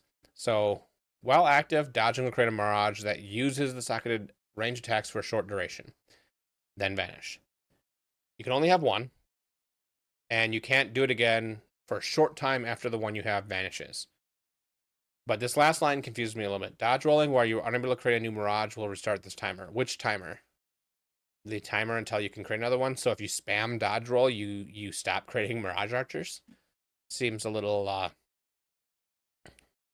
weird, but sure. Ravenous Swarm. While active, enemies are nearby, swarms of insects emerge from your body to pursue enemies. The swarms are untargetable minions that periodically attack and poison enemies within the swarm. This feels like Poison RF. It'd be kind of cool. I'll definitely play with that one at some point. Figure out maybe we can do a Poison RF style. Just scale this to the moon. Siphon Elements. This is the way to create the infusion remnants that they talked about. So they're making it so that every sorceress skill, if it's a fire-based skill and you're infused with fire, it'll do more damage. It'll maybe explode or something. It'll have another effect. If you infuse with lightning, well, now it'll also do lightning damage and maybe have some other effect that has to do with that. And you can have all three: lightning, fire, and ice to, kind of triple threat it, which goes really well. They talked about how they're changing the way a lot of things work so that Um, when so you don't have to pick so much. They want you to be able to use multiple things.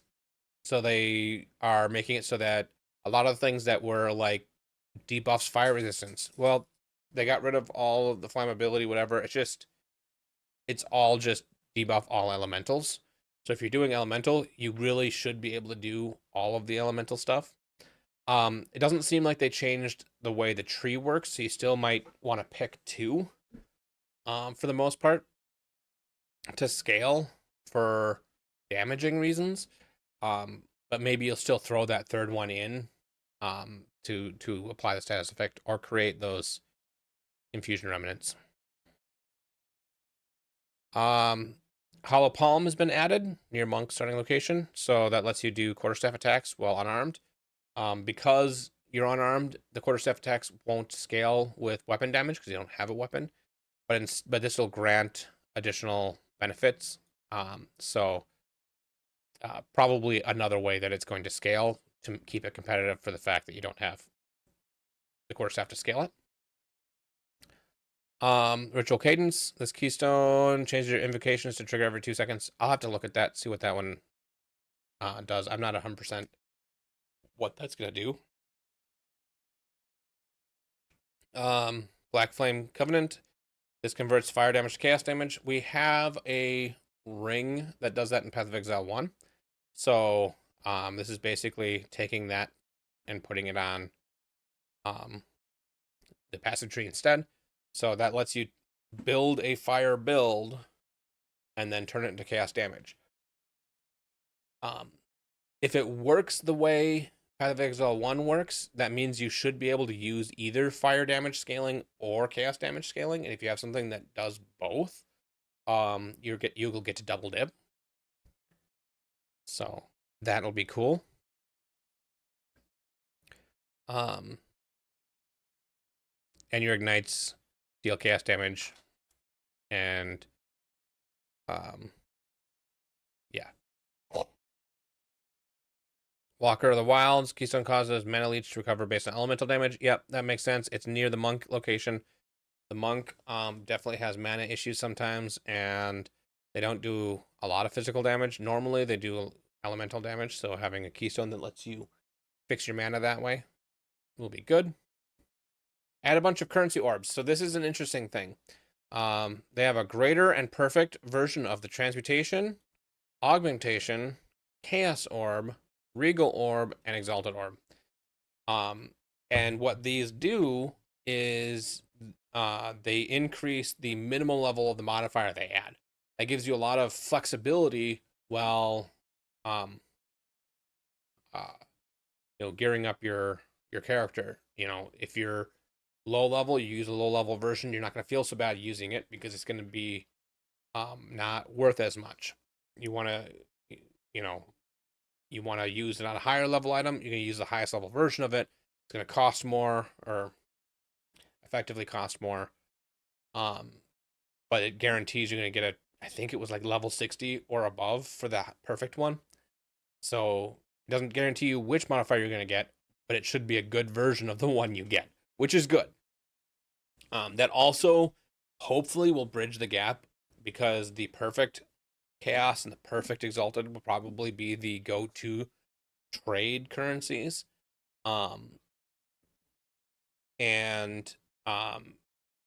These will be somewhere around 9 times as valuable as the normal version, because it would take you 9 to move up. I also don't think you can move them up. I think you can break them down to go down, is what they said, but you can't combine them to go up. So that's an interesting choice. New type of currency, Hinakora's Lock. Works just like Hinakora's Lock in Path of Exile 1, if you're familiar with that. If you're not, it is, you use it on an item, and then you hover a currency item over the item that you've used the lock on, and it'll show you what the resulting item will be if you use that item. So if you use a Hanakar's Lock, and then you use an Exalted Orb, you can see that, oh, that's going to give me this. I don't want that. Maybe I don't want to use an Exalted Orb yet. Maybe I want to use something else. Once you've done something, you've used it up. And so to get a look at your second crafting item, if you're going to do that, you'll have to use another one. And in Path of Exile 1, they're like 40 divines or something. They're really expensive. So I imagine they're not going to be super cheap in Path of Exile 2 either. 10 new uniques, 50 new base types. That'll be interesting. I wonder what all the base types are. 20 new endgame maps. I swear they said 25 before. 15 new omens.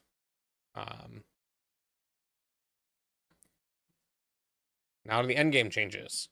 So one of the big things is to access most pinnacle content requires the same key as the easiest and most difficult version of the content. And so that means if you go to do the King of the Mist, you use the same amount of resources to go to the tier 0 version as you do to go to the tier 4 version. And the tier 4 version gives much better rewards. And so it really doesn't make sense to do the tier 0 version beyond the first time to unlock the higher version. You do the first one because you have to. And then after that, you never do the first tier again. It's better to just sell the item so somebody can use it on the 4th tier.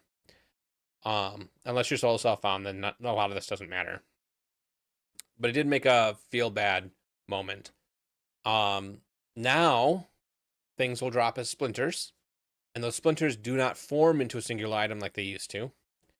Instead, you bring the splinters to the realm gate, and when you put them in there, it'll ask you how much you want to use.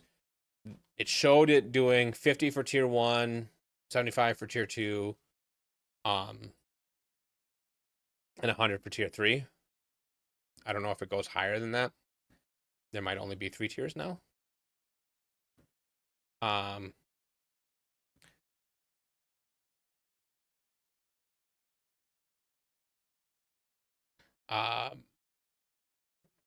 Because of that, yeah, the Atlas passive tree no longer affects the difficulty and content, because you do that by how many points or how many things you're using.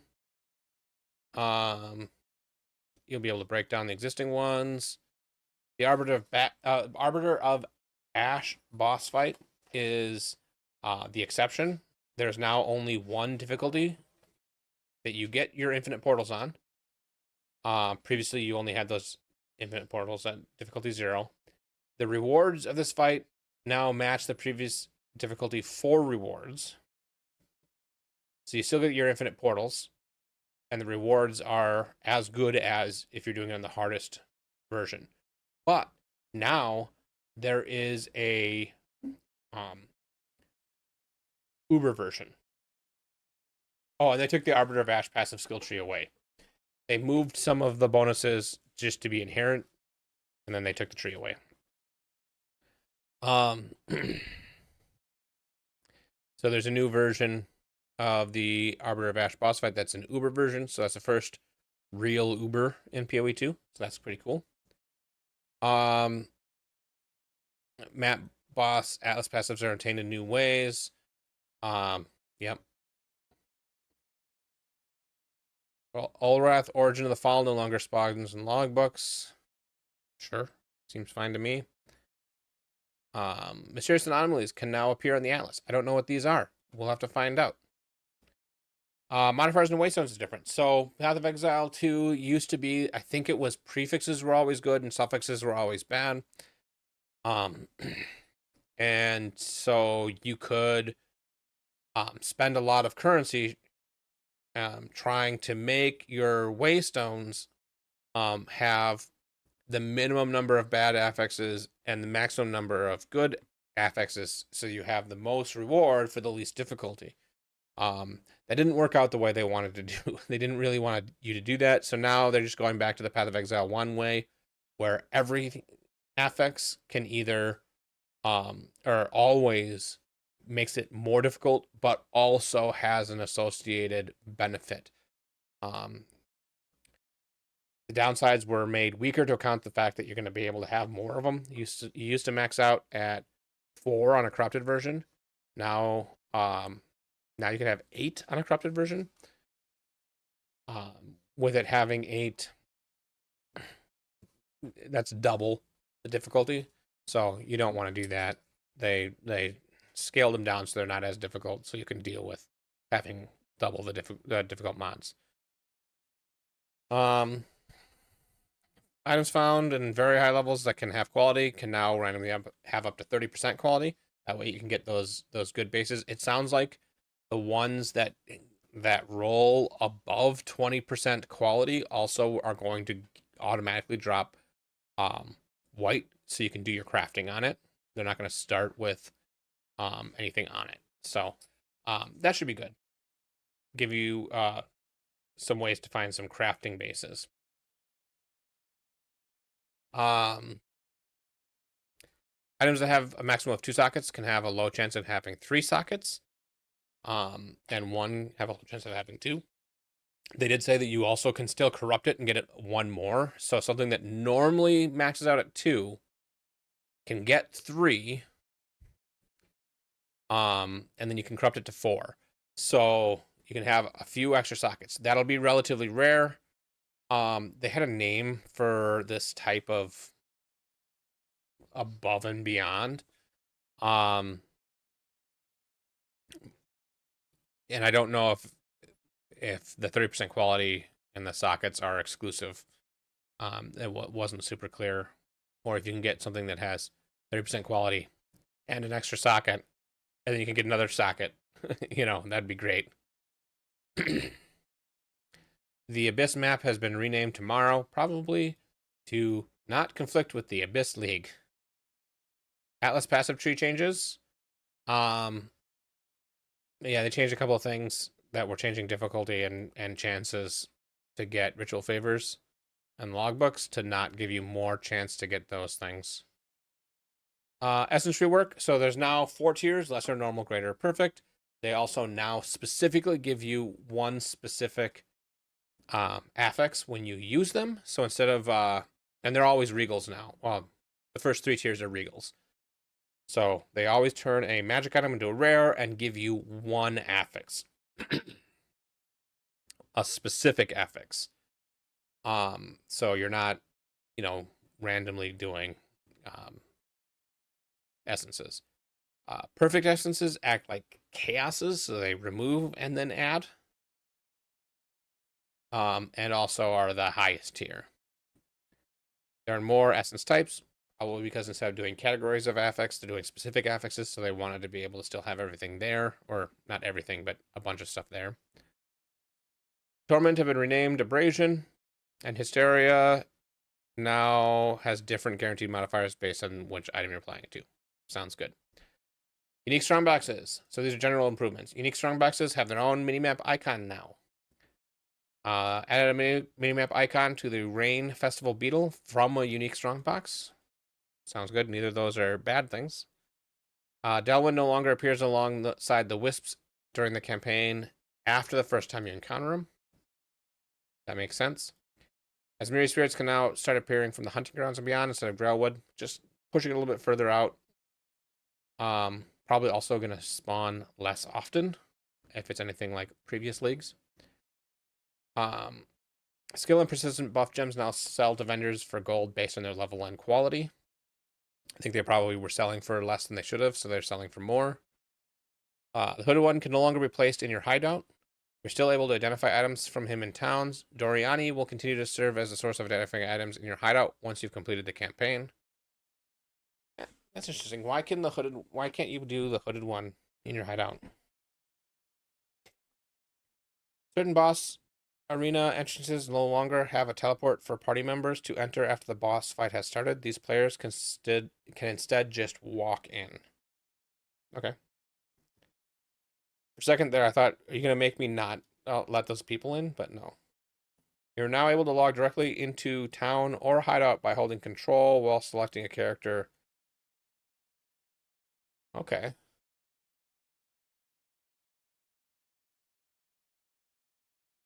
Interesting. You can now use checkpoints to warp to the waypoint in an area as well as other checkpoints. Oh, okay, yeah, that makes sense. The waypoint is effectively also a checkpoint. That makes sense. Omens can now stack, maximum stack of 10. Good. That's good. I like that omens can stack. Orb of Chance has received new 3D art. Okay. Uncut skill, support, and reservation gems can now be traded through the currency exchange. Nice. Okay. I like that those are in the currency exchange. Party members can no longer fruitlessly attempt to open expedition portals. And NVIDIA Reflex has been enabled. Okay. Player changes. So how are they changing me? When holding down the dodge roll button, your character will now... See, it says character, not player. Will now go into a sprint after they finish the roll. Sprint is available on all character classes, and there is no limitation for how long it can sprint for. That's a good change. I saw the movement. Seems like a really good quality of life. They want to make it easier, faster to navigate areas when out of combat. If you do take a hit with sprinting, you fall to the ground. It seemed like it took you a second to get back up, while you're pretty vulnerable that whole time. You can no longer socket multiple copies of the same skill gem in your main skill sockets. Skills not granted by gems and skill socket into persistent buffs gems do not count towards this limit. You still have multiple copies of specters or tame beasts, but only one of each kind of monster. Okay. It's interesting because, like, I remember, there's a skeleton minion build that would use two versions of the skeleton, one to apply a really good shock and then one to deal the actual lightning damage. So you'd have one of the shocking one and then as many as you could of the damaging one.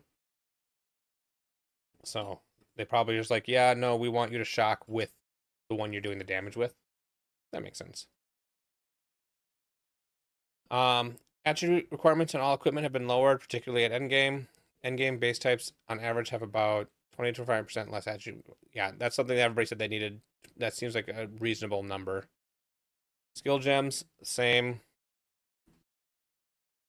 Fire damage no longer inherently has a chance to ignite. Instead, it inflicts flammability on the enemy based on the damage dealt. Flammability is a debuff that lasts for 4 seconds and grants all fire damage against the enemy, including the hit that applied to flammability, a chance to ignite the enemy equal to their flammability magnitude. Okay. Multiple hits can stack up flammability independently, meaning the target being hit frequently and or hard enough will consistently have a 100% chance to be ignited. Okay, that's good. Oh, and does igniting not remove the flammability from them? When they talked about it in the video, I thought that it would be like you chunk it up and then hits 100%. Now you've ignited them and it goes back to 0 and you have to chunk it back up again. This makes me think it's not that, and it just chunks up to 100 and it stays there as long as you're doing fire damage.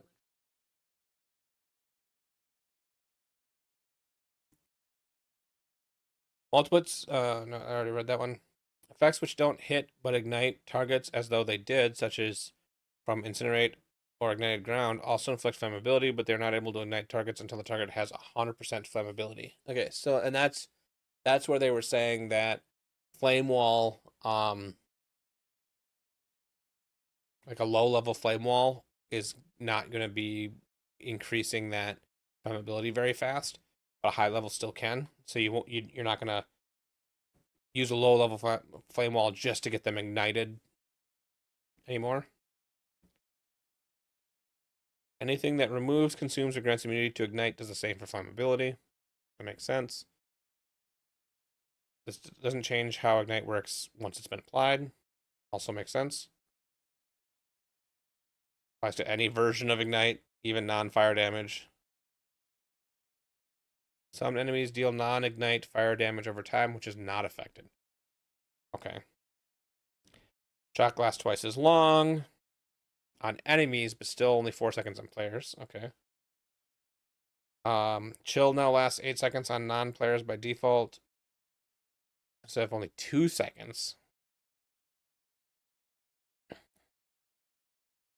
Chills on any target are now discarded if the magnitude is less than 30%, previously 5%. Okay, so it lasts longer, but you need to get it higher before it actually does anything. Overflow effects on life, mana, energy shield can now overflow the maximum by up to 1.5 times instead of 2. Okay. I think isn't that how Blood Mage overflow is a big thing for Blood Mage? Somebody's doing some road work outside my house. Light stun chances of less than 50% are now treated as 0%. Instead of previously described as less than 10%. But actually less than 20% for monsters being stunned and less than 12% for players being stunned.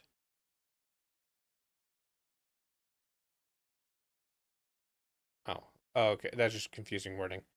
Elemental exposure now has 15% less effect on magic monsters and 30% less on rare and 50% less on unique. Okay.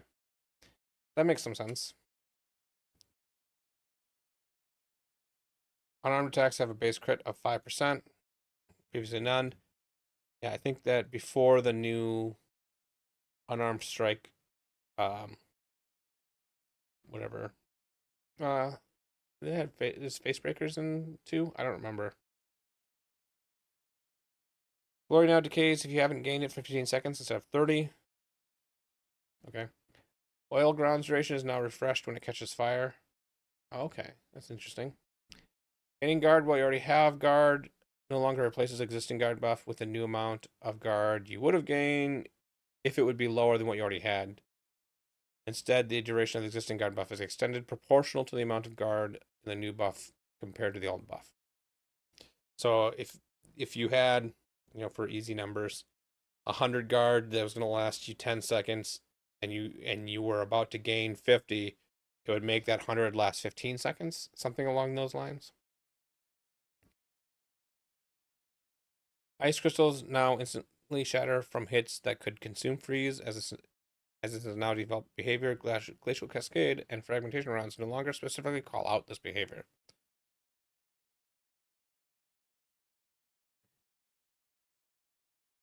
And a new mechanic called Elemental Infusion. Oh, that's why they changed it from Infusion to the other word.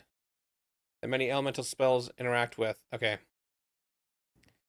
Yeah. That's why they changed the other word of the support gem, is to not be confused with this.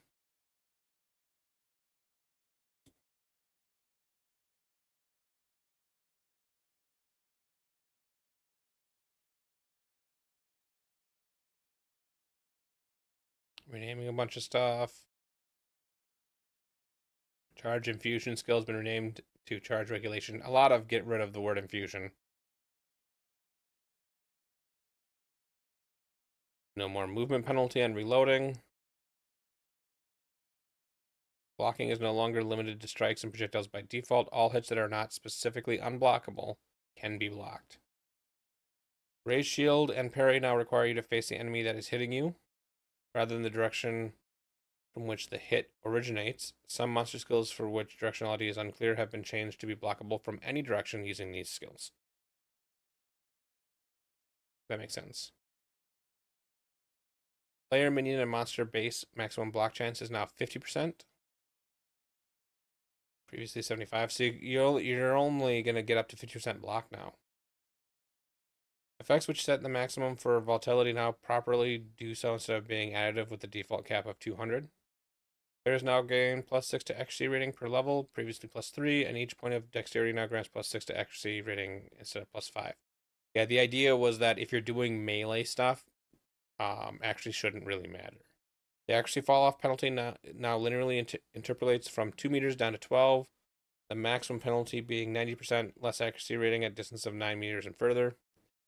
Previously, there was no maximum, and 14 meters you had 100% less accuracy rating. 100% less accuracy rating. Player minions now always hit with their attacks. Yep, you don't need accuracy for minions anymore. Player projectile skills now fire a minimum of 1 projectile, even if they should fire 0. I thought they changed that before. Swapping weapons is now instant. Good change. Elemental damage recouped as life and physical damage recouped as life is now displayed in the life section of the character panel. Okay, just for you to read it, you'll be able to see it. Verified on the stun keyword that monster damage has a 33% more light stun chance and heavy stun buildup. And monster physical damage has a 100% more light stun chance and heavy stun buildup. They're multiplicative with each other. This is purely a description change. Okay. There's a lot of description changes. Ascendancy changes. Okay. I'm not going to go through all of these. There's a lot here. I'm going to look through a couple of the ones that I've played that I'm interested in. Pathfinder. The sustainable practice noticeable now grants 50% of evasion rating, also grants elemental damage reduction instead of 30. Yeah, that's one of the changes. They want to make evasion better. Instead of poisonous, it's now acidic.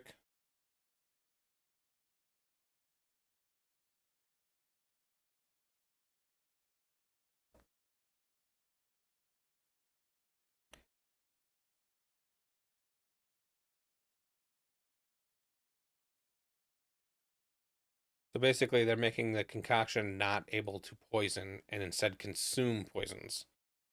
Interesting.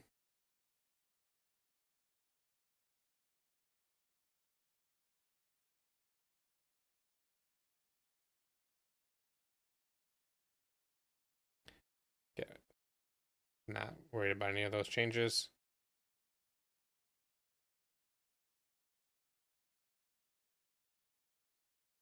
Okay, so instead of a 30% chance to go to maximum when you gain it, it's a 50% chance to get an extra one. Probably a nerf a little bit. Called Shot's notable passive skill no longer lets you apply an additional mark. Instead, it causes your projectiles to chain to marked enemies and grants a new Called Shot's meta skill that repeatedly marks enemies near you, bypassing your mark limit. Wow, that's cool. Eagle Eye's notable passive no longer removes the distance-based accuracy penalty. Instead, it applies 20 stacks of critical weakness to the enemy when you consume a mark on them. Okay.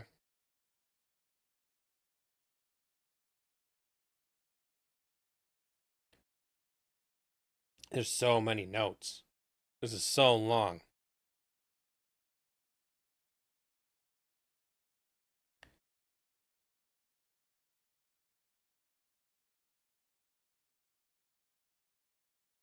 Yeah, the Sanguinancy notable passive is now free to allocate. The Life Remnant skill it grants now spawns a remnant on hitting a target instead of on critically hitting. Okay, so that helps. You don't need to immediately start scaling crit. And you don't even have to crit if you don't want to.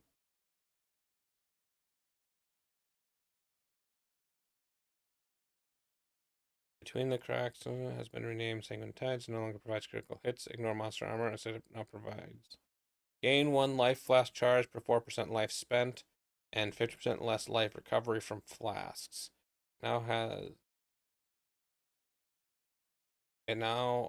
also now has when your life flask reaches full charges, 40% of its charges are consumed. Gain 1% of damage as physical damage for 3 seconds per charge consumed this way. Okay, so if you're not having to use your life flask flask becomes more damage, but if you are having to use it, you're just getting to use it more.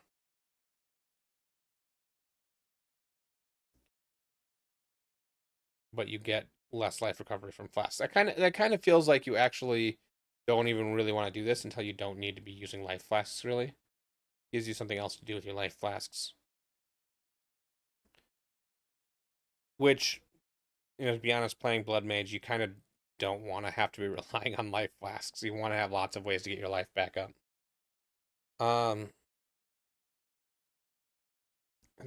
No longer grants your curses have infinite duration. Instead, it now grants enemies affected by curses have at least 15% life reserved. So that basically means that they have 15% less life as soon as you curse them. But if you don't curse them until late, it doesn't do anything. Oh, Infernal Hound's Ignite is bigger range. Pyromaniac Pact notable passive skill now grants Infernal Flame equal to twice your mana. It causes you to lose 25% of your Infernal Flame per second if you haven't gained any in the past 2 seconds. Okay, so this is straight buff. Yeah, they mentioned this. Demon Form no longer disables your weapons. It no longer grants level of all spell skills while in Demon Form. Or increased spell damage per Demon Flame. And now grants 2% more spell damage per Demon Flame. So they're changing an increased to more. So this is a multiplicative multiplier now. And quality now provides plus 0 to 10% increased cast speed while in Demon Form. Previously had no quality. Okay.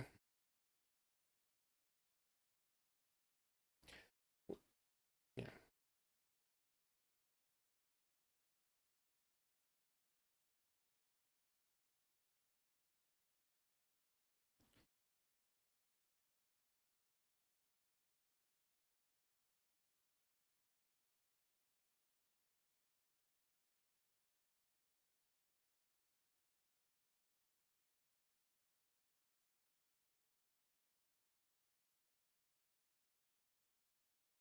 Interesting.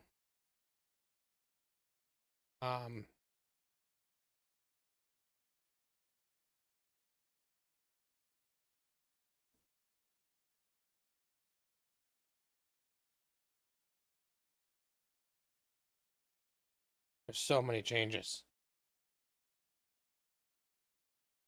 The Elemental Equilibrium Keystone passive skill has been redesigned and now causes infusion remnants you create to be random elements. Oh, interesting.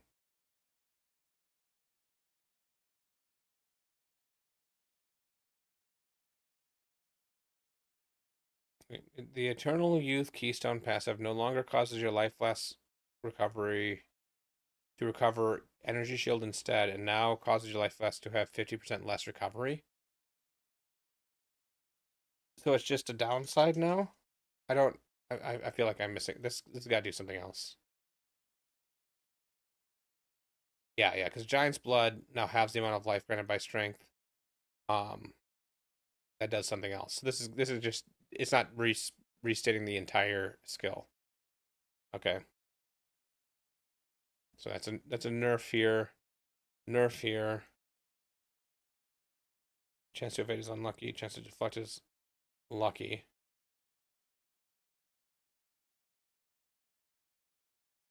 Glancing Blows no longer... Okay, so Glancing Blows is no longer a block node. It is now a deflect node.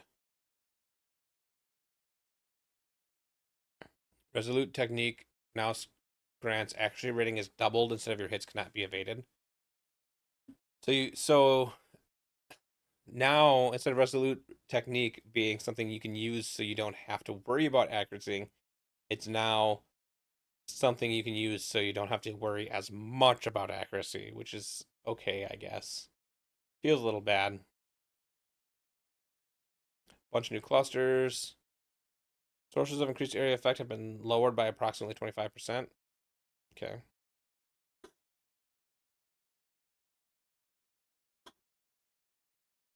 Sources of reduced reservation of skills instead now grant reduced reservation efficiency.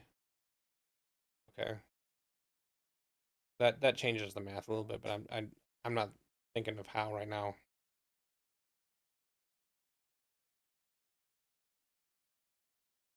Small attribute passive skill has been removed on all of the outward highways between class starting locations. Okay. Let you get out there a little bit faster.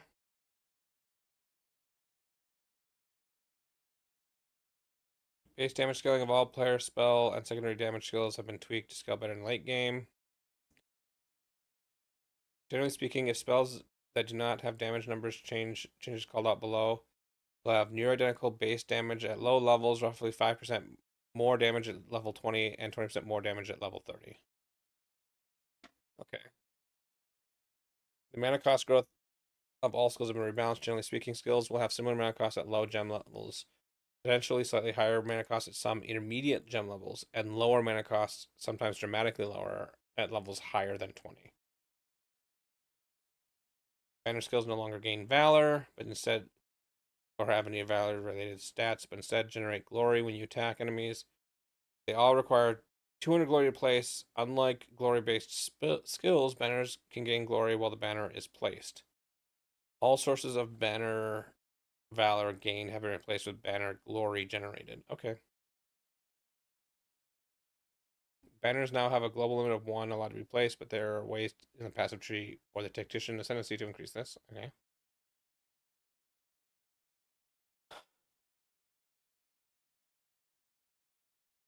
Curse skills that apply elemental exposure now can't apply those debuffs to enemies that are significantly higher level than the skill's own level requirement. This requirement is fairly lenient and disappears completely at high gem levels. I think that's to prevent you from using a low level exposure. For kind of no reason.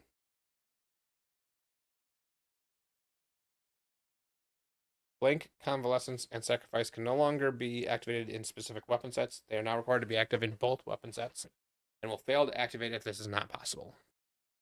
Okay. Higher rarity enemies are now less affected by curses. Curses have, yeah, we saw that before. I think we already went over that. Movement speed penalty inflicted by skills that can be used while moving now begins to fall off slightly more quickly while using the skill. Okay. That's good. Moving around is good. The spirit cost of specters has been adjusted so that specters with high spirit costs are generally cheaper, while some of the cheaper specters are now more costly.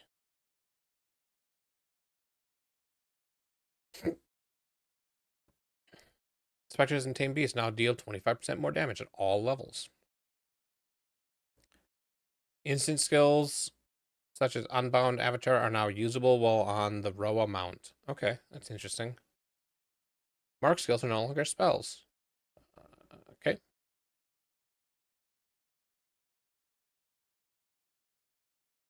Reservation skills that had reduced reservation. Yeah, they're just changing everything to reservation efficiency. A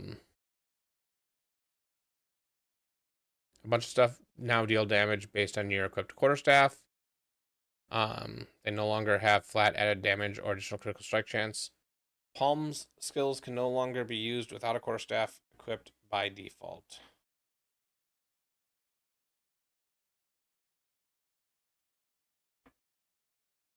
Oh, yeah, okay. They kind of should rename these.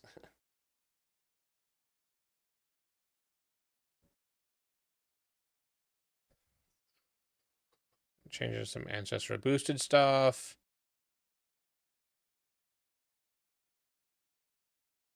Wands and staves now deal 12% more damage from skill levels 11 onwards.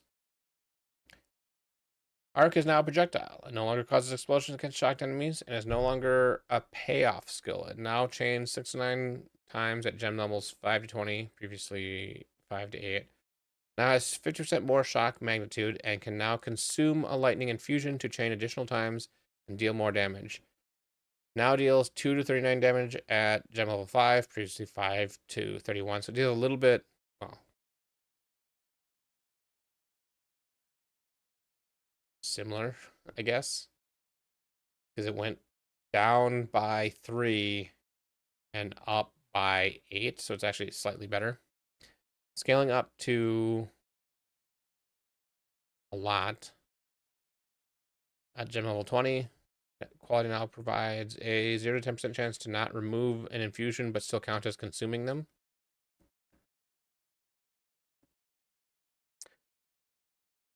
Archmage now has non-channeling spells gain 4% of damage as extra lightning damage for each 100 maximum mana. Previously 3%. Oh, this was 3%. Artillery Ballista is renamed Siege Ballista. All lightning can now consume fire infusion to leave a trail of ignited ground and explode. All right.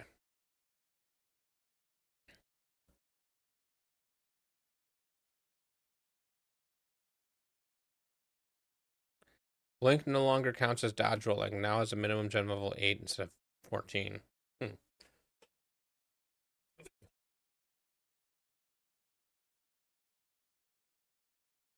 just gonna cast an elemental amulet instead of cast on whatever. And combines the energy gain conditions of all 3 previous gems. Existing copies of the gems will be updated to cast on the elements when you load the character or stash tab holding them.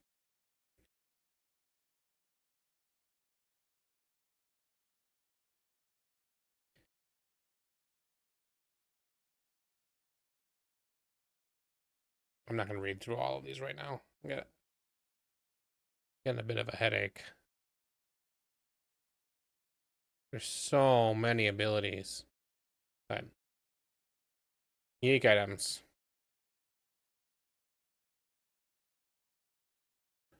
I'm gonna read, see if I remember any of these. Bones of Boots Not Bride. Increase reservation efficiency of skills to create undead minions. Instead of undead minions, have 20% reduced. Yeah, efficiency. Now has movement speed.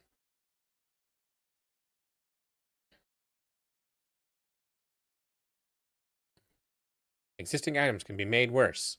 I like it when they do that.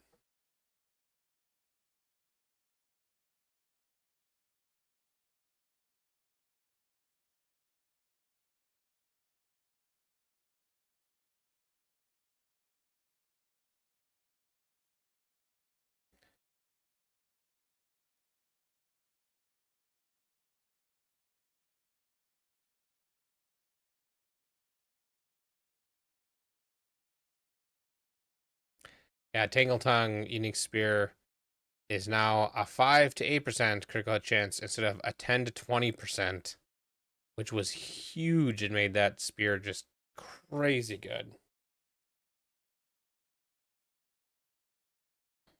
Elemental exposure is replacing cold, fire, any exposures.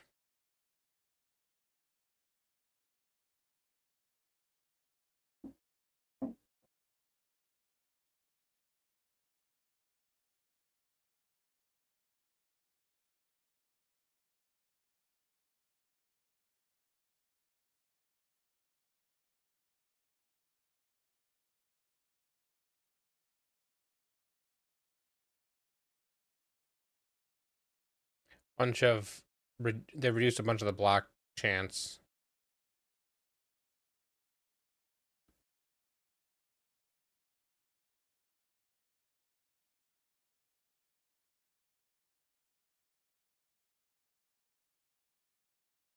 Distilled emotions have been renamed to liquid emotions. Okay.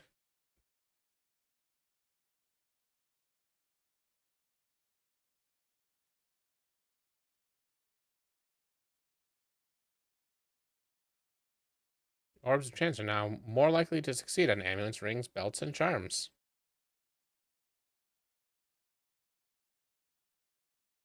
Vol orbs are now found during the Trial of Chaos and less often during other sources. Okay, so doing Trials of Chaos, if you like doing that kind of thing, you can get Vol orbs, which will become more valuable since you can't get them as much everywhere else.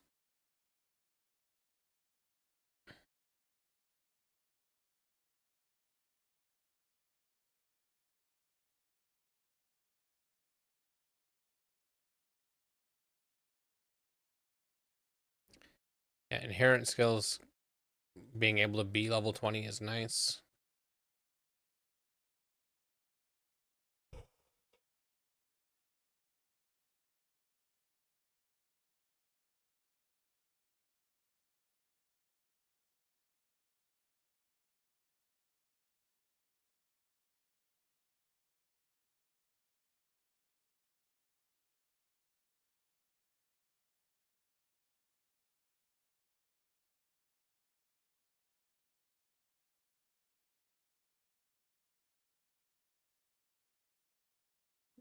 Making runes worse.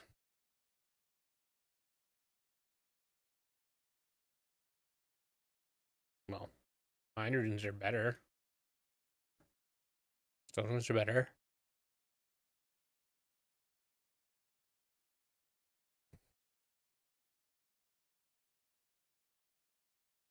That's better.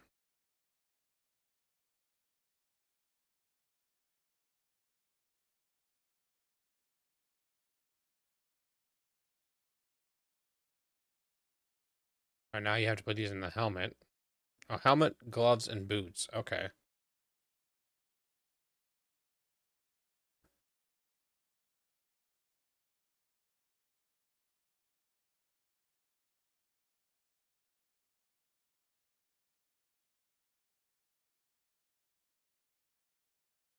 So many changes.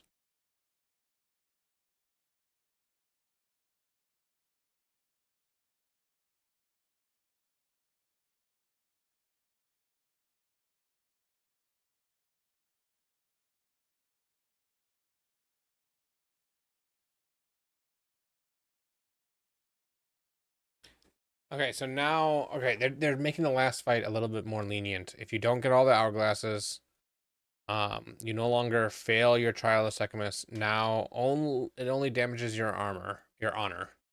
If you fail to collect the hourglasses, he now enters a secondary phase where the hourglasses and slow debuff persists, but at a much slower rate.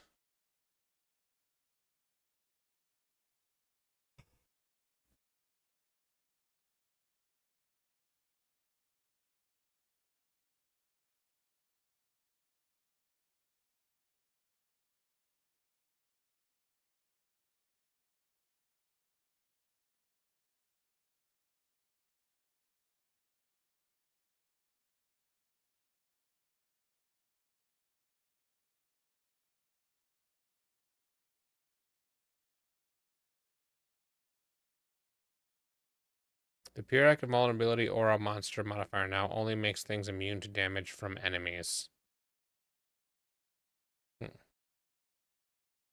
Reduce the number of river hags that spawn in the drowned city. Yes, less drowning orbs. Incrementally improve monster behavior. Nice.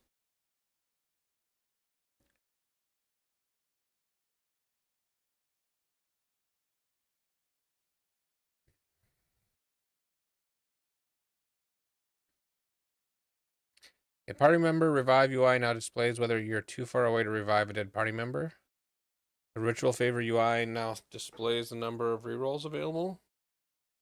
Modifier ranges on items now show a positive sign if the modifier range spans both negative and positive values. Okay. Wisp, yep, if you are now able to respawn at checkpoint from the escape menu in the Trial of Sechamus and Trial of Chaos, which will take you back to the entrance of the respective trial. Okay. That'll make it easier, like, oh, I'm done, I can't do this one. Go back to the beginning. When using a controller, you can now remove buffs from your character when the game is paused. Oh, okay.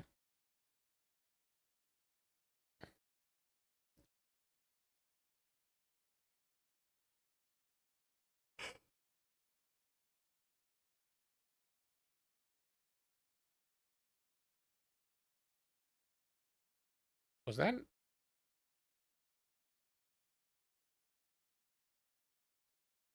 not a thing? I can do that in Path of Exile 1.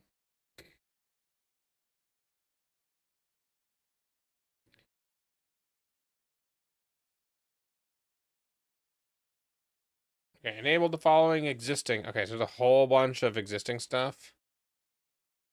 Footprints, Celestial Emperor, Sandfish Pet.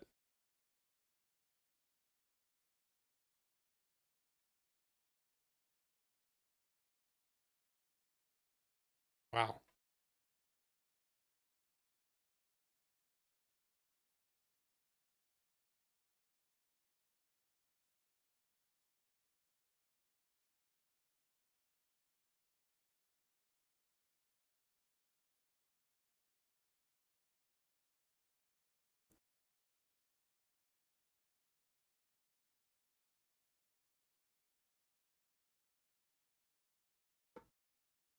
Okay. Wow, that's a lot of stuff. That's a lot of changes.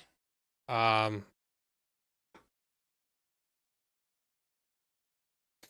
think that what I'm gonna do is I gotta make a video about this in the morning. And I'm just gonna call it a night right now. I'm getting a bit of a headache, so too much reading. It's a wall of text. So, I'm gonna call it a night. Thanks for hanging out. Appreciate it. I